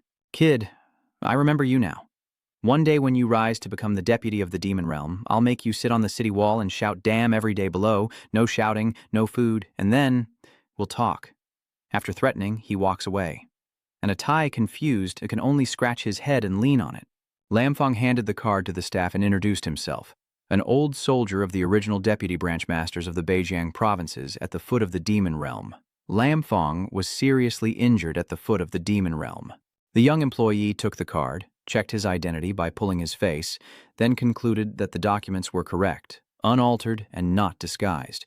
The final check is to use the scanner to confirm the results again. Lam Fong hands the card to the staff and introduces himself. The combat professor from the academy is dressed. Hua Nguyen Than led the new student to the foot of the demon gate to complete the enrollment ritual. He then instructed the students that within 10 days at the demon gate, no special permissions allowing cars were allowed. Dusin held a small blue object in his hand, wondering if this could make someone willing to risk their life to trust him. Half an hour earlier, Dusin had refused to cooperate with the identity check.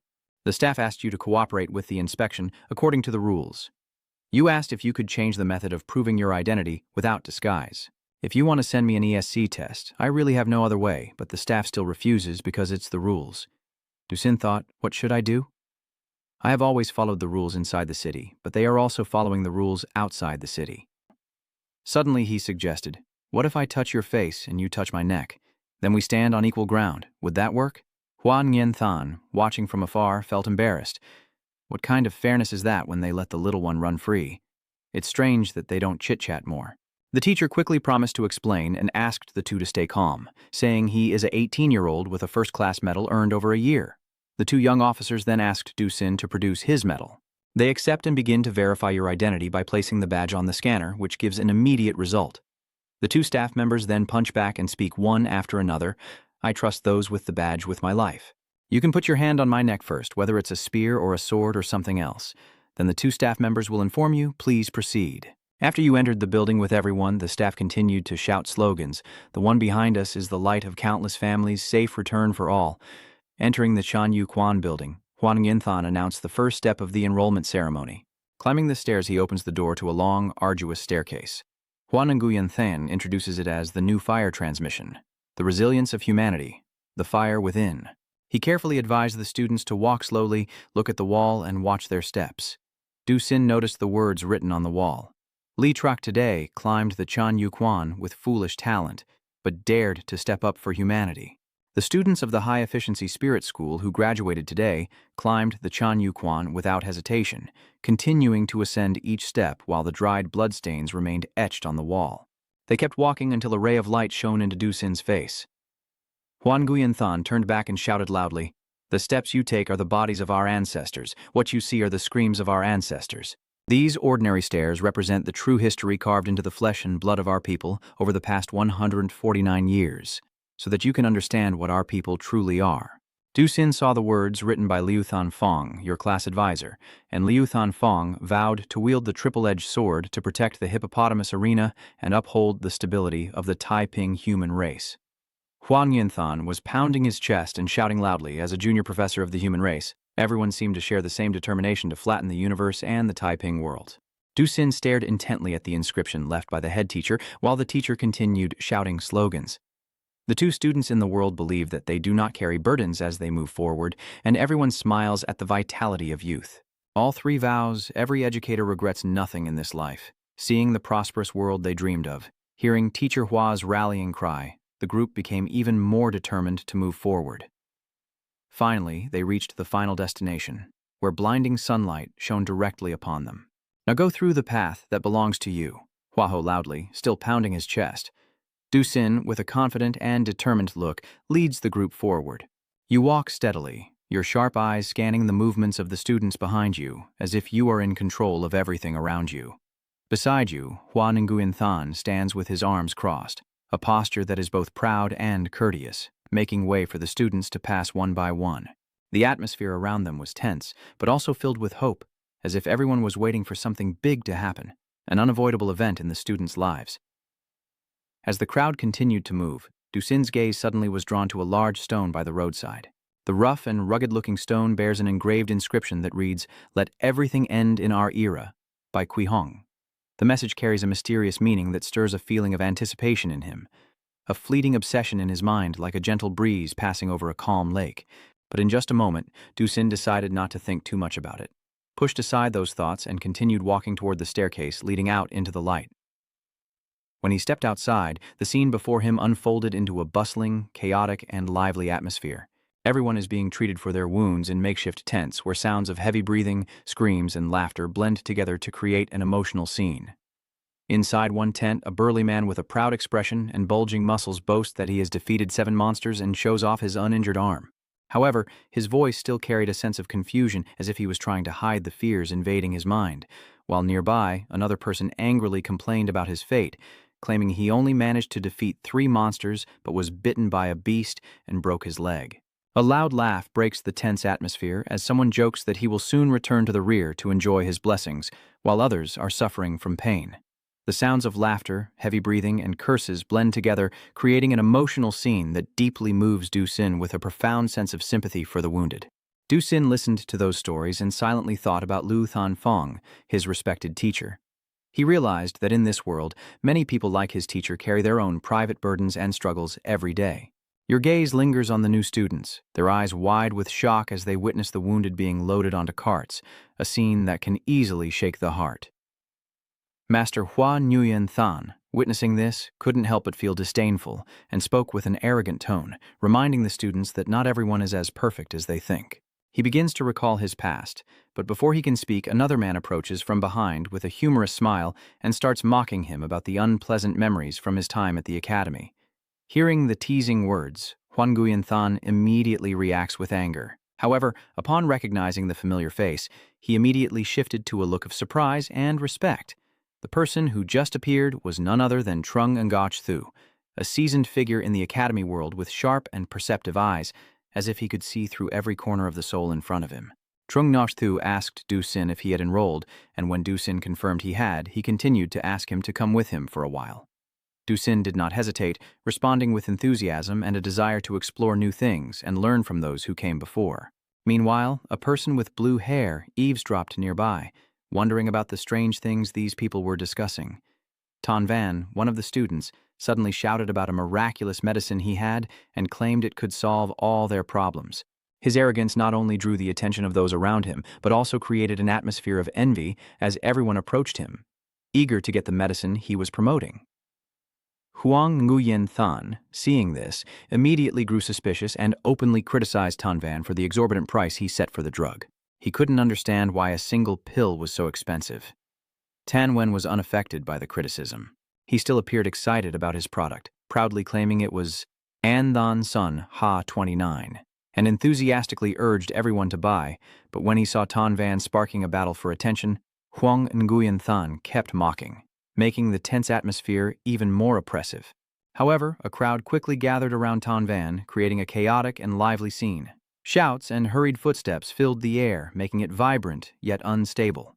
At that moment, Huang Nguyen Than felt annoyed and decided to mock Tan Van by recalling an old memory, making those around him also burst into laughter. However, just as the atmosphere seemed to lighten, an unexpected event occurred when Huang Nguyen Than knelt down on the ground, revealing an uncontrollable anger. Everyone was surprised and no one understood the reason behind that action, and a tense atmosphere once again filled the space, as if what was about to happen could change everything in an instant. Huang Nguyen Than knelt down with a furious look in his eyes as he looked at those around him, unable to bear their scrutiny. And annoyed, he said he was tired from standing, so he just knelt down to rest for a bit, then continued with a mocking tone that it was so convenient he wanted to bow to that damn Lam Fong Doan men. Chu Tu Than couldn't help but smile inwardly, reassuring himself that sometimes patience is the best way to handle everything, and he understood that in this situation, holding back his laughter was very necessary. Lam Chach Chu walked over to Huang Nguyen Than kneeling and looked at him with a mocking expression, saying that isn't this the President Hua crying and begging? It's hard not to feel pleased to see him in this situation. He continued with a mocking tone, questioning whether his strength was insufficient or if he was preparing to use connections to get a foster father, then emphasizing that if he wanted to do that, he should at least stay close to the old man. Huang Nguyen Than only thought to himself that this bald old man looked so strange and twisted. He felt that the sarcasm in Lam Kak Chu's words was not just mockery, but also contempt. At that moment, no one expected that the old man, Lam Cha Chu, would also be kneeling, with confusion and anger clearly visible on his face. Everything happened so unexpectedly and interestingly that the atmosphere became more tense than ever. Seeing this, Chu Tu Than instinctively kept his hand from pulling out his phone to capture that embarrassing moment. And in his mind, there was only one silent thought that he must not do that anymore. Offending old students was enough, he absolutely could not offend Hua Daotou. Chu Tu Than imagined Nguyen Than kneeling while he became a meme. That image looked just like a bad comedy film. If it got posted online, it would definitely become a meme, and just thinking about being the one to create such a joke, Chu Tu Than could only keep saying no, no, no. No way. He told himself that keeping his distance was the best way. As soon as he finished the thought, a phone suddenly appeared and took a picture of the two of them kneeling. Chu Tu Than, while taking the photo, said that if he didn't pay him 300,000, he would post the picture of the academy in his underwear online. Huang Nguyen Than was extremely angry at those words, feeling utterly unbelievable to be in this situation. He tried to stay calm with a reluctant tone and said that he should wait a bit for the Chan Yu Quan and he would give Chu Tu Than. At this moment, the scene was truly funny, with Huang Nguyen Than kneeling and still bargaining with a kid to delete the photo while Chu Tu Than was acting out an unbelievable, hilarious play. Then he turned to the students with a serious tone, announcing that they should proceed with the second enrollment ceremony before the exam, helping the medical staff with transporting the wounded and handling the bodies. He didn't know what to do next in the tense atmosphere. Now, Tan Van stepped forward, placed his hand on Chu Tu Than's shoulder with a seriously funny look and said, "Brother, he always thought you were smart, but I didn't expect you to become a hero in this situation." After saying that, everyone turned around and left as if they had just attended a meeting and no one remembered why it existed. With only Chu Tu Than standing there, Huang Nguyen Than lifted his chin and said to him, "All right, now you can send it. Do you want me to do the husband and wife posture for you?" That question sounded like a humorous call in the tense atmosphere, making Chu Tu Than feel like his heart stopped. Hearing that, he was so scared he didn't think twice and immediately turned around and ran as fast as he could, calling out for Tan Van to wait for him. In another scene, Trung Ngoc Thu sat with Du Sin looking worried. He confided that his business in Jiangbei province, as Du Sin mentioned earlier, had registered a company and those people were doing quite well. However, recently many others have followed suit, leading to a serious decline in business. He was worried that if this situation continued, he wouldn't be able to pay his employees. Dusin calmly replied that perhaps Trung Nyochthu hadn't registered the trademark yet. He also pointed out that the company's brand name wasn't printed on the disc, which annoyed Trung Nyochthu, but he had to admit the truth. Dusin then continued to say that Chung Lao, in fact, was quite good at leading the Divine Warrior clan, implying that with his talent he shouldn't let the business fall into such a state. Trung Nyochthu angrily shifted from worry to fury, emphasizing that the company is his destiny, and he must find a way to escape the current situation, his tone urgent like a soldier calling his comrades in a critical moment. Dusin suggested a bold idea that Trung Nyochthu could steal from Ton Van. Then he pointed at Ton Van and said that he has a lot of money that could help him out. Trung Nyochthu secretly thought that person might be Ton Kao Hung's nephew and felt uneasy upon realizing that the young man was truly involved in big business. He tried to remember the name of his company's group in his mind, repeatedly saying the word Kim. Kim suddenly realized that the full name was Kim Nung Yen Bao Limited Company.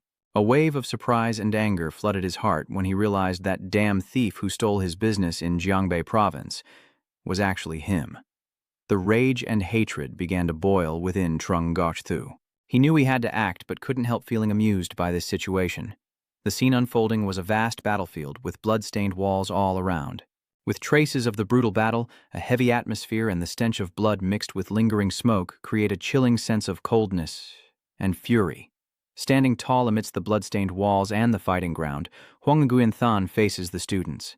With a cold gaze sweeping over each young face, he said little but made a meaningful remark that you are truly lucky because when you step here, the chaos of war has already ended. Huang Nguyen Than continued in a steady yet resolute voice, saying that now is the time for you to take the final step of the initiation ceremony and enter the path of the hero's way. After a brief pause, he continued in a deeper, more resolute voice that seemed to carve into the space.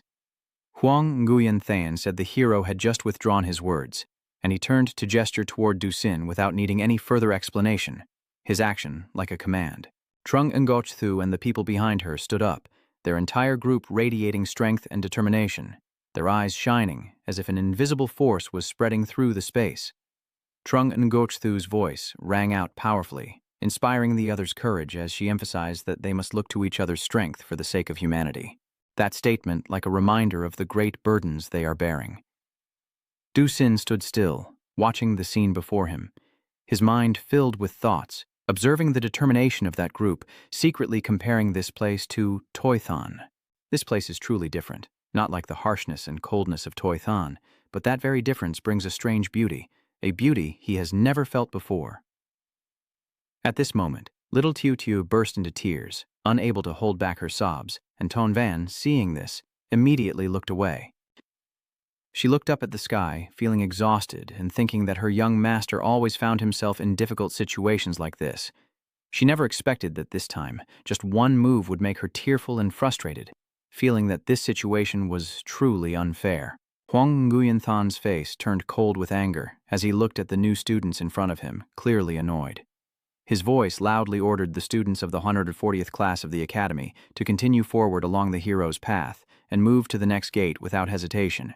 At that moment, Huang Nguyen Than detected an enemy attack, his eyes quickly sharpening with alertness as he realized danger was approaching, prompting him to prepare immediately to face the situation. In the distance, a pack of ferocious beasts was approaching, creating a scene full of peril. Everyone was shocked and hurriedly ran out to check the situation. Teacher Huang Nguyen Than saw Cho Tu Than and Ton Van Li immediately shouted angrily, ordering them to go back and come down right away. But Ton Van spoke up in protest and tried to explain that they could stay to support. But Huang Nguyen Than, angry and stern, interrupted and insisted that he was not dead yet, and it was not their turn to intervene. He shouted loudly, ordering both of them to go down and wait for him at the entrance. Cho Tu Than tried to protest, but before he could finish speaking, Duang Xin gave a short command for the group to move immediately. Huang Nguyen Than then ordered the students to look straight ahead, not to turn their heads and to use their minds to learn from the current situation. Lam Tio Tio sobs and cries in fear as everyone descends together, their faces showing clear horror at what is happening, while Duang Xin walks along, thinking to himself that the path his friends are taking must be very beautiful. But the end of that path is death, and you tell yourself that you will find the way you must take. Suddenly, you hear the echoing sounds from the battle outside, the screams of slaughter making you wonder silently if they are fighting to become stronger for humanity.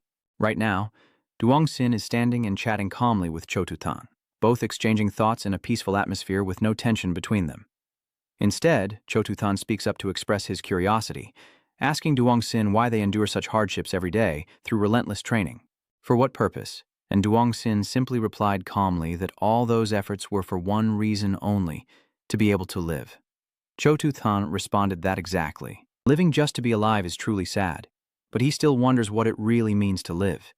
Then he adds that living a fragile life, being always careless and natural, can also be considered a life. But is that the way they want to live? Cho Tu-tan then continued saying that since he first saw those heroic words, he felt quite uncomfortable. But over time and through reflection, he understood and grasped their meaning. He then turned to Duong Sin and said with firm regret that he had come to a realization that in this life, either he could not step onto that path or he would have to walk it. But once you step onto that path, there's no turning back, because it's a road that can only move forward and never go down again. He pointed to the sky with a determined voice and shouted passionately that after returning to the academy, he would fight with all his might and train relentlessly. And he wants to become the most outstanding person, surpassing everyone around him, including his friends, standing beside him. Duong Sin turned to Cho Tu-tan with an encouraging smile and said that he was doing well to keep trying, then placed a friendly hand on his shoulder, surprising Cho Tu-tan with this unexpected gesture and feeling the support from his friend. At this moment, everyone gathered behind, creating a lively scene filled with voices. When everyone sat down, Duong Sin looked around and said that it was already late. So what are they doing here? His voice was somewhat anxious about everyone's safety, and at that moment, Tan Wen quickly interrupted Duong Sin, enthusiastically saying, "Yes, teacher promised." He did.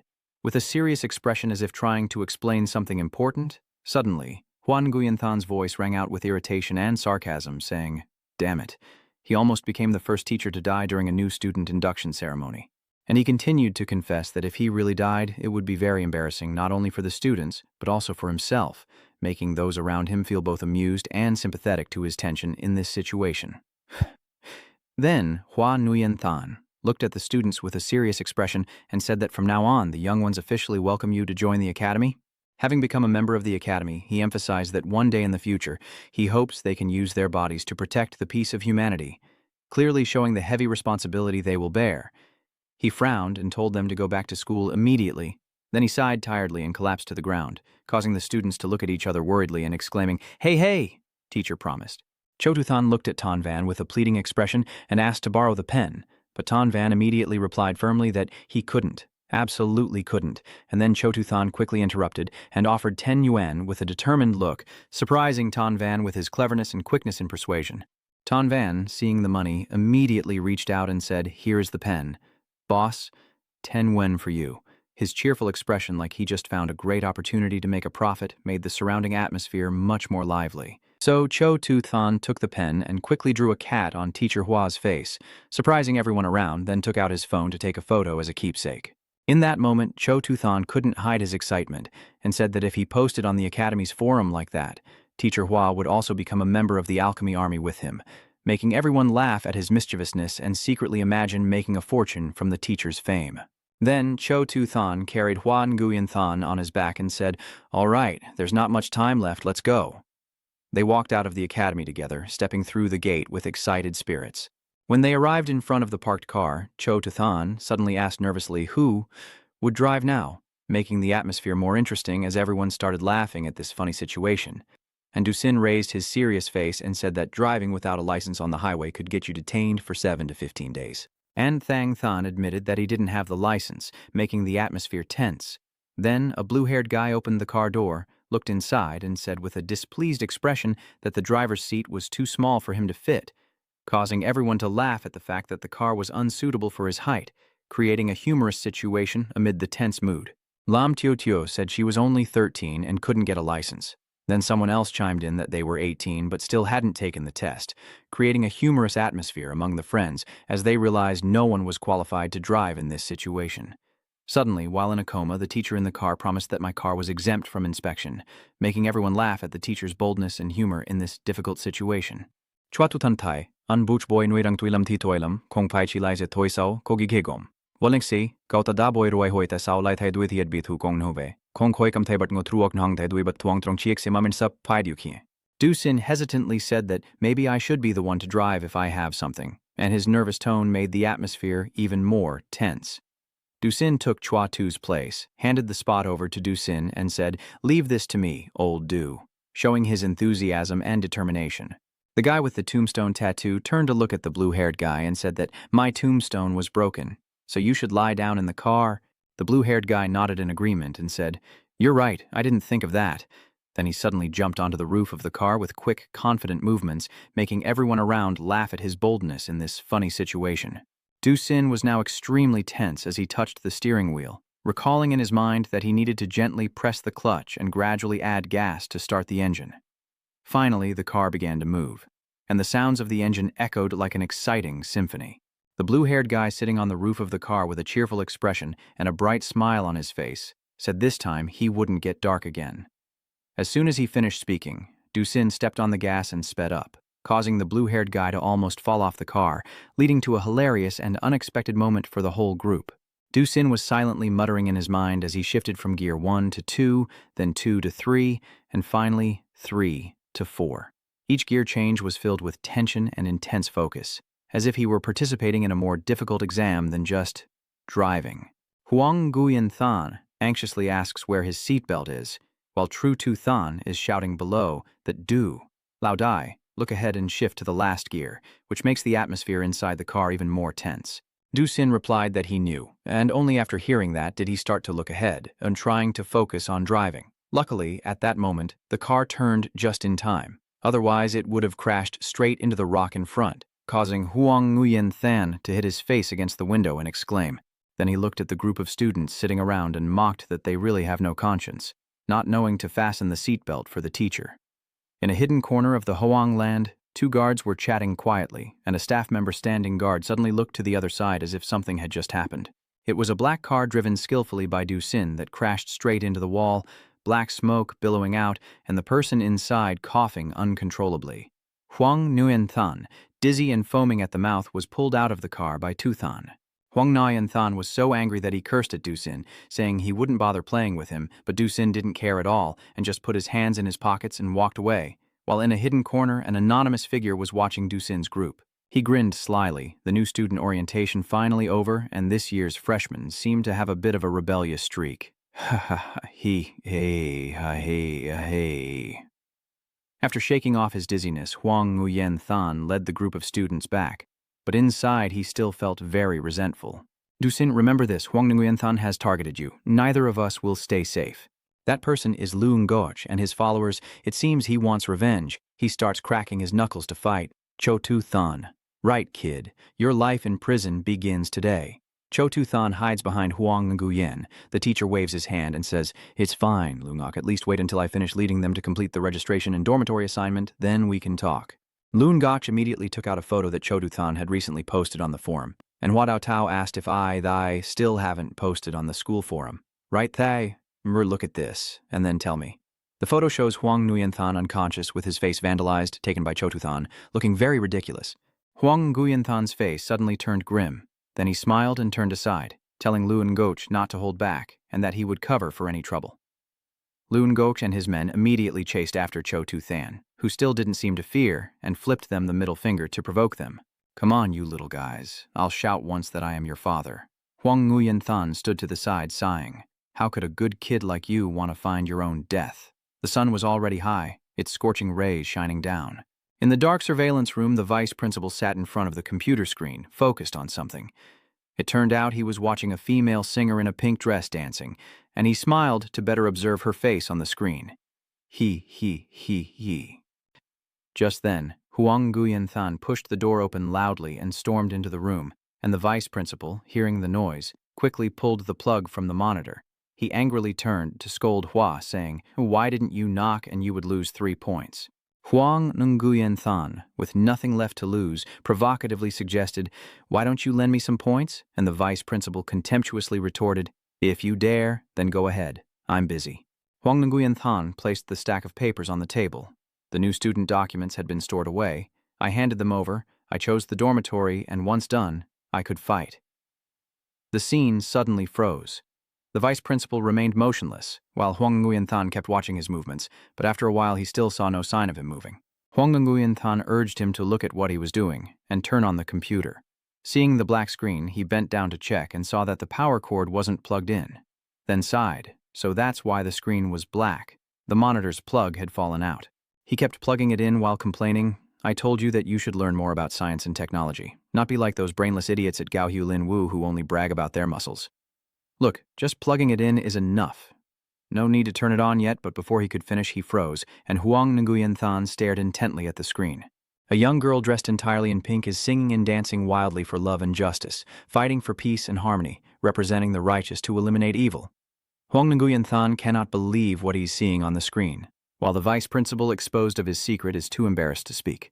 The vice principal, embarrassed, started banging the table and pretending not to know what was happening. "But I really hate that my old man's computer has such childish, 7-colored fairy paintings." Of course, Huang Nguyen could see through his act and realized he was starting to stumble. So how did the teacher know that this comic was called 7-Colored Fairy? The vice principal sweatily grabbed his folder and started to dodge the issue. But the matter of storing the new students' documents couldn't be delayed any longer. Naturally, Huang Nguyen didn't miss this opportunity. He stroked his chin and sneered, "As the model worker of the academy, the most diligent laborer, I won't refuse. My old friend, just say a few words directly." Huang Nguyen made a condition. "If you've been caught by me, I won't be the kind of person who acts improperly. Give me back the 100 points I earned and add another 100 points, or forget about this. Representing justice and magic, destroy me," he shouted loudly, imitating the tone of the pink dress singer. The vice principal was furious not only because he was demanding too much, but also because he was imitating his favorite character, but for the sake of his dignity he still agreed to his request. "You may go to the academic affairs office to collect it yourself." Then he also reminded him that you understand the rules of the academy and can only trap me once for the same thing. So be confident and go ahead. The door closed, and the vice principal, with a dangerous look, knew that Lao Fu's little brat wouldn't be that easy to deal with. "This year you can earn a little salary, so I've lived my life to the fullest, huh?" At the same time, in the demon realm of Traxun, where the towering mountains reach the clouds, a giant snake is coiled around the summit. A beautiful girl with a seductive figure bows politely, the goddess of the 10,000 gods, sect Q, flying out of the sect. The black claws hidden behind the thick fog gradually become visible.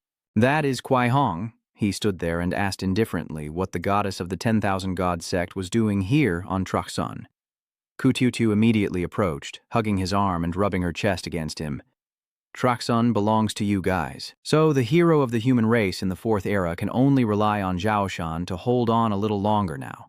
Her charming smile looks at Kui Hong, who frowns, unaffected by Q beauty, wondering if the goddess from afar has come just to mock me with a few words. Q hesitated, then responded, "Of course that wasn't the original purpose, but now maybe we can infiltrate."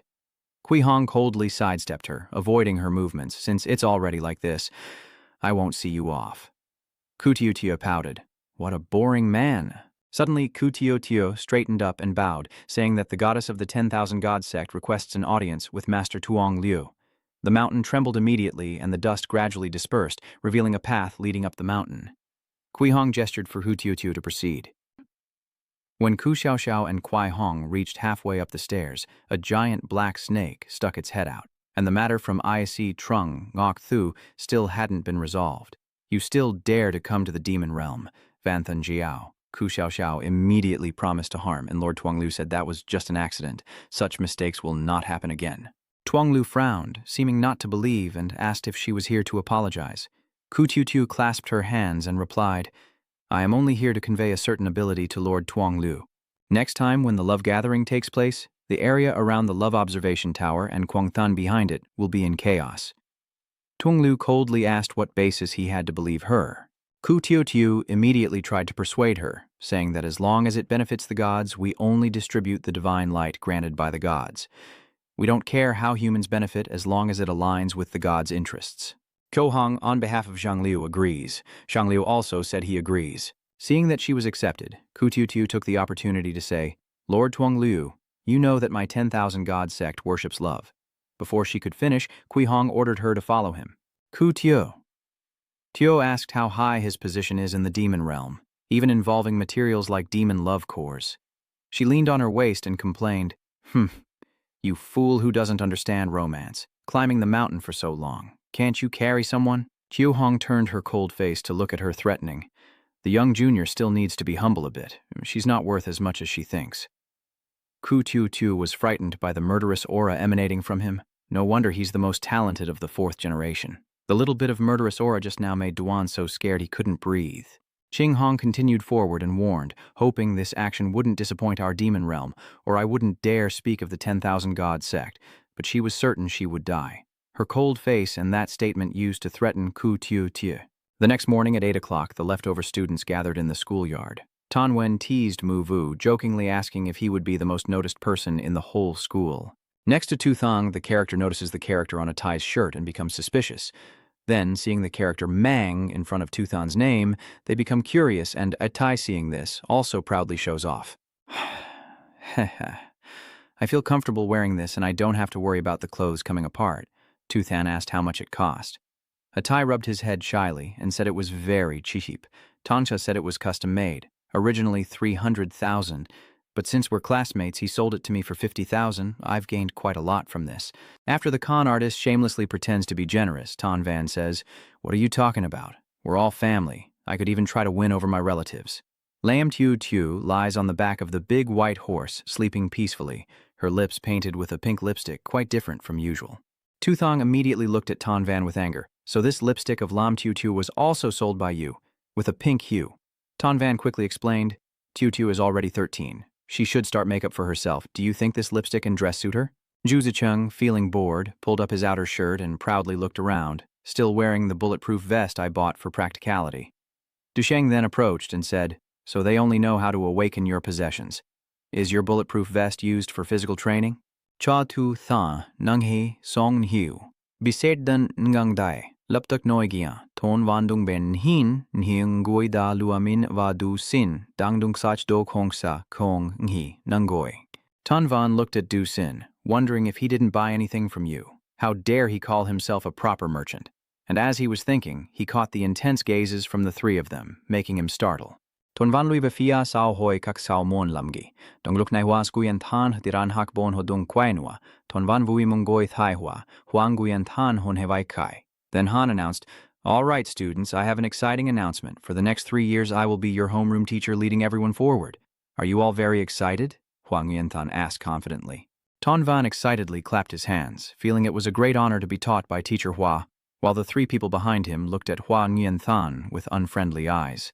Ton Van stepped forward to lift Teacher Hua, believing that following his footsteps would help them continue to train and fulfill everyone's expectations for the future.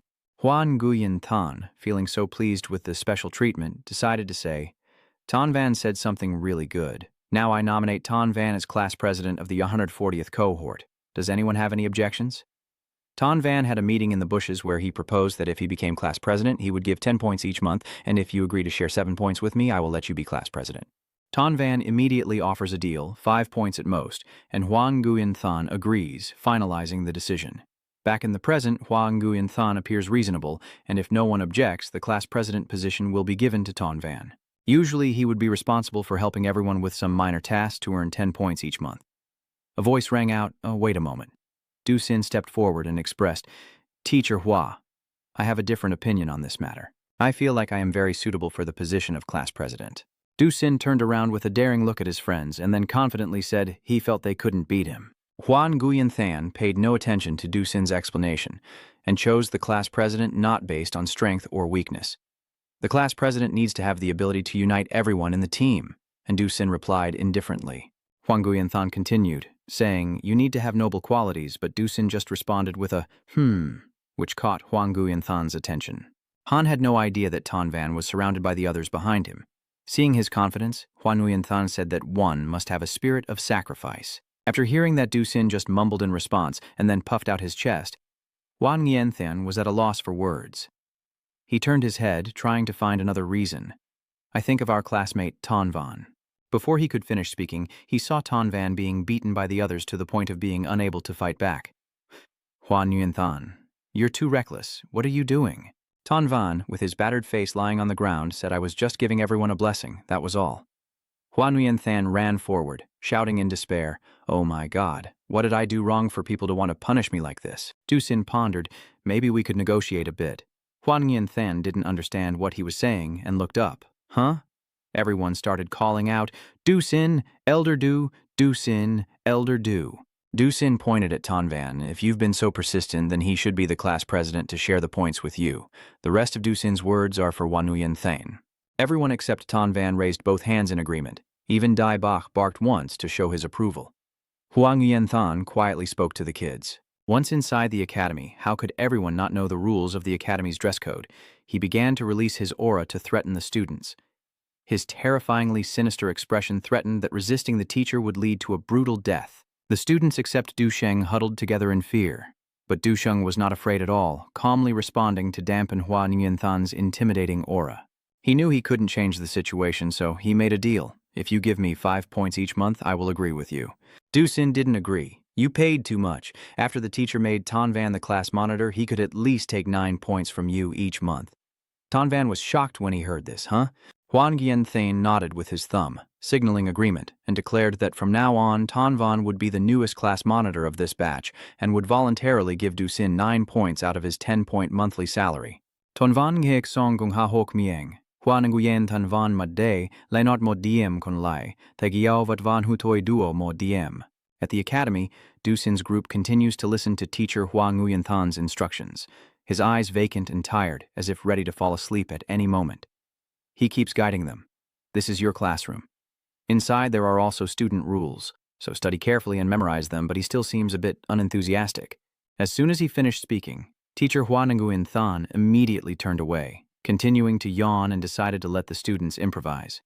Actually, he's too tired and just wants to go rest first, so he simply turned his back and left, leaving Trutu feeling extremely confused. Looking back at the teacher and shouting loudly, "We don't know how to go to class like this." Du Sin also looked back with an helpless expression at this teacher. Despite the students constantly complaining, Hua Nguyen Than still left, waving goodbye before leaving and assigning homework for the first lesson. Just earn 20 points in a day, and once you're done, the teacher will add you to the group with no intention of giving further guidance. Tan Van seems helpless but confident. 20 points is actually just 2 million items. It's only a game after all. Duang Duang is proud of himself, though his expression still looks a bit distressed. Leading everyone, Du Sin suggests that everyone first read through all the student rules. Once settled, everyone should gather around the student rules board at the mock academy. First, after enrollment, students must scan the code to download the academy's apps. Second, new students after enrollment can use points to cover all necessary activities in the school, including unlimited meals, training, supplies, and so on. Third, all necessary or unnecessary supplies are sold within the mock academy's app. Finally, after enrollment, money outside the school cannot be used, and any active trading points will result in expulsion and blacklisting from other apprenticeships. Ignoring the other rules, Sun Wen stopped at rule number 9. Trust yourself and trust your friends at the mock academy. Looking at this list of rules, Sun Wen was stunned and disappointed to the point of collapsing. Truly cursed. What is he complaining about? Everyone was truly surprised after reading the school rules, each person worried about how harsh the mock academy was. Turns out, even eating rice couldn't be paid with money. Only points, and Chiu Tu Than was helpless. Lam Chiu Tu, hearing this, also added, "That's right. I remembered that the cafeteria menu used to be not 5 points per meal. Luckily, Big Brother Tan Van still generously shared a lot of snacks with everyone." When Tan Van collapsed and heard that, he looked surprised. He's the class monitor, that's what he should do, with a slightly endured smile, while everyone around still happily snacks. A few memories resurfaced, like when Tan Van generously gave Tio Tio a big bag of snacks after she bought a lot from him, or when he gifted food to Chiu Tu Than after buying a large bag, never discounting, and the moments he gave a Thai a huge pile of beef. All of these appeared so clearly, and he felt heartbroken. He did so much, so why not give him a single point? After finishing the story, the guy on the podium suggested everyone focus on how to complete the first lesson instead of wasting time on trivial matters, and everyone around immediately paid attention.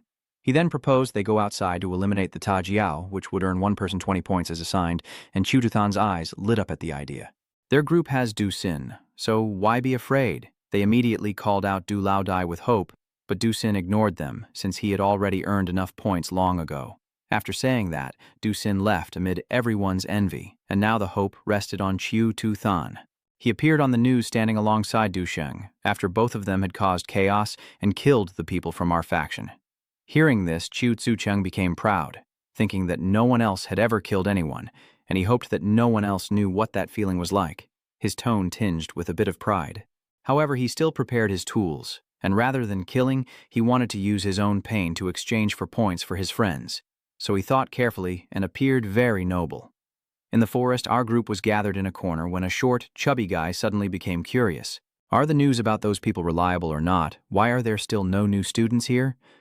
That is Lord Divine Servant, one of our subordinates, so rest assured. These are all years of experience for them. At this time of year, the teachers of the academy, wanting to reduce conflict, would assign a task worth 20 points to complete the first lesson. They continued analyzing, and since each of their teachers in the Divine Sect also gave 20 points, almost all new students would want to kill them to earn points.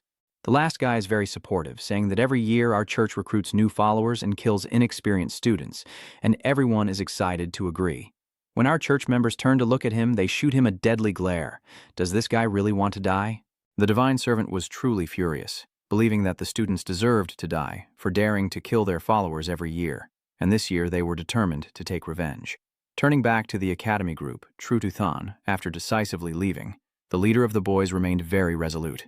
Gather the remaining 4 people, feeling that even without the 2 Tru Tu Than, based on the 4 of them, if they come up with a solid plan, killing members of our sect wouldn't be a small matter. Maida, he began to ask for everyone's opinion, starting with Xiao Xiao, who was leaning against her pet nearby. Holding a snack bag in his hand, he said, "If you want to go, then go. She's just a kid. How can she kill someone? I won't give up." He turned back and asked Atai, "I know you've always wanted to become stronger." Atai just patted his head and smiled. "Hee hee. I'm not going anywhere either. I'm from a noble family. I got bonus points when I enrolled. What's there to worry about?" The leader suddenly ran out of words. He returned to find the last hope in the school class, knowing that in our class, the class has the highest level. And if the 2 of them go together, it's not just about the effort. Tan Van has already run away in a panic, you old students. You're all just fools, running and revealing yourselves, so you'll see the true strength of the new students of Class 140. The leader was helpless, so the plan failed. Clearly, his appearance was the most impressive, and his chances the greatest, so why does he look like a wreck now? He was determined. One day he would crush those of his generation, standing at the highest position of the 5th generation, with his finger reaching for the sky. Somewhere else on campus, Zhu Zicheng is holding a loudspeaker, calling for donations. 1 yuan, 1 point, limited to 1 day. Hurry up and come here. People passing by look at him with confused expressions, wondering what's wrong with this new student, as if his mind is troubled, only someone commenting that the real problem is how he's trying to hit himself with the focus. It seemed like everyone was laughing. Then a long-haired young man suddenly knelt down and called out to his brother, "Choose me, I can last all day." Everyone around was suddenly helpless in the face of this chaos. Returning to the dormitory, Zhu Zicheng finally earned 20 points using his old method as required. He felt proud. Having gained 20 points without relying on the senior, he could earn points on his own. In the next room, the passionate leader has also returned, still carrying the heavy stone on his shoulder, looking a bit exhausted from the fight. It seems he has enough points and is quite proud. Dealing with the cult members, he can handle it alone. As he finished speaking, he immediately dropped the stone beside him, too exhausted to clean up, and sank into sleep. The night was quiet, and everyone was sleeping soundly. President Hua had announced that tomorrow everyone should gather in the classroom for a new mission. Hua Nguyen Tan Van Kon Lolang Cho Hok Sin, Do Pam Da Tronthut, Nang Voidu Sin, Vatiu Tiu Ode, Chak Chan Se Konko Wandigi, Doigian Trikwa, Denenge Hamizo, Mongui Da Tap Trango Fong Hok Theo Yokao, Nang Da Trikwa Motgio. Teacher Hua still hasn't arrived, and Xiao Xiao, holding a packet of snacks, thinks he's fallen asleep. Tan Van excitedly talks to Du Sin, Du Lao Dai. Last night I followed your instructions and launched the Beta UG and the Academy's system mission. These are your 6 parts. Du Sin agrees. So now you can call the school to report and earn another 100 points. Tan Van was unhappy, wondering why he had to report, knowing that the old students would buy information from him and tear him apart with 100 eyes. Du Sin didn't care at all and still wanted to follow the rules. If the class monitor didn't do it, he would ask Truong Tu Than to report. Tan Van was stunned and panicked. "No, let me do it." Although Tan Van was terrified inside, he still picked up the phone to report. It's not just about getting beaten up. If Truong Tu Than can do it, then he can too. There's no need to be afraid. From afar, Director Tu Than shouted to Du Sin and Du Lao Dai, Teacher Hua didn't come, but had already sent the mission via phone. Dusin listened and checked the mission.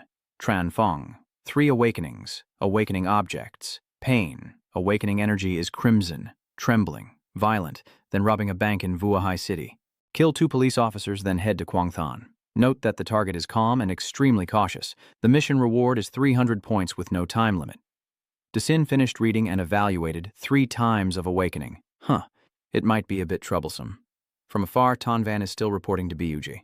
System Chief, Leader Tuthan and everyone else approached. Boss Du, this mission is incomplete and unclear. They only know the target is in Quangthan. What should we do now? Dusin doesn't explain much, just simply find him and kill him. Everyone around is shocked. How can there be someone like this? Tai is not convinced. Not for nothing is he called Du Lao Dai. He already knows what to do. This must be the aura of a genius-level talent. Even a triangle-level powerhouse is just about finding and killing them. After reporting, Tanvan turned to flatter Du Lao Dai, saying this mission is a team effort. Shouldn't we plan properly? Since both missions require going out, Tanvan thinks he can escape from the seniors now. On the other hand, Tanvan might invite them to lunch. Dusin considers, maybe it's possible. In the Academy's dining hall, Bai Haidong and Leung Gach are eating and discussing. Recently, the situation in the middle of the discipline has been quite off. Although it's the old folks' mission, the risk of investigating is still very high, and when asked if Leung Gach still wants to go, he remains willing. Leung Gach asked Hai Duang if she remembered when they first enrolled, back when they were young and not yet mature, thinking they could surpass everyone and that being handsome was the best. But over a year has passed, and the people from Class 139 some have already died. The disabled are already disabled, not many people remain. The so-called 3 years to graduate is also the biggest fire of the Manhwa Academy. The strength is not enough. The completion rate is not high, and some even stay in the 2nd year forever, Leung Gach said while hanging the ragged rope. Continuing, wanting to graduate, waiting in the designated area, not knowing how many people are still holding on, Bak Hai Duang sat there still listening. Leung Gach continued to sigh, wanting to stay in this human world, to leave his mark on the Chan Yuquan, but was it worth risking everything, worrying about the future? That's not the style of Mac Academy. After finishing, Liu Nuach left without forgetting to thank Bai Haiduang for his help over the past year, just as the group from Yusheng was entering. Bai Haiduang, upon hearing this, thought of graduation, and Cho Tu Than, witnessing the scene, wondered why she felt that Senior Liu Ngak no longer seemed like himself at all. Du Sin listened carefully. Everyone started to think, is this just a simple academy? Du Sin's friends began to sit together. Tan Van spoke up, everyone should take him as the standard. On the way here, I arranged for someone to investigate Tranfong's recent whereabouts, and there will be news soon. I also think we should explain our awakening abilities to each other so we can coordinate better in the future. Du Sin then turned back to the others, and hearing this, he didn't hide anything, still awakening as a breaker. He asked everyone if it was possible that he had awakened in a single instance. An impossible thought. Everyone fell silent after hearing this, truly unable to hide it. Du Sin sighed and continued explaining, awakening twice with skills in hiding aura and instant teleportation over a very short distance. After hearing this, Tan Van was stunned. His second skill is temporal displacement, so this is the first time he's heard of it. Is this old master really supported by the elders? He then became serious. He took his heroic grandfather's lifelong vow of eternal loyalty and swore that he would not reveal a single piece of information today, his eyes very serious. Healing death becomes a sandbag, support, defense, and fighting stronger opponents, getting stronger with each hit. Lam Tu is awakened, thanks to Big Bai. Its abilities might include biting people. Movu, on his second awakening, uses a tombstone, which cannot absorb foreign energy. Before he finishes speaking, everyone is alarmed. Movu interrupted, saying, "Don't you think that the tombstone is really heavy and hard and that throwing people really works?" Lam Tu brushed it off and asked about the class monitor's abilities, to which he replied, Tan Van awakened Kim Nguyen Bao 3 times. Lam Tu listened excitedly. Class monitor, you're really strong, so what about your abilities? By now, Tan Van was starting to panic. His ability? Wealth, boosting wealth, super-level wealth enhancement? A sneer sounded. What do you think? Tan Van was furious. Don't even think about underestimating him. Even though he has no combat ability, he has plenty of money. He started bragging about his father's Kim Yuan Corporation in the Northern Human Clan area, and his intelligence-gathering ability must be top-notch.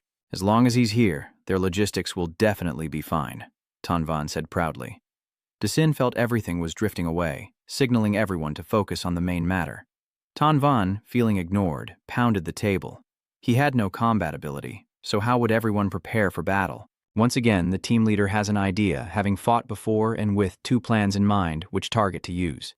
So his original plan is for Atai to hold Movu's Mo in front, then Chuduthan will support Atai from the side, while Daibak and Du Sin wait on the flank for an opportunity to kill the enemy. Tonvan continued, but now they knew Movu's ability, and if they followed this plan, it would be a waste of his power, so he had a second plan, with Chu Tu Than beside him, looking grim. Tonvan continued to express his opinion. First, Chututhan will hold out for a while, then Movu will use his ability at the right moment. After activating his skill, he will pass the beacon to Atai, completing the exchange together. The targets are those who have awakened 3 times, choosing Chututhan, who seems to have had a chance, and he proudly claims that he has awakened twice. The next morning, Tonvan excitedly led his team to the front of a hotel and said he received information that the target was very likely inside this hotel. Then he looked back at his companions and explained that he had devised a plan. There are many people in the hotel making it hard to act, so it's best for Du Sin to lure them outside while we wait outside for an ambush. After the target comes out, Duchang will think of a way to stop them and coordinate with Du Sin. While Tonvan was still rambling about his plan, Du Sin brushed past him and went straight into the hotel, saying he would check ahead, telling them to keep going. Seeing this, Tonvan was shocked and hurriedly reminded him to just lead the others out of the hotel and not to get involved, advising caution. Duchang pats his shoulder to reassure him, confident that Duchang has always been very careful. Meanwhile, Duchang directly enters the hotel and approaches the front desk to ask about room 603. The receptionist pointed to the elevator going up, and Du Sin nodded slightly in thanks. Then he quickly entered the elevator just as someone was inside. The man in the elevator smiled and asked which floor he was going to. Du Sin honestly replied, 6th floor. The man pressed the 5th floor button, then conveniently helped Du Sin press the 6th, and the elevator returned to silence. It quickly reached the 5th floor, the elevator door opened, and the man also stepped out.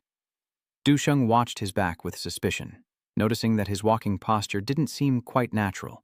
At this moment, the elevator door also closed and quickly moved up to the 6th floor. Su Sheng stepped out of the elevator and slowly observed the surroundings.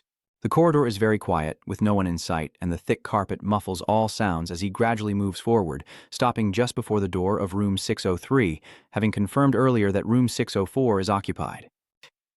As expected, Tranfong is very cautious, so he's definitely hiding in room 604, watching room 603 to make a quick escape. Du Sin thought and then approached room 604 with a small dart in hand. Then he quickly slid it through the small gap under the door and inside. After finishing, Duchang carefully covered his nose and left room 604. But to prevent any accidents, Duchang also went to drop a few drops into room 603. After finishing everything, Duchang moved to sit silently near the wall between the two rooms, still holding a bow in his hand. After a while, feeling that enough time had passed, the loud noise from room 604 caught Du Sin's attention. He took out a small wire from his shirt pocket and bent it into a loop. Then he inserted it into the lock, and when a sound rang out, the door opened. Yusheng gently pushed the door open but did not immediately go in, instead throwing a small, multifaceted mirror inside. Immediately after, the figure of a man gasping for breath on the sofa appeared. It's Tran Fong. Du Sin saw Tran Fong reveal himself and calmly shoot arrows from his bow towards him. Although weakened all over, Tran Fong still had speed and could dodge these arrows. Taking advantage of the moment when the arrows weren't being shot, Tran Fong quickly jumped over the chair and hid behind it. Then he casually suggested that the effectiveness of the soft bone powder only lasts for 2 minutes, so Du Sin couldn't kill him during this time, and proposed that they work together to escape. But Du Sin nonchalantly said he was glad you didn't do it, as footsteps grew closer and closer, and somehow he had a homemade bomb in his hand. Du Sin stopped at the door, holding his bow tightly, and faintly said that dying from an arrow shot would be more satisfying than being blown up by a bomb. Tran Fong squinted at the bomb rolling in front of him, already counting down. He reached out to grab the bomb, but suddenly an arrow shot out and stuck right in front of him, causing him to withdraw his hand.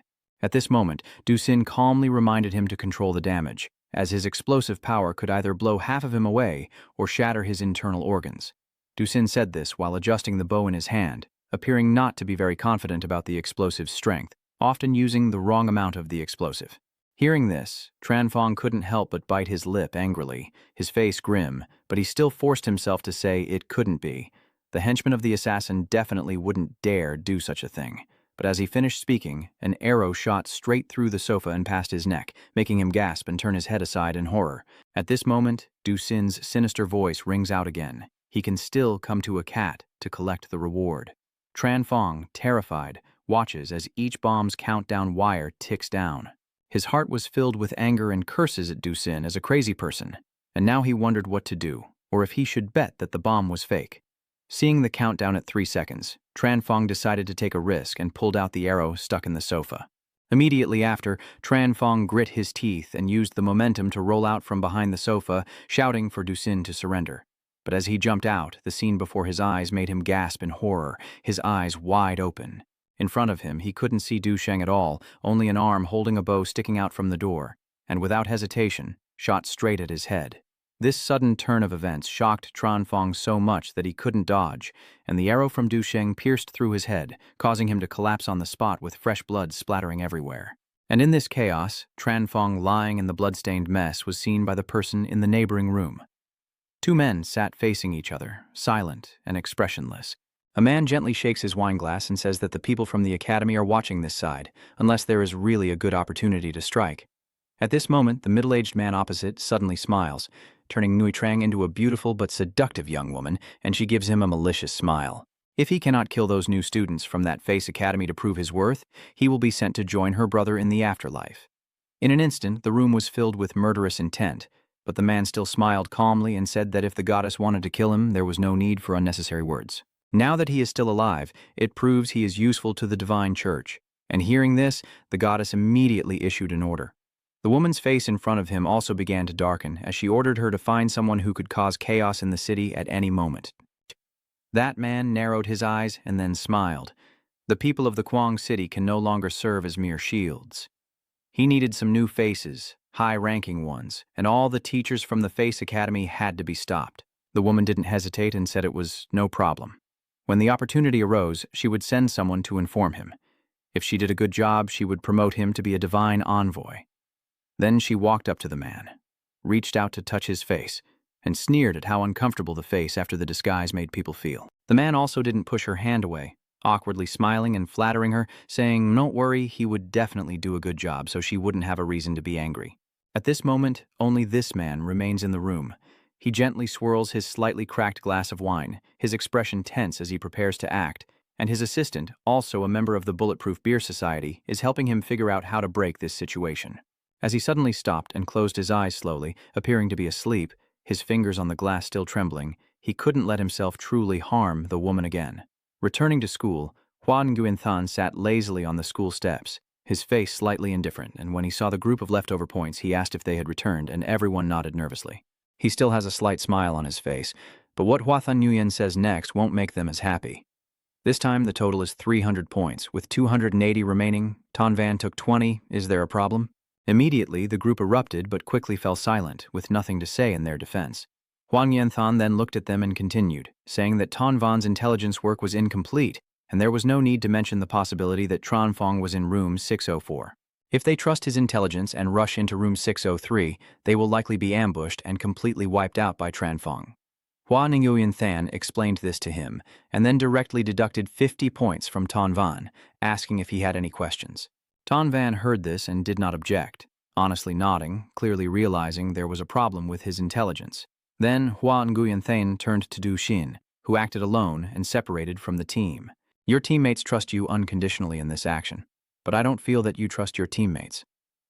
Hua Nguyen Than said this calmly, then looked at Du Xin and continued slowly, perhaps the way of survival in Toython is to fight alone and not trust anyone. As a teacher, I will not ask you to completely abandon Toython.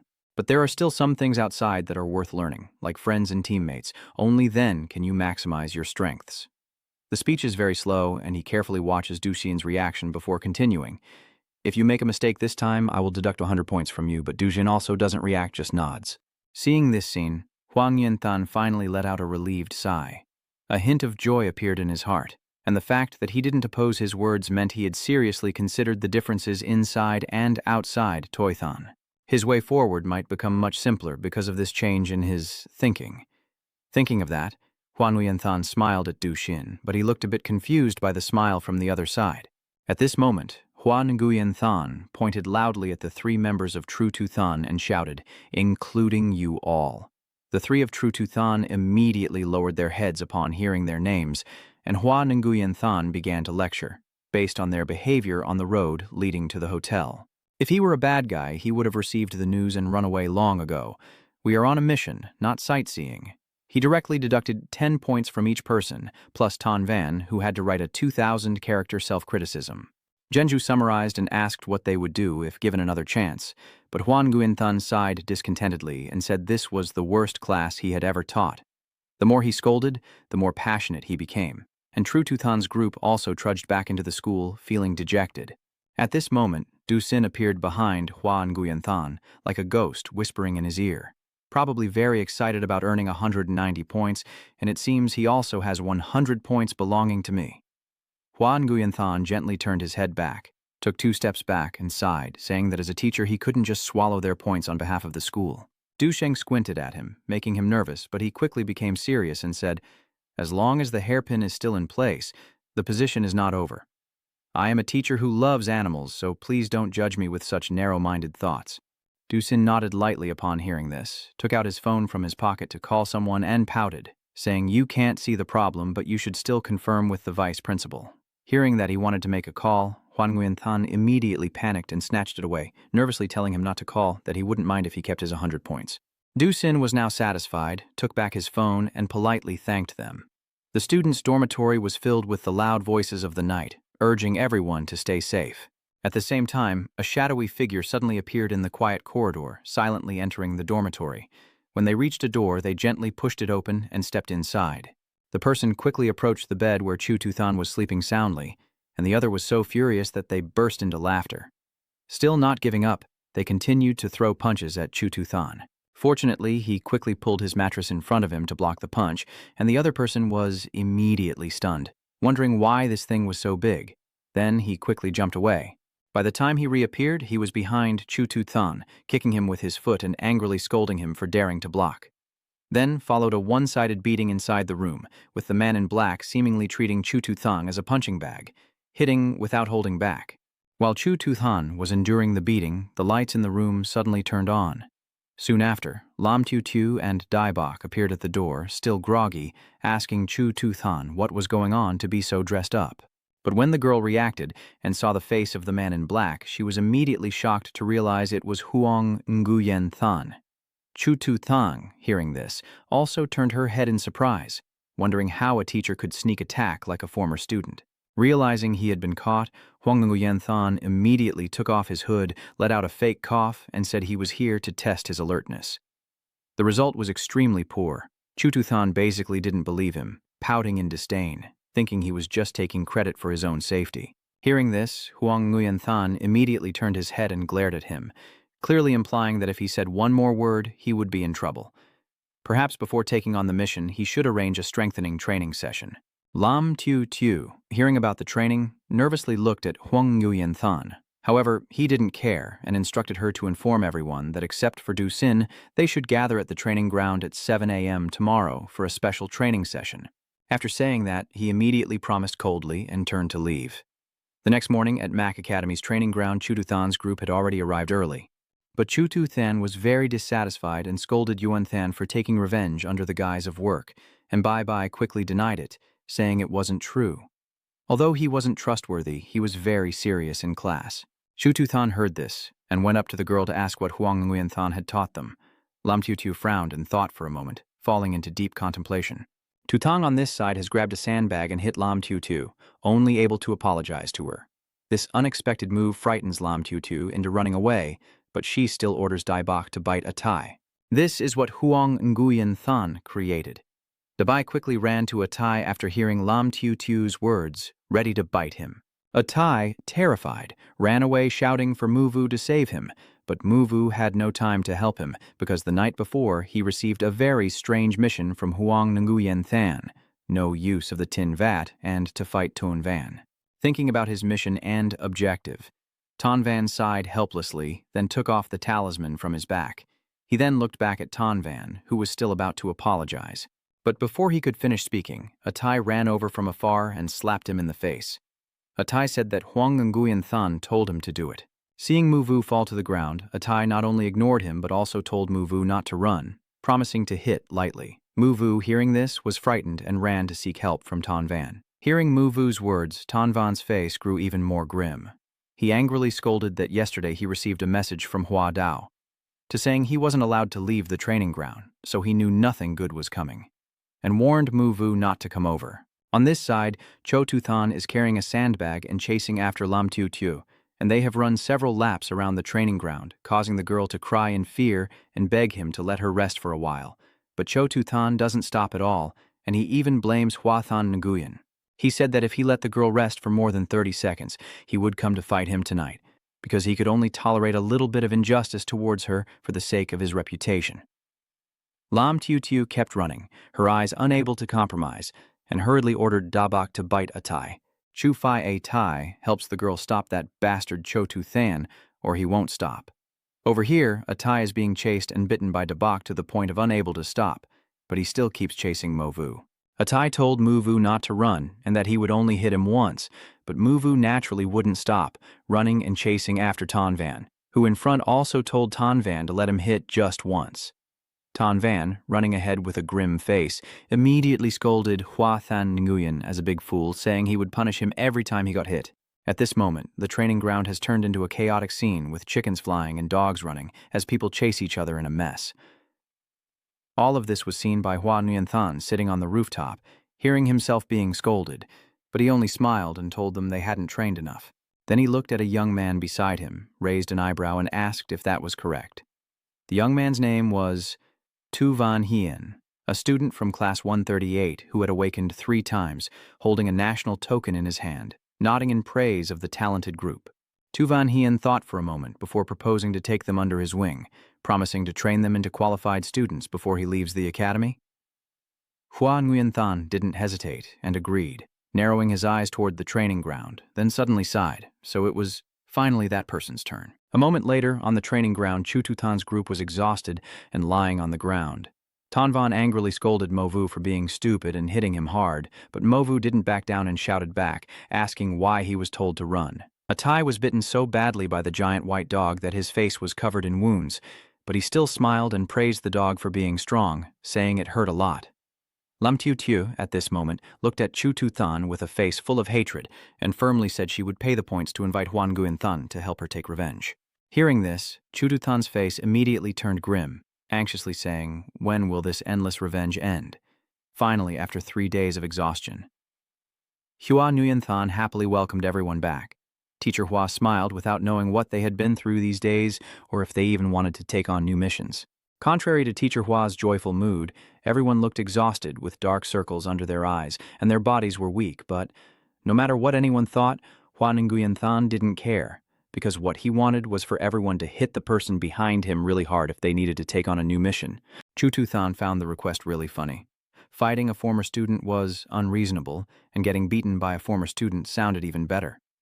Hua Nguyen-than confidently claimed that he didn't harass everyone but had specially chosen this for them, and his student's record was decent with a soft cup ranking of 5 and 3 awakenings. Hearing that the leader has awakened 3 times, Tu-than and Tanvan are both very surprised because this phenomenon is similar to Tranfong's past. The leader also doesn't explain much, taking out his weapon and letting everyone verify for themselves. He also mentions that if you compare the number of awakenings with Tranfong, they are truly the same, since both have awakened 3 times. While Tanvan was holding the gold bar and still pondering the 3 times of awakening, though this phenomenon resembled Tranfong's, it was unclear whether it was truly powerful or not.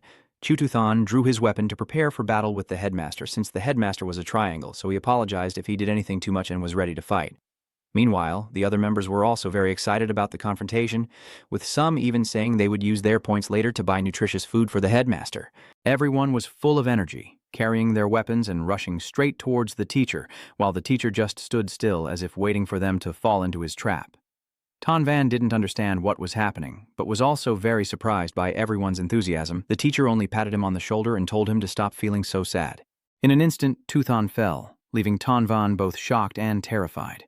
The fog gradually dispersed and all the members had fallen. Despite Tu-than's incredible power, he couldn't understand what technique or reason prevented him and the others from moving or using their strength, while the headmaster, contrary to his formidable strength, still wore a friendly smile and approached Tanvan directly, witnessing everything from afar. The captain approached Tanvan, who nervously stepped back and begged him to spare him because he hadn't participated in the siege. but the captain still smiled happily and replied that they would face life and death together. Knowing that words were useless, Ton Van closed his eyes tightly and then told him to go ahead. As soon as he finished speaking, the leader struck him on the knee, then countered against him, and finally gently pressed on the left side of his neck.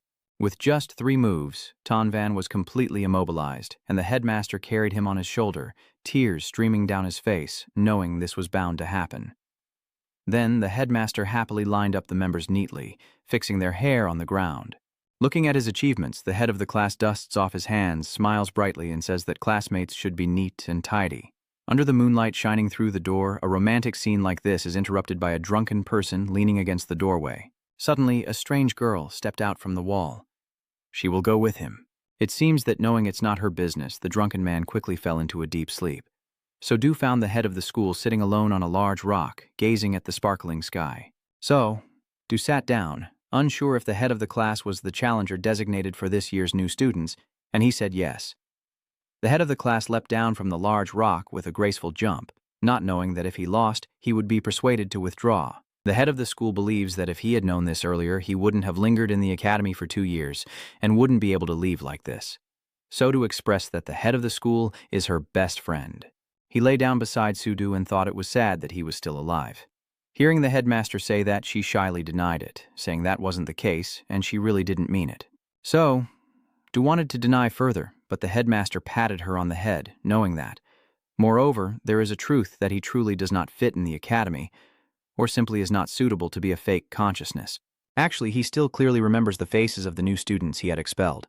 The head of the academy believes that leaving behind a foundational stone for the growth of the juniors can also be considered his greatest achievement in his fake life. The headmaster turned to look at So-do, recalling her problem but unsure if those people truly had the ability to resolve the side effects she was facing. And he also shared that he was waiting for her to achieve great success, so he could boast to everyone that she was his classmate. Seeing that it was getting late, the headmaster reassured So-do that he was fine and that it was time to go home, extending his hand. Seeing the cheerful spirit of the headmaster, So-do smiled and agreed to return with him, also reaching out her hand to hold his. When she reached the door, she turned back to look at the head student, believing that he was truly no worse than anyone else, and that in the future the peak of humanity in the palace of Masun would have his name. Hearing those words, the head student smiled happily and told her to go home quickly. He stood still, watching So-do slowly walk inside. Suddenly, the drunken man muttered strange things about the mental hospital, the human race's pillar falling from the sky for 1,000 zhang, madness and chaos. At this moment, the senior finally showed a sad face, thinking that no matter what Du said, it all came down to Nam herself in the red light district of Hongdong City. Liu Ngoch was pretending to be a fruit-filled pancake vendor, but with his handsome appearance, he attracted a red-haired prostitute. She reached out to take Liu Yao's hand and invited him to go with her, saying she would pay for him. Liu Yao quickly pulled his hand back, his face blushing with embarrassment. Seeing that, she left her phone number and said she would wait for him at the club. Actually, it's not the prostitute girl that made him blush, but because Liu Nyok ate something that gave him a stomachache. He angrily turned to ask Lao Tan whether his bowl of cold noodles was fresh or not. But old Tan was confident in his skills and believed that with his many years of experience selling cold noodles, nothing had ever gone wrong before. When the stomach pain became unbearable, Liu Ngoch grabbed a roll of toilet paper and warned old Tan to wait until he returned from the bathroom to discuss things further.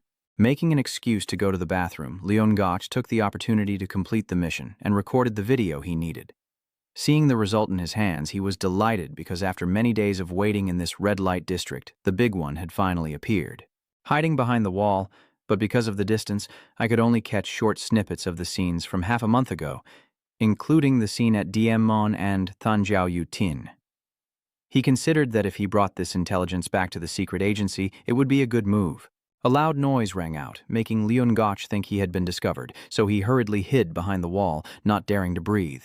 It turned out to be a drunkard who was awake late at night and couldn't find a prostitute. Just when Liu Ngoch thought everything was under control, he let out a sigh of relief. But suddenly the girl with red hair stepped out, appearing surprised that he wasn't there to find her. Suddenly her expression changed, and she believed Liu Ngoch had come to seek death. She reached out to let Tom take Liu Ngoch, but he was quicker and dodged away. After preparing to attack, Liu Ngoch looked at her and stubbornly said that if she wanted to kill him, her skills were still far from enough. But before he could rejoice, he was stabbed from behind with a sword. It turns out Ku Tiu Tiu punched him with a copper bead, knowing that Luan Gotch was one of Luan Gok's people. It's a pity because her appearance isn't bad at all. As the pain struck, Luan Gok remained calm. Her aura was sealed, and even if he died, she was determined to be buried with him. Before closing her eyes, Luan Gok tried to use her power one more time. The red-haired girl saw this move but didn't recognize what kind of technique it was. Ku Tiu Tiu leaned Luan Gok's body against the wall and ordered the red-haired girl to deal with the corpse, then announced that the organization would send someone to handle the funeral arrangements. Then Ku Tiu Tiu left with a smile on her face, while the red-haired girl said nothing, only watching her silhouette. Meanwhile, neither of the two girls knew that Liu Notch was actually still alive, as he had left his blood symbol on the wall. Meanwhile, Lao Ton was sitting leisurely, and he saw a tall person with a round glasses body. He took out his phone and called the Dark Lao Ton to report that he seemed to have seen a high-ranking member of the evil cult on Goshlam Street, who appeared to be the evil goddess Ku Tiu Tiu. Old Master Ton introduced himself as Not Tom Thi Dan, meaning a passionate citizen, before the senior student dormitory was training his juniors, who couldn't keep up with his pace, and the senior happily said that everyone was too slow. Suddenly a Chinese voice rang out, and after waiting in vain for the leader to speak, a junior peeked out to see what was happening. The leader couldn't believe the Chinese voice just heard, so he cleared his throat and thought. Bach hadung heth hai tiengdrung, koliening hiliu ko faila luango, tai gia hong noen hiu ma churang suing hi kua koladung. Bakhai, don't get straight to the point of her mission, and immediately send her the documents. Bakhai, don't be angry and leave. The senior student says that the genius of Class 139 truly has many geniuses. But due to a previous action that caused great loss, only Bakhai Dung and Lun Gosh remain now, and after that recent Chinese voice, only she from Class 139 is left. The senior also reminded the new students that they can overlook it the first time, but if they hear the Chinese voice again, they must remember the etiquette because this sound represents the face of their academy, and they will lose another person. He turned around and told everyone to quickly go practice. At the moment, the new students can't harness their powers well, and he doesn't hope that one day the sound will ring out for them. Looking at the phone in his hand, Jizi Chung reminded himself to try harder and work harder. In the evening at Hongdong area, seeing Bachai Duong appear with weapons, everyone around hurriedly ran away because the Face Academy's people had arrived. Bakhai Duong ran her tongue across the ground to make a noise to attract everyone and ordered them to stand still. Although frightened, no one dared to move. Bakhai Duong coldly ordered them to quickly bring your deputy sect leader to meet her. Seeing her so frightened, someone nervously spoke up, saying the deputy sect leader had gone out early this morning. Bakhai Duong turned around and walked away without saying a word. She quietly entered the alley where the fight had taken place. Seeing the bloodstains on the wall, her face darkened as she stepped over the splattered blood on the ground. Bakhai Duong stood in the alley, not knowing who to ask, but she believed those two had made the move. Suddenly her phone rang. Bakhai Duong answers the phone with two new intelligence reports. The first report states that Liu Dai transmitted that Liu Yuetong used the black copper seal to secure the target. The second piece of news is that the goddess Hu Tiu Tiu might be involved. After understanding the situation, she quickly hung up, staring at the blood-written words that Luan Gok left behind before her death, not understanding what he was trying to convey. The two words written in blood, Lieton, are still clearly visible on the wall. Without hesitation, Bachai Duong picks up the phone to contact Liu Jia, introducing herself as Liu Gok's classmate, and asking him to tell her the location of the black copper seal. After learning the location of my black copper seal, she thanked him and hung up at a building in Hongdong district. The red-haired girl jumped in and shattered the building's window. Behind her, Bai Hai Tang is chasing to kill her. She tells the red-haired girl not to think she can escape, as she dares to target Bai Hai Tang's friend. Today, Bakhai Duong herself will send her down there together with him. The red-haired girl just ran away, but still insists that Liu Yuetong was not killed by her. Bai Hai Duong asked if the person who killed Liu Yuetong was indeed my disciple Ku Tiu Tiu, right? The red-haired girl didn't expect Bakhai Duong to know that either. Instead of confirming whether she knew or not, Bakhai Duong just pushed her aside and said she would see her off first, and very soon she would follow along with the red-haired girl. If that last attack had missed, what Bakhai Duong said would have become the truth. Seeing such a powerful attack, the red-haired girl lying on the ground realized she had unintentionally opposed her. With Bakhai Duong's Face Academy, and Bakhai Duong needs to hear her explanation. Bakhai Duong didn't listen to any words from the red-haired girl. She pushed away and said if she wanted to explain, she should go down there and explain to Lu Noch. It would have been really lucky if the distance from that strike hadn't just pierced through the red-haired girl's clothes, but instead tore her apart. At this moment, the red-haired girl had also calmed down and jumped back. Up to this point, she could no longer avoid it and began calling out to prepare for a counterattack. Originally, the red-haired girl's plan could have cooperated with the Face Academy of Bak Hai-Duong, but if Bak Hai-Duong was determined to seek death, so don't blame her for being ruthless. Bak Hai-Duong lowered her face and said nothing, but secretly accepted that today she had to take the red-haired girl's face. Suddenly, a black flower appeared right beside Bak Hai-Duong. The red-haired girl charged straight at Bak Hai-Duong, claws raised, ready to finish her off.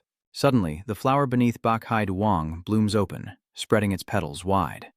Bak Hai-Duong doesn't hesitate and delivers a sharp strike into the red-haired girl's chest. With just one strike from Bak Hai-Duong, she was now sprawled on the ground.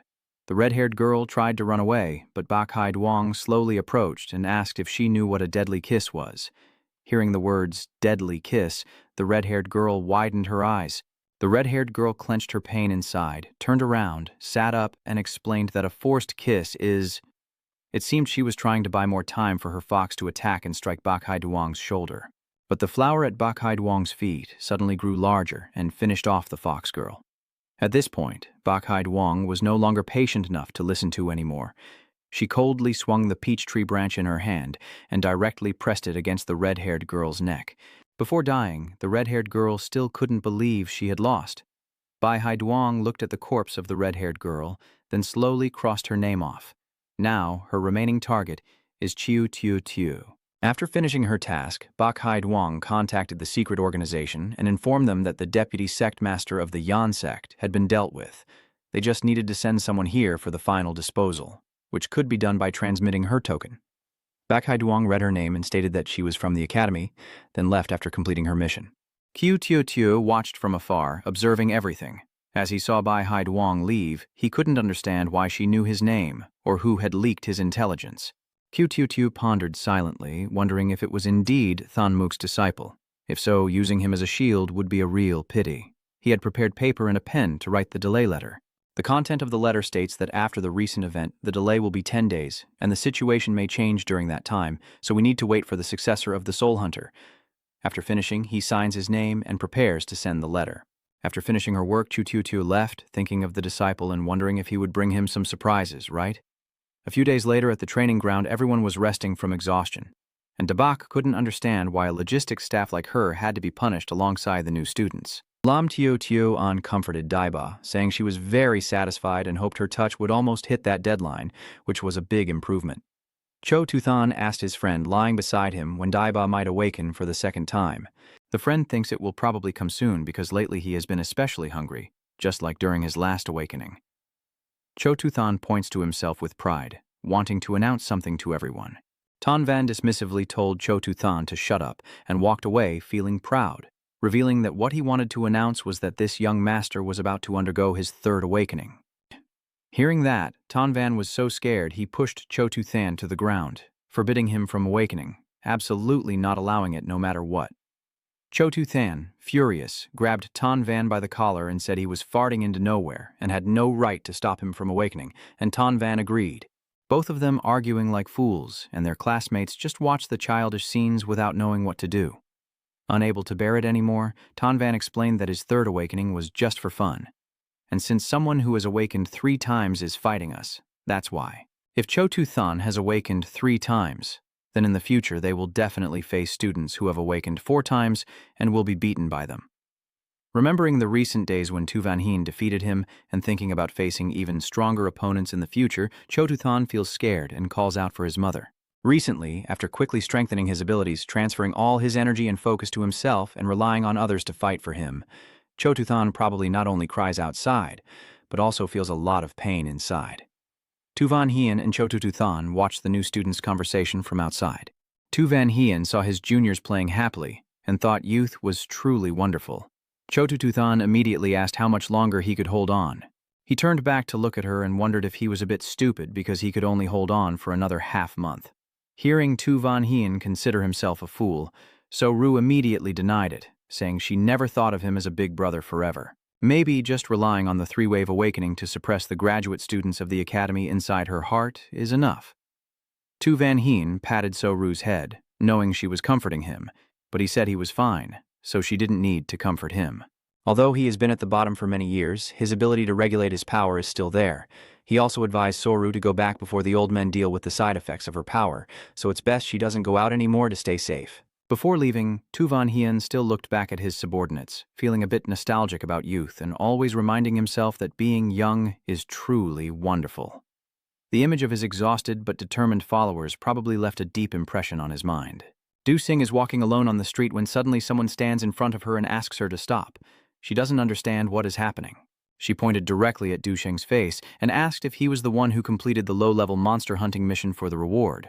Right? He simply responded with a muffled sound. Suddenly she knelt down loudly, crying and begging you to spare the low-level monsters outside the city that you were about to kill, so please hurry up and complete your mission. Duchang, confused about what was happening, quickly dodged her. After a moment of silence, he was about to speak.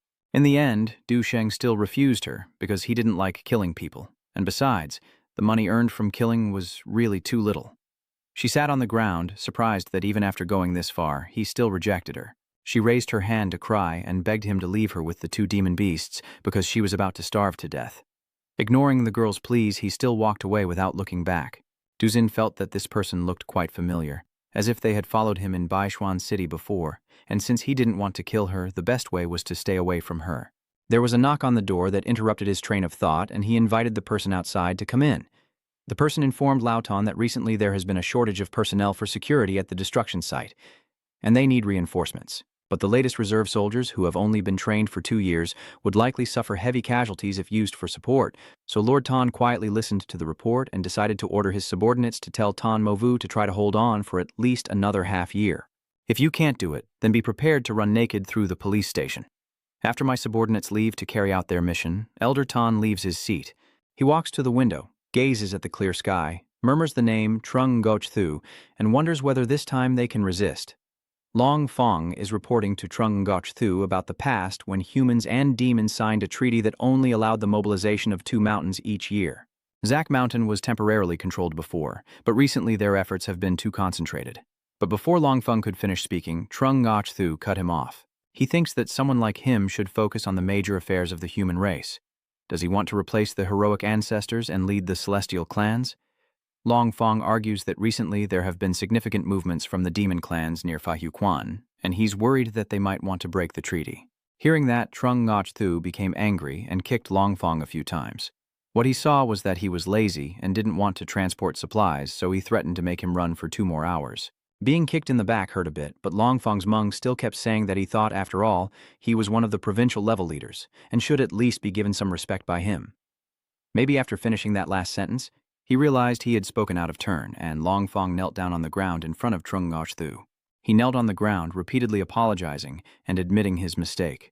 Trung Ngoc Thu just turned her back and spat in his face, leaving him with a stench. As a provincial-level leader like him from Kwanghong Baksh, he has 4 such people, so nothing is worth it.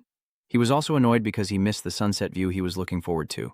Suddenly, the guard shouted out a warning of an enemy attack with a red alert.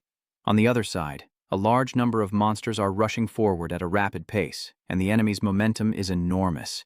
I wonder what Trung Ngoc Thu's group will do. Early the next morning at the academy, under a clear blue sky and fresh air, Tu Van Hien gathered everyone to share good news since everyone had qualified.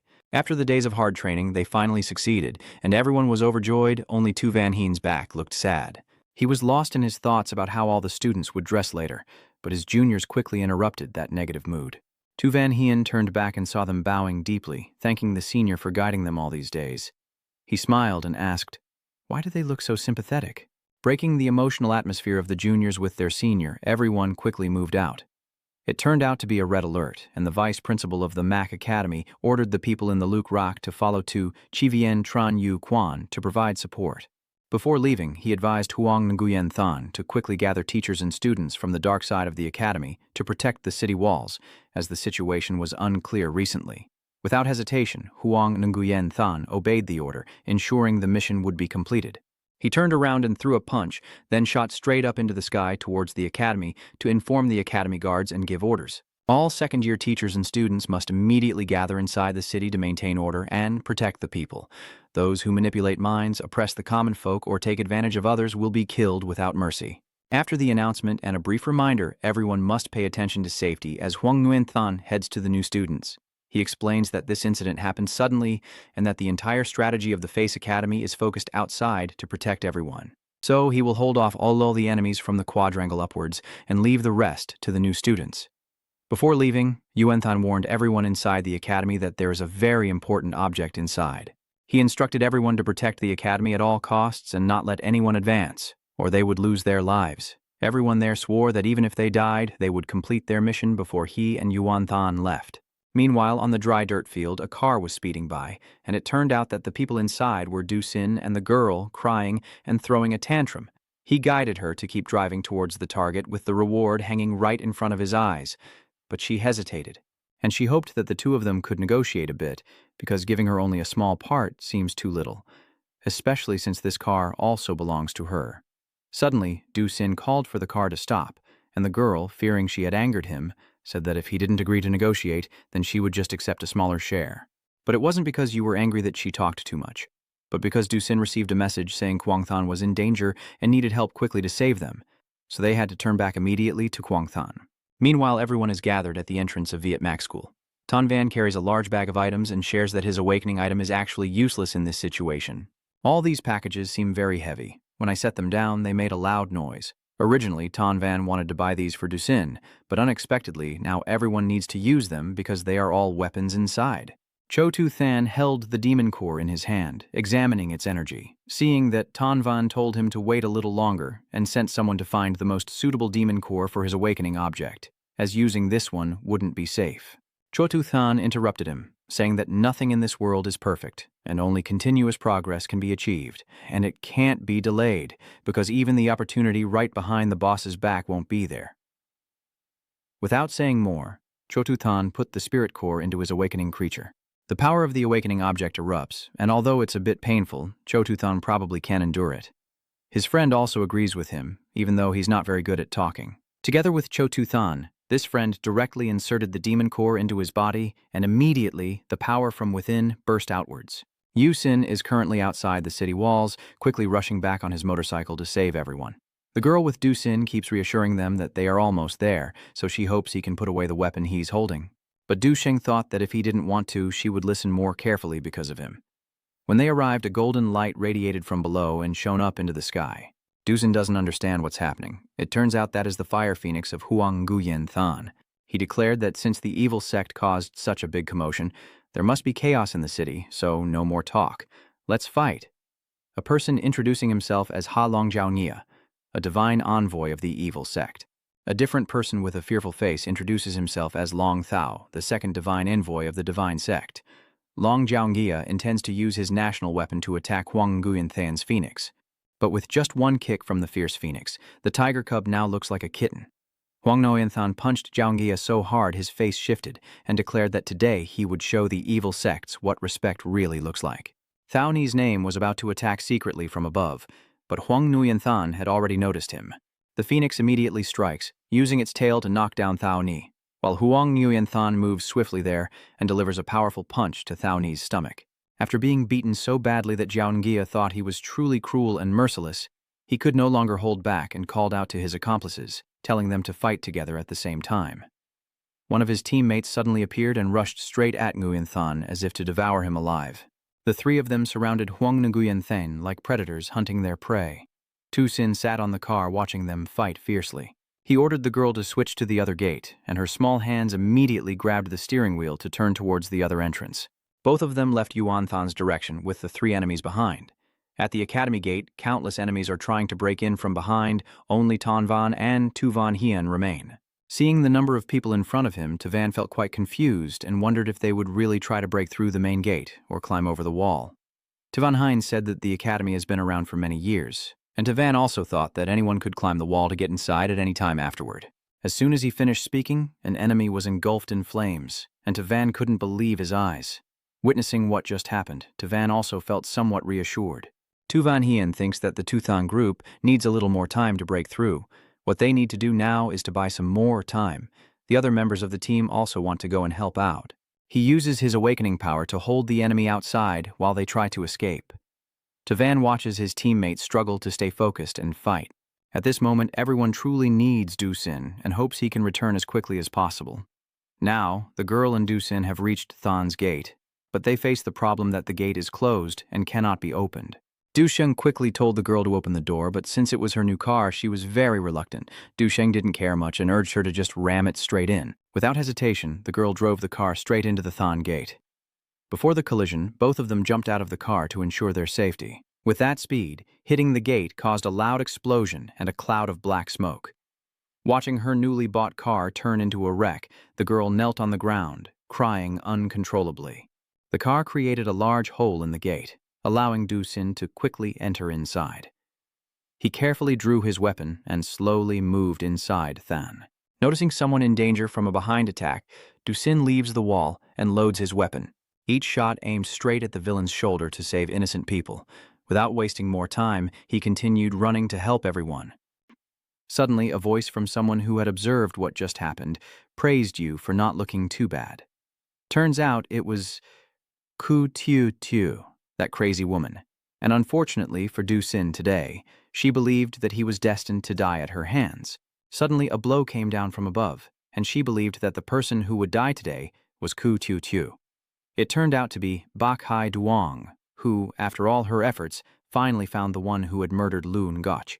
Seeing the two prepare to fight, Duchang stepped back while Bakshaw Duang drew her long sword and slashed directly at Ku Tiu Tiu's hand, causing blood to spray everywhere, and shouted, "Check!"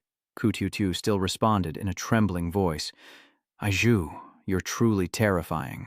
Dusin frowned as he looked at the two of them, unable to think clearly. He quickly ran away, leaving Bakshaw Duang behind. While the girl was fighting, another character appeared with the same voice, causing both of them to turn and look. Ku Tiu Tiu, I found someone for you, an opponent with equal strength. This is a divine disciple. He stepped forward and looked at them with a smile. Next, let me see for myself what it is that she and the high-ranking members of the divine sect have been thinking about in the academy all this time. Returning to the gate of the city, Atai, Tanvan, and Mo Vu are now also ready to face the black-clad enemies. Atai looked down, spread his arms to Mo Vu, and said, "I'll borrow your grave for a bit." Next to him, Tanvan held up his protective ring, thinking, "This is the only thing I can do right now." Tanvan stepped forward and put the bracelet around Chu Tu Than's neck, making him wonder. But Tanvan just replied, "Less talk, and let's go." Atai's and Chu Tu Than's eyes began to glow with determination, and they both smirked arrogantly. Then the two immediately rushed forward, one heading for the grave, the other holding a sandbag and shouting loudly to send E.C. Chu Tu Thang, ran to grab a sandbag and block one of them, the other holding a sword and ready to strike him while still smiling arrogantly, just reaching the triangle and wanting to stop this old man too early. But Chu Tu Than's face shows no fear. He responds with a ha-ha and disappears. The man's face suddenly looks stunned and panicked. He doesn't understand what is happening. Suddenly, a huge explosion occurred. He was thrown back and slammed into the wall, crying out in pain. Chu Ticheng, holding a sandbag, happily says he enjoy my third skill, counterattack. Atai on the other side strikes down with a tombstone, using internal force to shake the ground and knock several black-clad men away. Tu Van Hien quickly slashed at a black-clad man's neck, glancing back at them and thinking that these two have great potential and must not be buried here. He swiftly moved past each enemy, leaving them wounded, but still alerting them to conserve their strength and not let others catch up. Chu Tu Than looked at him and smiled. "Senior, don't worry, I've got this." But he didn't notice that a black-clad figure was approaching him. Tu Van Hien saw it and shouted loudly, "Be careful." Tu Tu Than quickly turned to look but didn't react in time and was cut from behind, causing him to bleed heavily. He sneered, "Ha ha ha," accompanying the god. As Chu Tu Than fell, the Tanvan Deo bracelet suddenly lit up. Chu Tu Than, just cut with a long gash on his back, collapsed onto the ground. Seeing that, he drew his sword in anger. "If even a protective treasure can't kill you with one strike, then I'll give you another." Instantly, Tu Van Hien rushed forward and slashed at his neck, causing him to stand still. Then he sat down heavily, weakly saying, "Why are you doing this?" Tu Van Hien ignored his words and turned to leave. Chu Tu Than propped himself up, grimacing in pain, and Van Hien asked if he was okay. Jutsu Chung got up, lifting the sandbag as if nothing had happened and still able to fight. Van Hien reminded him to conserve his strength. "Our goal is to protect the academy, not to send the ISC to wipe them out." Suddenly, the Great White charged forward, attacking the group fiercely. Aitai used the power of the tombstone to smash it straight into the ground, knocking the black-clad figures away. Van Hien gradually retreats, narrowing the defensive line. Van Hien and Chututhan slowly fall back while fighting them, the black-clad enemies pressing closer, making the battle even more fierce. Movu saw the scene in front of him and felt uneasy, not knowing what to do. Suddenly, Movu grabbed his sword and rushed forward. I am not a useless person. Tonvan saw Movu rushing over and immediately stepped in to stop him. You're a mage. Charge forward. Van Hien then unleashed his ultimate move, fighting while warning everyone, listen up kids, this is your last class, remember this. Van Hien leapt back and stabbed one of them, realizing that the support of the body is the eternal weapon that never changes. Another person was pushed lightly by Van Hien and fell backward, just needing to exploit each joint of the body well. Then he gently moved and stabbed the neck of another guy, winking, even a healing system can send an ESE person. A guy who was about to swing his sword straight at Tu Hien was stopped by Tonvan with his sword. Van Hien raises both hands to defend himself, looking exhausted. Soon we will retreat to the academy and seal the gates. Cho Tu Than approaches with a punching bag, looking at Tu Van Hien confidently, saying the senior students may be rookies, but we are not afraid. Tu Van Hien is too important now, so I, as a level 5 senior student, order you to retreat to the academy and close the gates before I lose the authority to open them. Tuthan turns to look at Tu Van Hien, calling him senior, showing concern, but he only responds that it is an order. Suddenly, Lam Tiu Tiu chuckled and pointed into the distance. Look over there. A red magic cord cut through the crowd of black-clad figures, causing them to be beheaded one after another, and that cord belonged to Du Sin. Seeing Du Sin appear like a god, everyone was happy to see that the elder had returned just in time. Atai ignored Tu Van Hien's words and kept standing there, smashing each enemy with his tombstone. Movu and Ton Van, each with a sword on their backs, quickly drew their weapons to prepare for battle. Seeing that, Tu Van Hien is too arrogant. You guys are crazy, go back for me. Chotsu Than glanced at him. This time let him see the true strength of our class 140. Choduthan wiped forward to attack two people, shouting loudly, the wave of the sword is a deadly combination. Choduthan wiped to Du Sin and called out that I couldn't come. Duchang moved to Chotsu Chung's side, swiftly knocking down another with a single strike.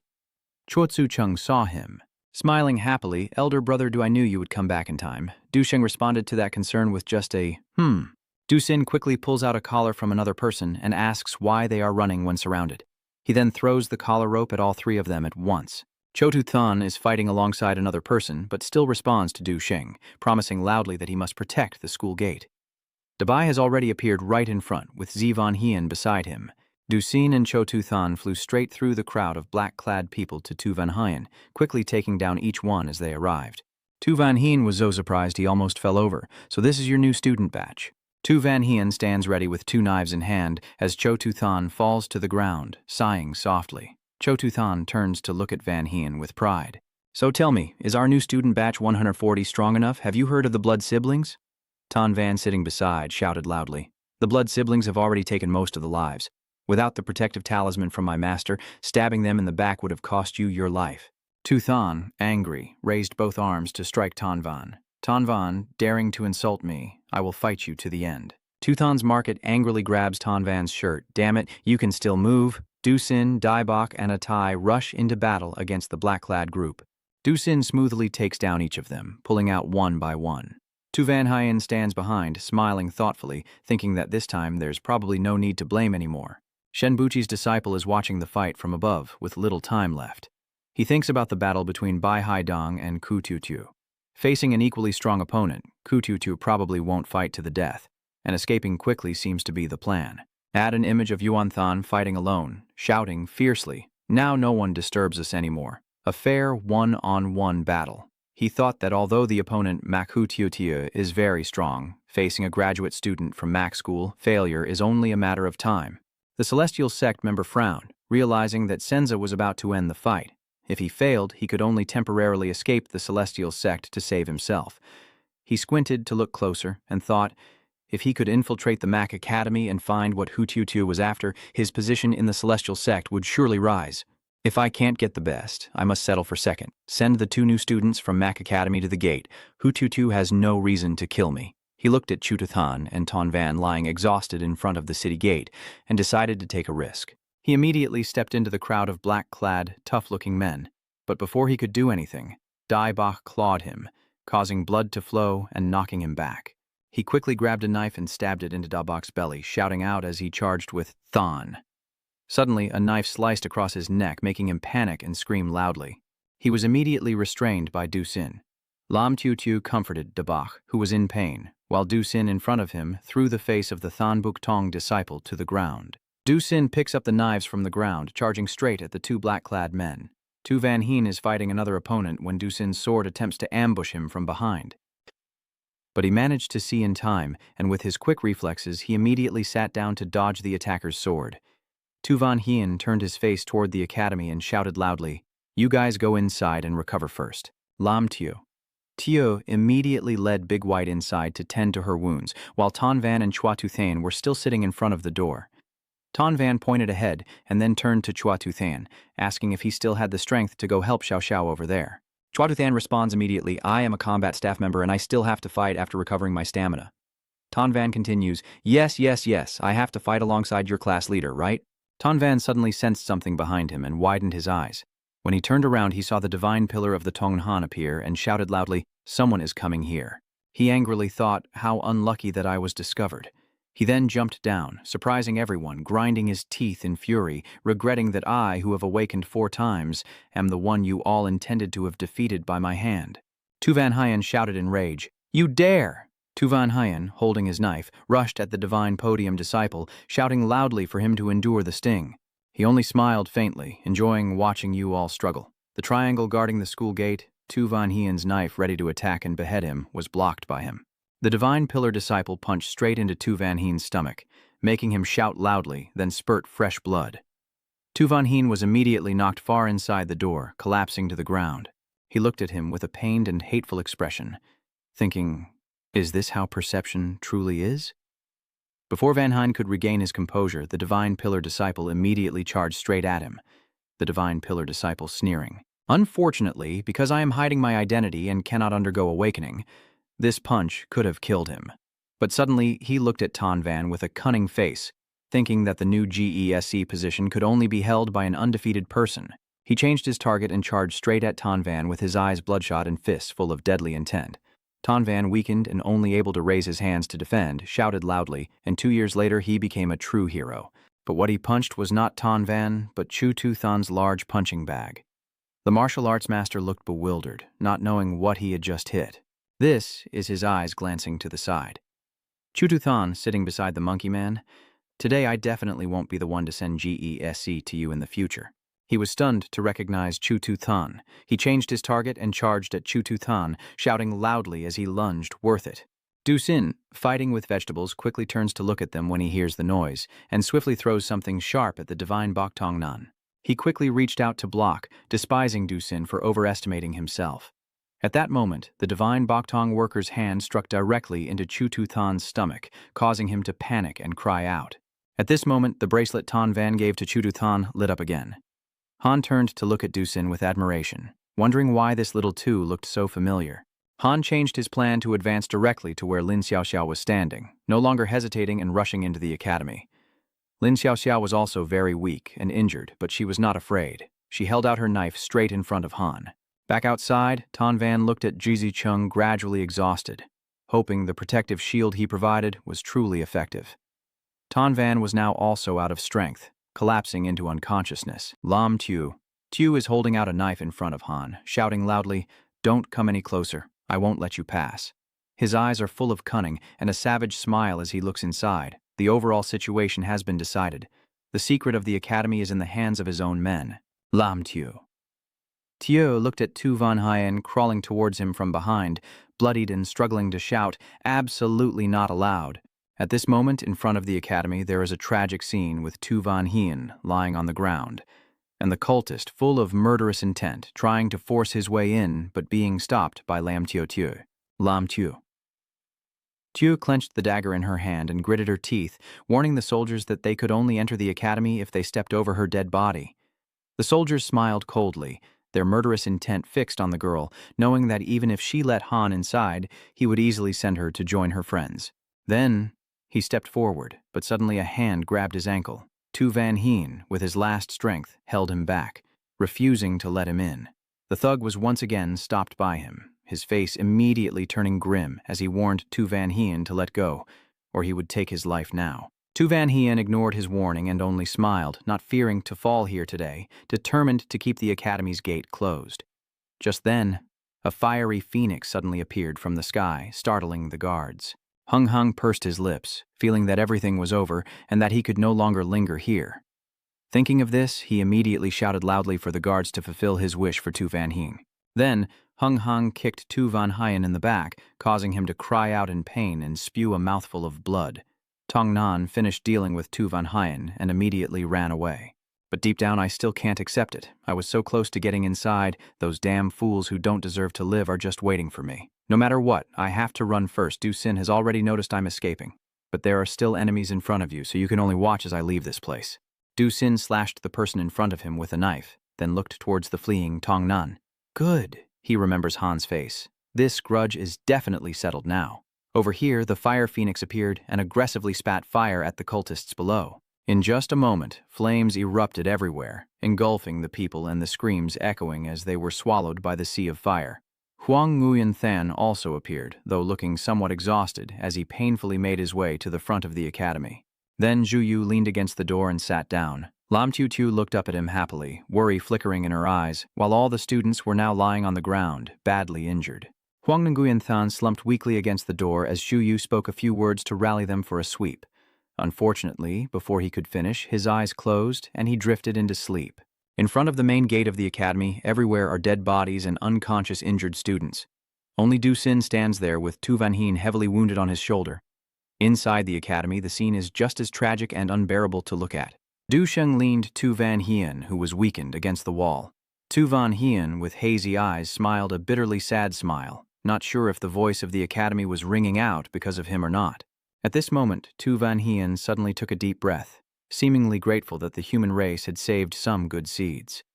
Then his eyes blurred and began to close. It was finally his turn, but at this moment, the image of So-Du appeared. So-Du ran to his front, tears streaming down her face as she cried loudly. Tu Van Hien helplessly reached out to pat her head and softly said that from now on they could no longer leave that door, waiting until everything is resolved. So-Du, panicked, watched as Tu Van Hien's hand slowly slid down from her head, his arm falling powerless to the ground. So-Du held the person in front of her tightly, crying out in grief.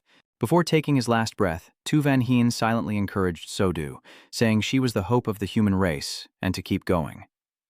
A few hours earlier at Tran Yu Quang, the demon race launched a fierce attack, and now the ground was almost covered in blood and countless corpses. The endless howling of monsters grew louder as more and more attacked this place, but the soldiers kept fighting on, holding on to the hope of humanity. In the sky above the demon suppression town, a giant golden bird appeared, constantly threatening to kill Zhong Yushu, claiming today would be his last day. At the same time, on the ground, a 1,000-headed snake, full of hatred towards Zhong Yueshuo, determined to destroy the human race's demon suppression town today. Zhong Yueshuo was not afraid and firmly held his spear, standing strong for the people and the city, or losing everything. Immediately after, he quickly wiped towards the two contemptuous demon beasts, insulting them as just two tiny demon beasts trying to break his barrier. Trung Lu below also did not hesitate, spewing a stream of toxic gas at him. However, Zhong Yushu was not afraid at all and steadied himself, spinning his spear in his hand. The dust immediately dispersed into the air, and Zhong Yushu rode the wind away. In just a moment, it reached Trung Lu's head, and with a fierce punch of the spear, it coldly sneered at the creature that still dared to act arrogantly, as if it was trying to fool the experts. Tung Lu, in pain, immediately became furious and shouted at Trung Gochthu, "Do you think you're the one holding the advantage?" But at this moment, a man suddenly appeared holding a flag on the battleground. He immediately waved the flag and formed a seal with his hand, unleashing a surge of spiritual energy to attack the monsters. The Pax refused to back down, glaring at Trung Ngoch-Thu, thinking that if they could hold him off, they could break the demon suppression gate on their own. What does it matter how strong he is? Hearing this, Trung Ngoch-Thu quickly turned around and looked back. Sure enough, the demon beast had already attacked the gate and his face immediately darkened. Why haven't the reinforcements from Kwangthan arrived yet? But at this moment, a bolt of lightning suddenly struck from the sky, causing everyone to gasp. As the lightning gradually dissipated, almost all of the attacking monsters had been destroyed. A man dressed in black hiding in the smoke and dust smirks arrogantly and mutters that this scene is truly tragic. This person is Xiao Hiu-nan, the principal of Mo Academy. Not only him, but behind him are a group of black-clad figures who are reinforcements from Mo Academy, including Education Director Bai Wangguang. Vice Principal De Donggong, Cao Hyonan, was still in a good mood, laughing and teasing as he took a photo of Zhong Yuoshu's miserable state to blackmail him. On the other side, Zhong Yuoshu was still attacking Xiang Liu, cursing and insulting him non-stop, thinking he would be victorious. He then immediately wielded his spear in the air, with sword energy constantly cutting into Tuong Liu, causing it to bleed non-stop. At the same time, the number of attacking monsters at Lam Kok-chu's location increased, and the situation became very critical. Without Trung Ngoc-thu's help, how long could they hold out on the wall? Seeing the situation was under control, Lam Clan leader hurriedly asked the person beside him if the message requesting reinforcements had been sent. The other nodded and said yes. The Academy's uniform and covert units had all responded. Under the city wall, the demon beast's attacks are becoming more fierce, and many humans have fallen under their claws. The battle scene is extremely tragic.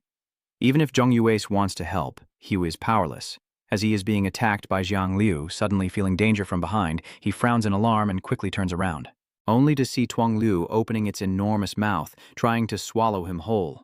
Trung Ngoc-thu quickly jumped to the side, causing it to bite into the air. Xiao Hyonan, leading someone, rushed to the gate of the Demon Suppression Academy and shouted loudly for reinforcements at the battlefield. Immediately after, he ordered the people behind him to leave. The person immediately took to the air with their white wings, and at that moment strange light suddenly emanated from the wings and fell to the ground, causing the aura of the human soldiers to change instantly. Just a second ago, they were retreating. Now they are shouting in unison for the human race's eternal glory and fiercely attacking the demons in front of them. The demons on the city wall looked down at this scene with some confusion. But at this moment, the other person continued to flap their wings and fell again, with faint pink sparks falling, which caused the demon beasts to clutch their heads in pain. But Xiao Hyonan was very displeased with the false commander calling it useless. Isn't his punch also very painful? After saying that, he no longer paid attention.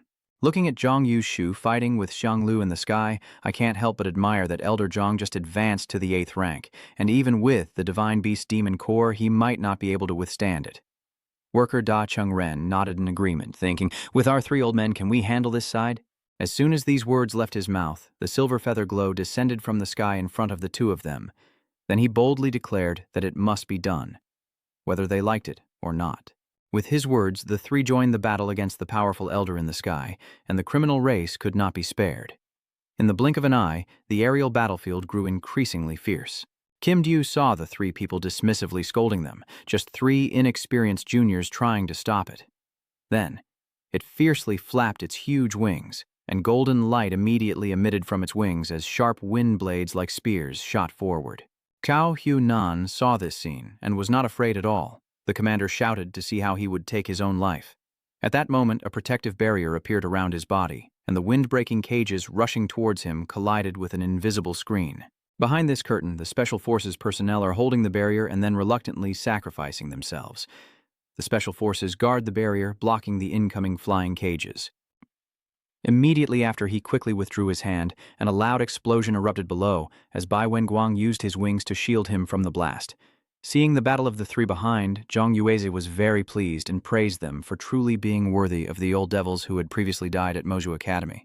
Trung Ngoc-thu's face was now slightly pale, standing there with wounds, blood dragon coiled around her body. Her eyes full of hatred fell on Tuong Liu in front of her. Now we face each other one-on-one. At Mo City, Tonan Hung was momentarily lost in thought. Then after a while, he sighed and asked the man in front of him how things were going. The middle-aged man let go of his phone and reported that, according to the frontline intelligence, the situation was at a deadlock. Hearing this, Tonan Hung nodded gently to show he understood, then ordered the middle-aged man to go outside. The middle-aged man quickly stepped out, and the sound of the door closing echoed.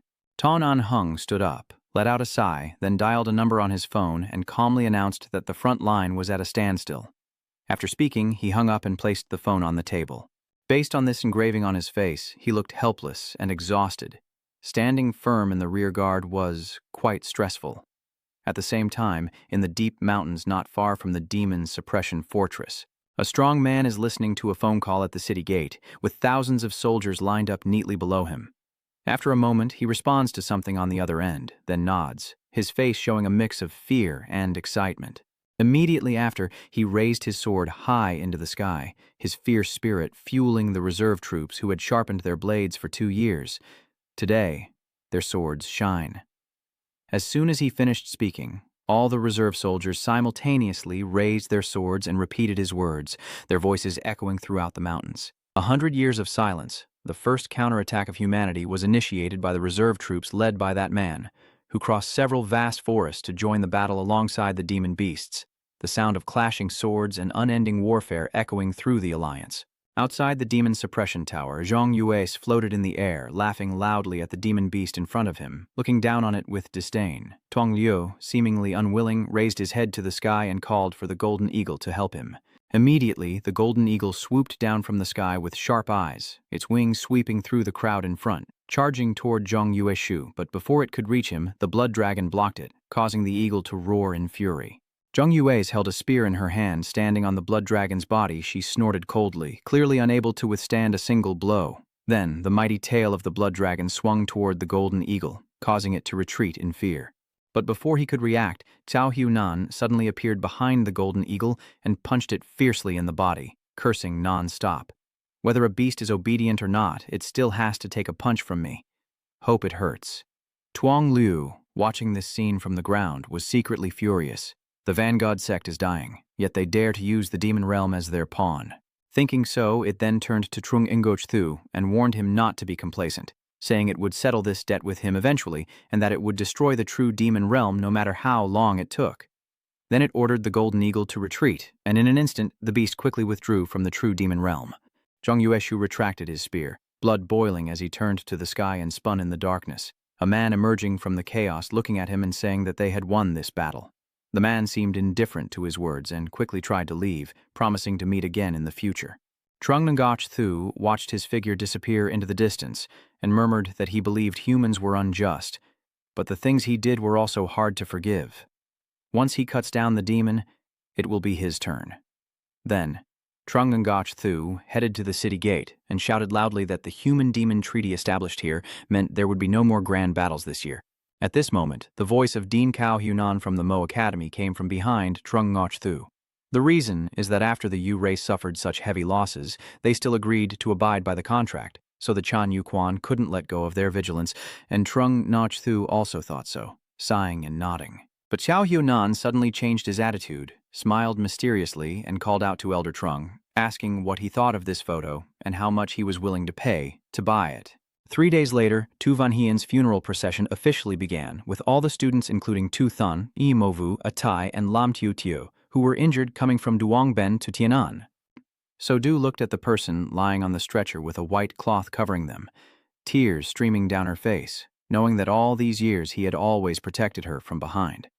She truly always wanted to stand shoulder to shoulder with him, but now there was no longer a chance. Suo Du, overwhelmed with grief, tilted her head back, forcing her tears back inside. She knew Tu Van Hien didn't like to see her cry, but he was her last friend. How could she not feel heartache? So Du mourned for a long time, then suddenly shouted loudly, sending her friend Tu Van Hien off on his journey. With her shout, Xiao Xiao and Tuo Tuo behind her also solemnly bid farewell to Senior Tu Van Hien. Muvu and Atai were no exception. Dusin watched from the side, confused by everyone's serious expressions, but after a moment of hesitation, he finally followed their example and called out his name, Class 140, to send off the senior. Bakhai Duong stared blankly at Tu Van Hien's body, then straightened up and loudly called out, Class 139, Bakhai Duong, to see off the senior. Immediately, all the freshmen present on the field shouted in unison to see off Tu Van Hien, their voices so loud they echoed through the sky, filling the air with a deep sense of sorrow.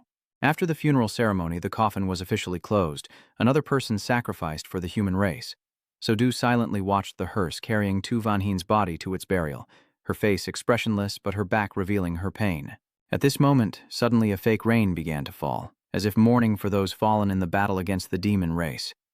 So Du silently walked through the rain, making her seem even more filled with deep sorrow. So Du just entered the door and saw the vice dean standing there. She softly said that she felt ready to proceed with the experiment. After leaving that sentence behind, she returned to the inner courtyard. Deputy Dean looked a bit startled as he watched her figure disappear, then couldn't help but sigh again. Meanwhile, Huang Nguyen Than, after returning, had begun to bandage his wounds all over his body with bandages. But he still couldn't forget that today was Tu Van Heen's funeral. Lying on the hospital bed, he smiled bitterly. The awareness of reality was truly invincible. Cheers to you, Tu Van Heen. At the same time, at the demon suppression wall, the battle had ended, but Trung Ngok Thu had not yet left, still waiting and gazing down from the city gate, his back full of loneliness. After a while, someone from behind came forward and handed him the heirloom of Lord Lam, saying that according to his will, he wanted to give the car to Chu Thun Wai of Quang Thun. Hearing this name, Trung Ngok Thu suddenly exploded in anger, cursing loudly. What, Lord, after a battle? What use is it to have a name? Seeing him get angry, the other person hesitated before asking how to use this vehicle, and he sneered, telling someone to take it away. Death shouldn't prevent others from living peacefully. At this moment, Trung Ngok Thu's figure quietly stood in the rain, his expression changing as he turned away. The arrogant look he had before had vanished, replaced by a deeply sorrowful face. Does this world really leave no one alive? Duchang opened his eyes and looked dazed. His body from head to toe was covered in bandaged wounds, and he looked up at the house's porch where knocking sounds came from outside. That's Du-sin, you open the door, I'm coming in, without waiting for Chua Tu-than to respond. Du-sin walks in on his own, Tu-than simply responds with a gentle you. Du-sin smiled and looked at Tu-than, saying, Since the battle at school, I think I've understood the feeling of happiness from helping others. I've never experienced this feeling before. Tu-than didn't know what to say, so he just continued to say, you. Du-sin stepped forward to help Tu-than stand up, supporting and comforting him at the same time. Last night online, I posted a new exercise move that experts say greatly aids muscle recovery. Tu-than hesitated a bit. Elder Du, Without giving you a chance to refuse, Du-sin immediately spoke up. No need to thank me. It's all my duty. Now let's go outside and breathe in the fresh air. Tu-than pushed Du-sin's hand away, nervously explaining that Du Lao Dai didn't need to trouble himself, and that he also felt the air in the room was quite fresh. Du-sin quickly looped his arm around Tu-than's neck, causing him to panic.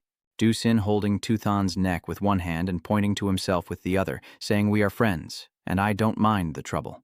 Outside, the female students are whispering about something, and it turns out Du-sin is carrying Tu-than somewhere in the distance. A boy with gray hair approached and asked Duchang, so Duchang was helping Tu-than recover his body. He simply coldly replied. Yes, Tu-than was being carried, his hands clenched tightly, face tear-streaked and crying. He thought to himself, why didn't you just die in that teacher's hands? This must be a scheme by that Tan Van. Duchang put Tu-than down beside a tree, a place with few people passing by. Let's practice recovery here. Du-sin raised both hands behind his back and shook his waist, saying, Let's train together. Tu-than watched this scene feeling both terrified and embarrassed. He's afraid. It's not that Elder Du isn't good at learning these things. Du-sin thought for a moment, then replied that he didn't really learn properly. Right, little brother, so let me help you. Then he stepped forward, took Tu-than's hand and lifted it up, his other hand still on Tu-than's waist. Tu-than blushed with embarrassment and nervously said, Big brother Du really doesn't need to go to such lengths. Duchang smiled brightly and replied, It's okay, I don't mind the trouble. They are discussing training and don't notice the many cameras pointing at them from behind, as Tu-than is being led by Du-sin, jumping and moving around, unable to resist, crying and jumping along with him. After finishing the training to endure Tu-than, Du-sin went to Tan Van, who then spoke. Did you know that today, the demon race broke their alliance with the human race? And 6 heavenly lords jointly attacked the demon suppression tower, which is extremely dangerous. I saw the news this morning too. The Tran Yu Quan is in danger, and the teachers and leaders of our academy, along with the powerful ones from nearby districts, have all gone to support it. Now that we're worried about these things, it's useless. We should focus on recovering our bodies and strengthening our abilities. I stayed online for 5 hours after drinking water, and it's best to go to the bathroom once. It's been 4 hours since I last fed you, so go ahead and do your business now. Du-sin has brought Tan Van to stand in front of the toilet. Tan Van looked confused and said, Elder D, I really shouldn't be doing this. Du-sin drew a sword, smiled, and replied, It's okay, I'm here. Duchang didn't say anything else and used the hilt of the sword to strike Tan Van's private parts, causing him to scream in pain. Tan Van's legs kept trembling.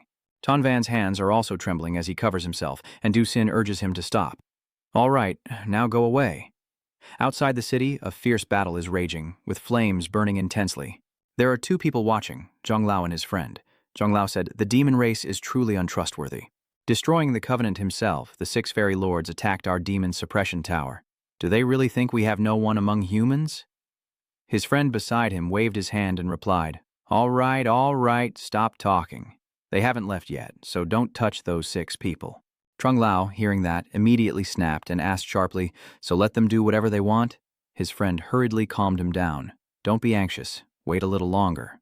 Chung Lao couldn't hold back anymore, pointing forward and shouting loudly, whether it's waiting for those 6 bastards in the sky or waiting for them to destroy our demon children and demon lord. Before he could finish speaking, Chung Lao suddenly fell silent and looked up at the sky where the moon was now surrounded by terrifying red mist. Seeing this, Chung Lao was so frightened that he tightly grasped his staff and exclaimed, "This is my Yingjin Mountain! Yingjin Mountain!" A red bird-like flame swooped down from the dark clouds, spreading its wings and soaring across the sky. Suddenly, a tornado appeared in front of it, stunning it into stopping immediately. Before it could turn and run, the tornado swept in and pulled it inside. It screamed in fear, "Save me." A streak of bright red light cut across the bird, causing it intense pain. And then the bright light made the bird vanish, turning into a piece of stone. That stone flew to Chung Lao's hand, surprising him a bit. "Kid, you're not bad. The humans have gone crazy and no longer fight the Chan Yu Quan. Retreat quickly. The great master is about to arrive. Order your subordinates to withdraw immediately." An old muscular man steps out of the smoke holding a medicine pouch in his hand, with a sickle strapped to his back. He speaks, "Listen carefully. Demon Clan. Today we will eliminate the evil and restore peace." He exhales deeply. "The Demon Clan has violated the treaty. 6 fairy lords united to attack our demon suppression tower today. From today onward, the Demon Clan is forbidden from approaching humans for a year as punishment. Otherwise, I will definitely kill your Demon Clan," the old man declared sternly. The blue dragon, hearing this, became furious and roared, "How dare you!" The old man clenched his face, and, after his shout, a blazing yellow beam shot straight at the green dragon. "Today, I will destroy your 3 clans of the demon realm, sending one of your celestial lords and a level 9 along with him. Follow the old wizard without fail." The old man finished speaking and gradually disappeared into the yellow smoke. The green dragon in the sky is now split in 2 and slowly falling in front of the old men. They hurriedly kneel, place their hands on their chests, and look up at the sky. "Master, rest in peace." 2 days later, it was raining as a black car entered the city and drove deep into a fortress hidden in the forest surrounded only by trees, grass, and hills. After running a little further, the car stopped. A man got out, followed by a bodyguard. The man told the bodyguard to wait at the door, and the bodyguard quickly replied, "Yes." Then the man, alone, climbed the stairs in the rain to go upstairs. He stopped in front of a rather old and small house, surrounded only by grass and sparse trees. His face looked sad as he silently wondered who would have guessed that on all the human roads and streets would lead to this place of surrender.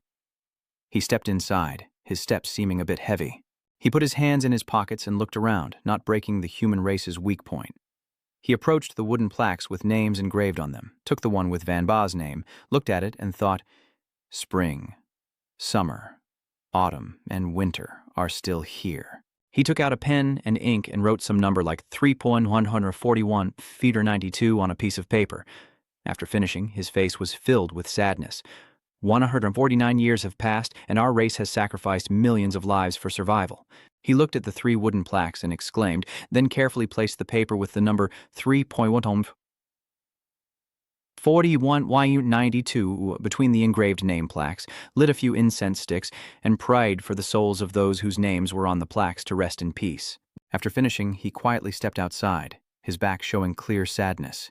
Day after day, year after year, 149 years had passed in the blink of an eye. Outside, the sky remained the same. It was pouring rain, and he stood absent-mindedly among the grass in front of the house. He looked up at the sky and asked, "When will this cycle end?" "One day I will join you all in peace," he thought as he firmly closed the door. His eyes are now filled with determination. "But beforehand I will try my best to change this world for the better." As he approaches the car, he asks the young warrior's name. "I remember the freshman competition at the academy is coming soon." He got into the car and sat down, then guided the officer to the champion of the academy this year, who provided the energy source. The student champion rewarded a divine beast bloodline body, a perfect fusion of a demon core, and the officer quickly arranged the order. The car started to roll out of the forest. He looked outside with a calm face still tinged with sadness, as if this important matter was a sacrifice for him. In the detention room, the vice principal and Huang Nguyen Than are discussing, with the vice principal holding a piece of paper in his hand. He hands the paper to Huang Nguyen Than. This is the latest notice from Matt Koch about this year's freshman competition at the academy held as usual. Huang Nguyen Than read the notice with a start. What's going on? This is a team battle with at least 2 and at most 5 members per group. Does that old man Tuan Anhung not know that his grandson is in our hands? The vice principal cleared his throat and replied, Cough, cough, Teacher Hua. Please watch your words and don't make our Mac Academy sound like a bunch of thugs. Anyway, the matter now is for the honor of Mac Academy, so I ask you to lead the team. To make this new student batch showcase the style and honor of Mac Academy, the vice principal put his hand on the shoulder and then relied on Hua Nguyen Than. Teacher Hua furiously opened the door and stepped out. The vice principal stormed out, saying that if Mac Academy didn't win first place this time, as a substitute teacher he would cut a year's salary, add 3 years of scholarship, and assign him to a different class. Hua was so furious he clenched his teeth, warning that this old man only cares about personal gain and that he would be doomed if he failed. At the students' dormitory, Teacher Hua nervously handed the notice to Du Sin, the young student, asking if he should voluntarily participate in the new student competition for the honor of Mac Academy and help us achieve first place. You don't hesitate and refuse in front of Tuthan's surprise, saying you want to stay and take care of your classmates. Du Sin turns to look at him and then speaks, Let's go. We have training to attend. Tuthan, hearing that, became even more panicked. He hurriedly persuaded Du Sin that Du Lao Dai must participate in the competition. Even if it's not for the honor, you could still win some money through betting around and buy good medicine to heal our wounds, Tuthan urged Du Sin. Huan Nguyen Than agreed. That's right. Forget about the prize for the competition. News of your injuries has already been leaked out. The betting odds around the academy are definitely very high. Tuthan is even more enthusiastic. Come on, Du Lao Dai. Du Sin listens to the two chattering but is speechless, though he looks a bit mischievous. Because their enthusiasm is so intense, he has to take out his phone and wait a moment to call and ask. You call Fa Wai and the others, and the person on the other end answers immediately, Hey, what's up? Du Sin asks coldly. Is there a spot for you in the nationwide betting around the competition? The person on the other side with the mysterious black sunglasses and mask asked, What do you want to do? I calmly replied, I want to score points to avoid being cheated in my spot. The black-clad person on the other side lit up like a star and spoke excitedly. Our boss Du and I are all brothers from Toy City. Tell us honestly what is going on with the academy this time. Du Sin replied that the academy must fight this time, and the man in black immediately asked if he could share more details. Du Sin promised that Yunthan would lead the team, and at this moment the teacher was turning pale, showing no surprise at all. Indeed, it was him. The guy on the other side looks nervous and sweating, so make your bid. Du Sin didn't bid, but asked back, How many private banks are involved this time, and those are yours? The guy quickly replied that those 2 are mine. Duchang just nodded calmly. Yuan Chung listened and looked even paler, waiting for the big boss to have 2 private banks. Du Sin immediately turned off the phone, and Hua Nguyen Than asked, What are you doing turning off the phone? Clearly you could have made a deal. The big boss of those 2 casinos, Du Lao Dai, you took a part of his profit and already earned multiple times that. Duchang just sat there calmly without moving when suddenly his phone rang. On the other end was the furious guy from earlier asking why he hung up on him. Next time, can you say something before turning off? Du Sin replied emotionlessly. Yeah, I'm about to turn off now. Then he immediately shut the phone. The guy called back and said, Fine, I'll try to accept it in those 9 casinos. What's the big deal? Let's keep talking. Du Sin calmly agreed, saying, Fine, this time I want 5 parts. Teacher Yuan Than, standing nearby, was stunned, still pale. At the academy dormitory, Du Sin opened the door with a cheerful face. Ton Van, I came to visit you. Ton Van's face now looks like he's forcing a smile mixed with a bit of fear. Du Lao Dai has arrived. Du Sin still, as always, takes Ton Van to the bathroom, reminding him to remember to go to the bathroom on time after I leave. As he finished speaking, Duchang pulled out a hammer that had been prepared in the bathroom and, as usual, mercilessly swung it at Ton Wen's private parts. After finishing, he calmly said, From now on, remember to tell the doctor to keep this here so I don't forget, and I will leave the hammer here. When I'm not around, you can smash it yourself. Ton Van sat trembling underneath, shrinking back, and replied, Yes, thank you, Du Lao Dai. Then Du Sin turned and left, and after seeing him walk away, Ton Van secretly felt relieved. Boss Pu Du is going to join the competition. Finally, a few days of peace. This money was truly well spent. Duchang went into another room, looked at Xiao Xiao and asked her, The girl was playing with Dabai, and, seeing Duchang, happily ran over to him. Today, Dusinkaka, Daibak has taken his medicine and trained as you instructed. He then made a face that couldn't be uglier and looked very terrifying. He asked Xiao Xiao to remember to take the medicine and train, so what? So during the days you weren't here, remembering to take your medicine and train, Xiao Xiao saw your face and was extremely frightened. Then he slammed the door and left, while Xiao Xiao sat holding his Daibak and cried like rain. Daibak, Du Xin is so scary. At the main gate of the dormitory area, Huang Nguyen Than, Cho Tu Than, and Du Xin are standing in front of the schoolyard. The teacher promised to give Du Xin a shirt, so Du Xin put it on the boss Tan Hyung Yi at the market. Du Xin then wore the shirt, striking a cool pose and showing off the chaotic writing on the left sleeve. He flicked his coat and turned to face forward, saying, "Let's go." While he was showing off his cool attitude, Huang Nguyen Than and Cho Tu Than had already stepped ahead, so he hurriedly chased after them. As he was about to leave the dormitory, many people from inside the room called out loudly for him, "Elder Du." From above, Tan Van shouted down, "If Elder Du doesn't get first place, he can't go back." Mo Vu also cheered us on, and Elder Du vowed to recover well after the competition. Little Xiao was very enthusiastic, and Brother Du Xin said we could stay a few more days in Mac City. Atai smiled brightly and gave a thumbs up. "I think so too." Hearing the cheers, Du Xin, Yuanthan, and Tu Theng waved goodbye to everyone. At the main gate of the Man Academy, Xiang Yuan King smiled brightly and said, "This time, the boss even sponsored us a luxury 3-row business car right in front." Duchang looked a bit worried and asked, "Huadao, Huathe, aren't we taking the train?" Hua Hivong. Dap, chun hiung guai tren tao. Tiengon lon, nuve kung kong ngungo sao lai, kong a lai se quado. Tutan nan hin qua hua, hivong ibi dangdungo qua sao se. Thekmak, hua hivong kong lai se. Huan Nguyen Than led Tu Than forward, then pointed at Du Xin sitting in the driver's seat, and I felt that classmate Du Xin seemed to be very eager. Tu Than sighed helplessly, silent, wondering if Hua Thai hoped he wouldn't regret it, and Tu Than's words made Huan Nguyen Than feel puzzled. Du Xin eagerly stepped on the gas without hesitation, and the car sped off so fast that only dust and smoke could be seen, not the vehicle itself. Nguyen Than shouted in fear, and Du Lao was looking at the road when shifting gears. In the end, the car was completely wrecked, black smoke billowing from it, and Huan Yin Than sat silently with his head bowed, forcing them to stop right beneath the mountain, so that was the end of the curse of the demon suppression tower here.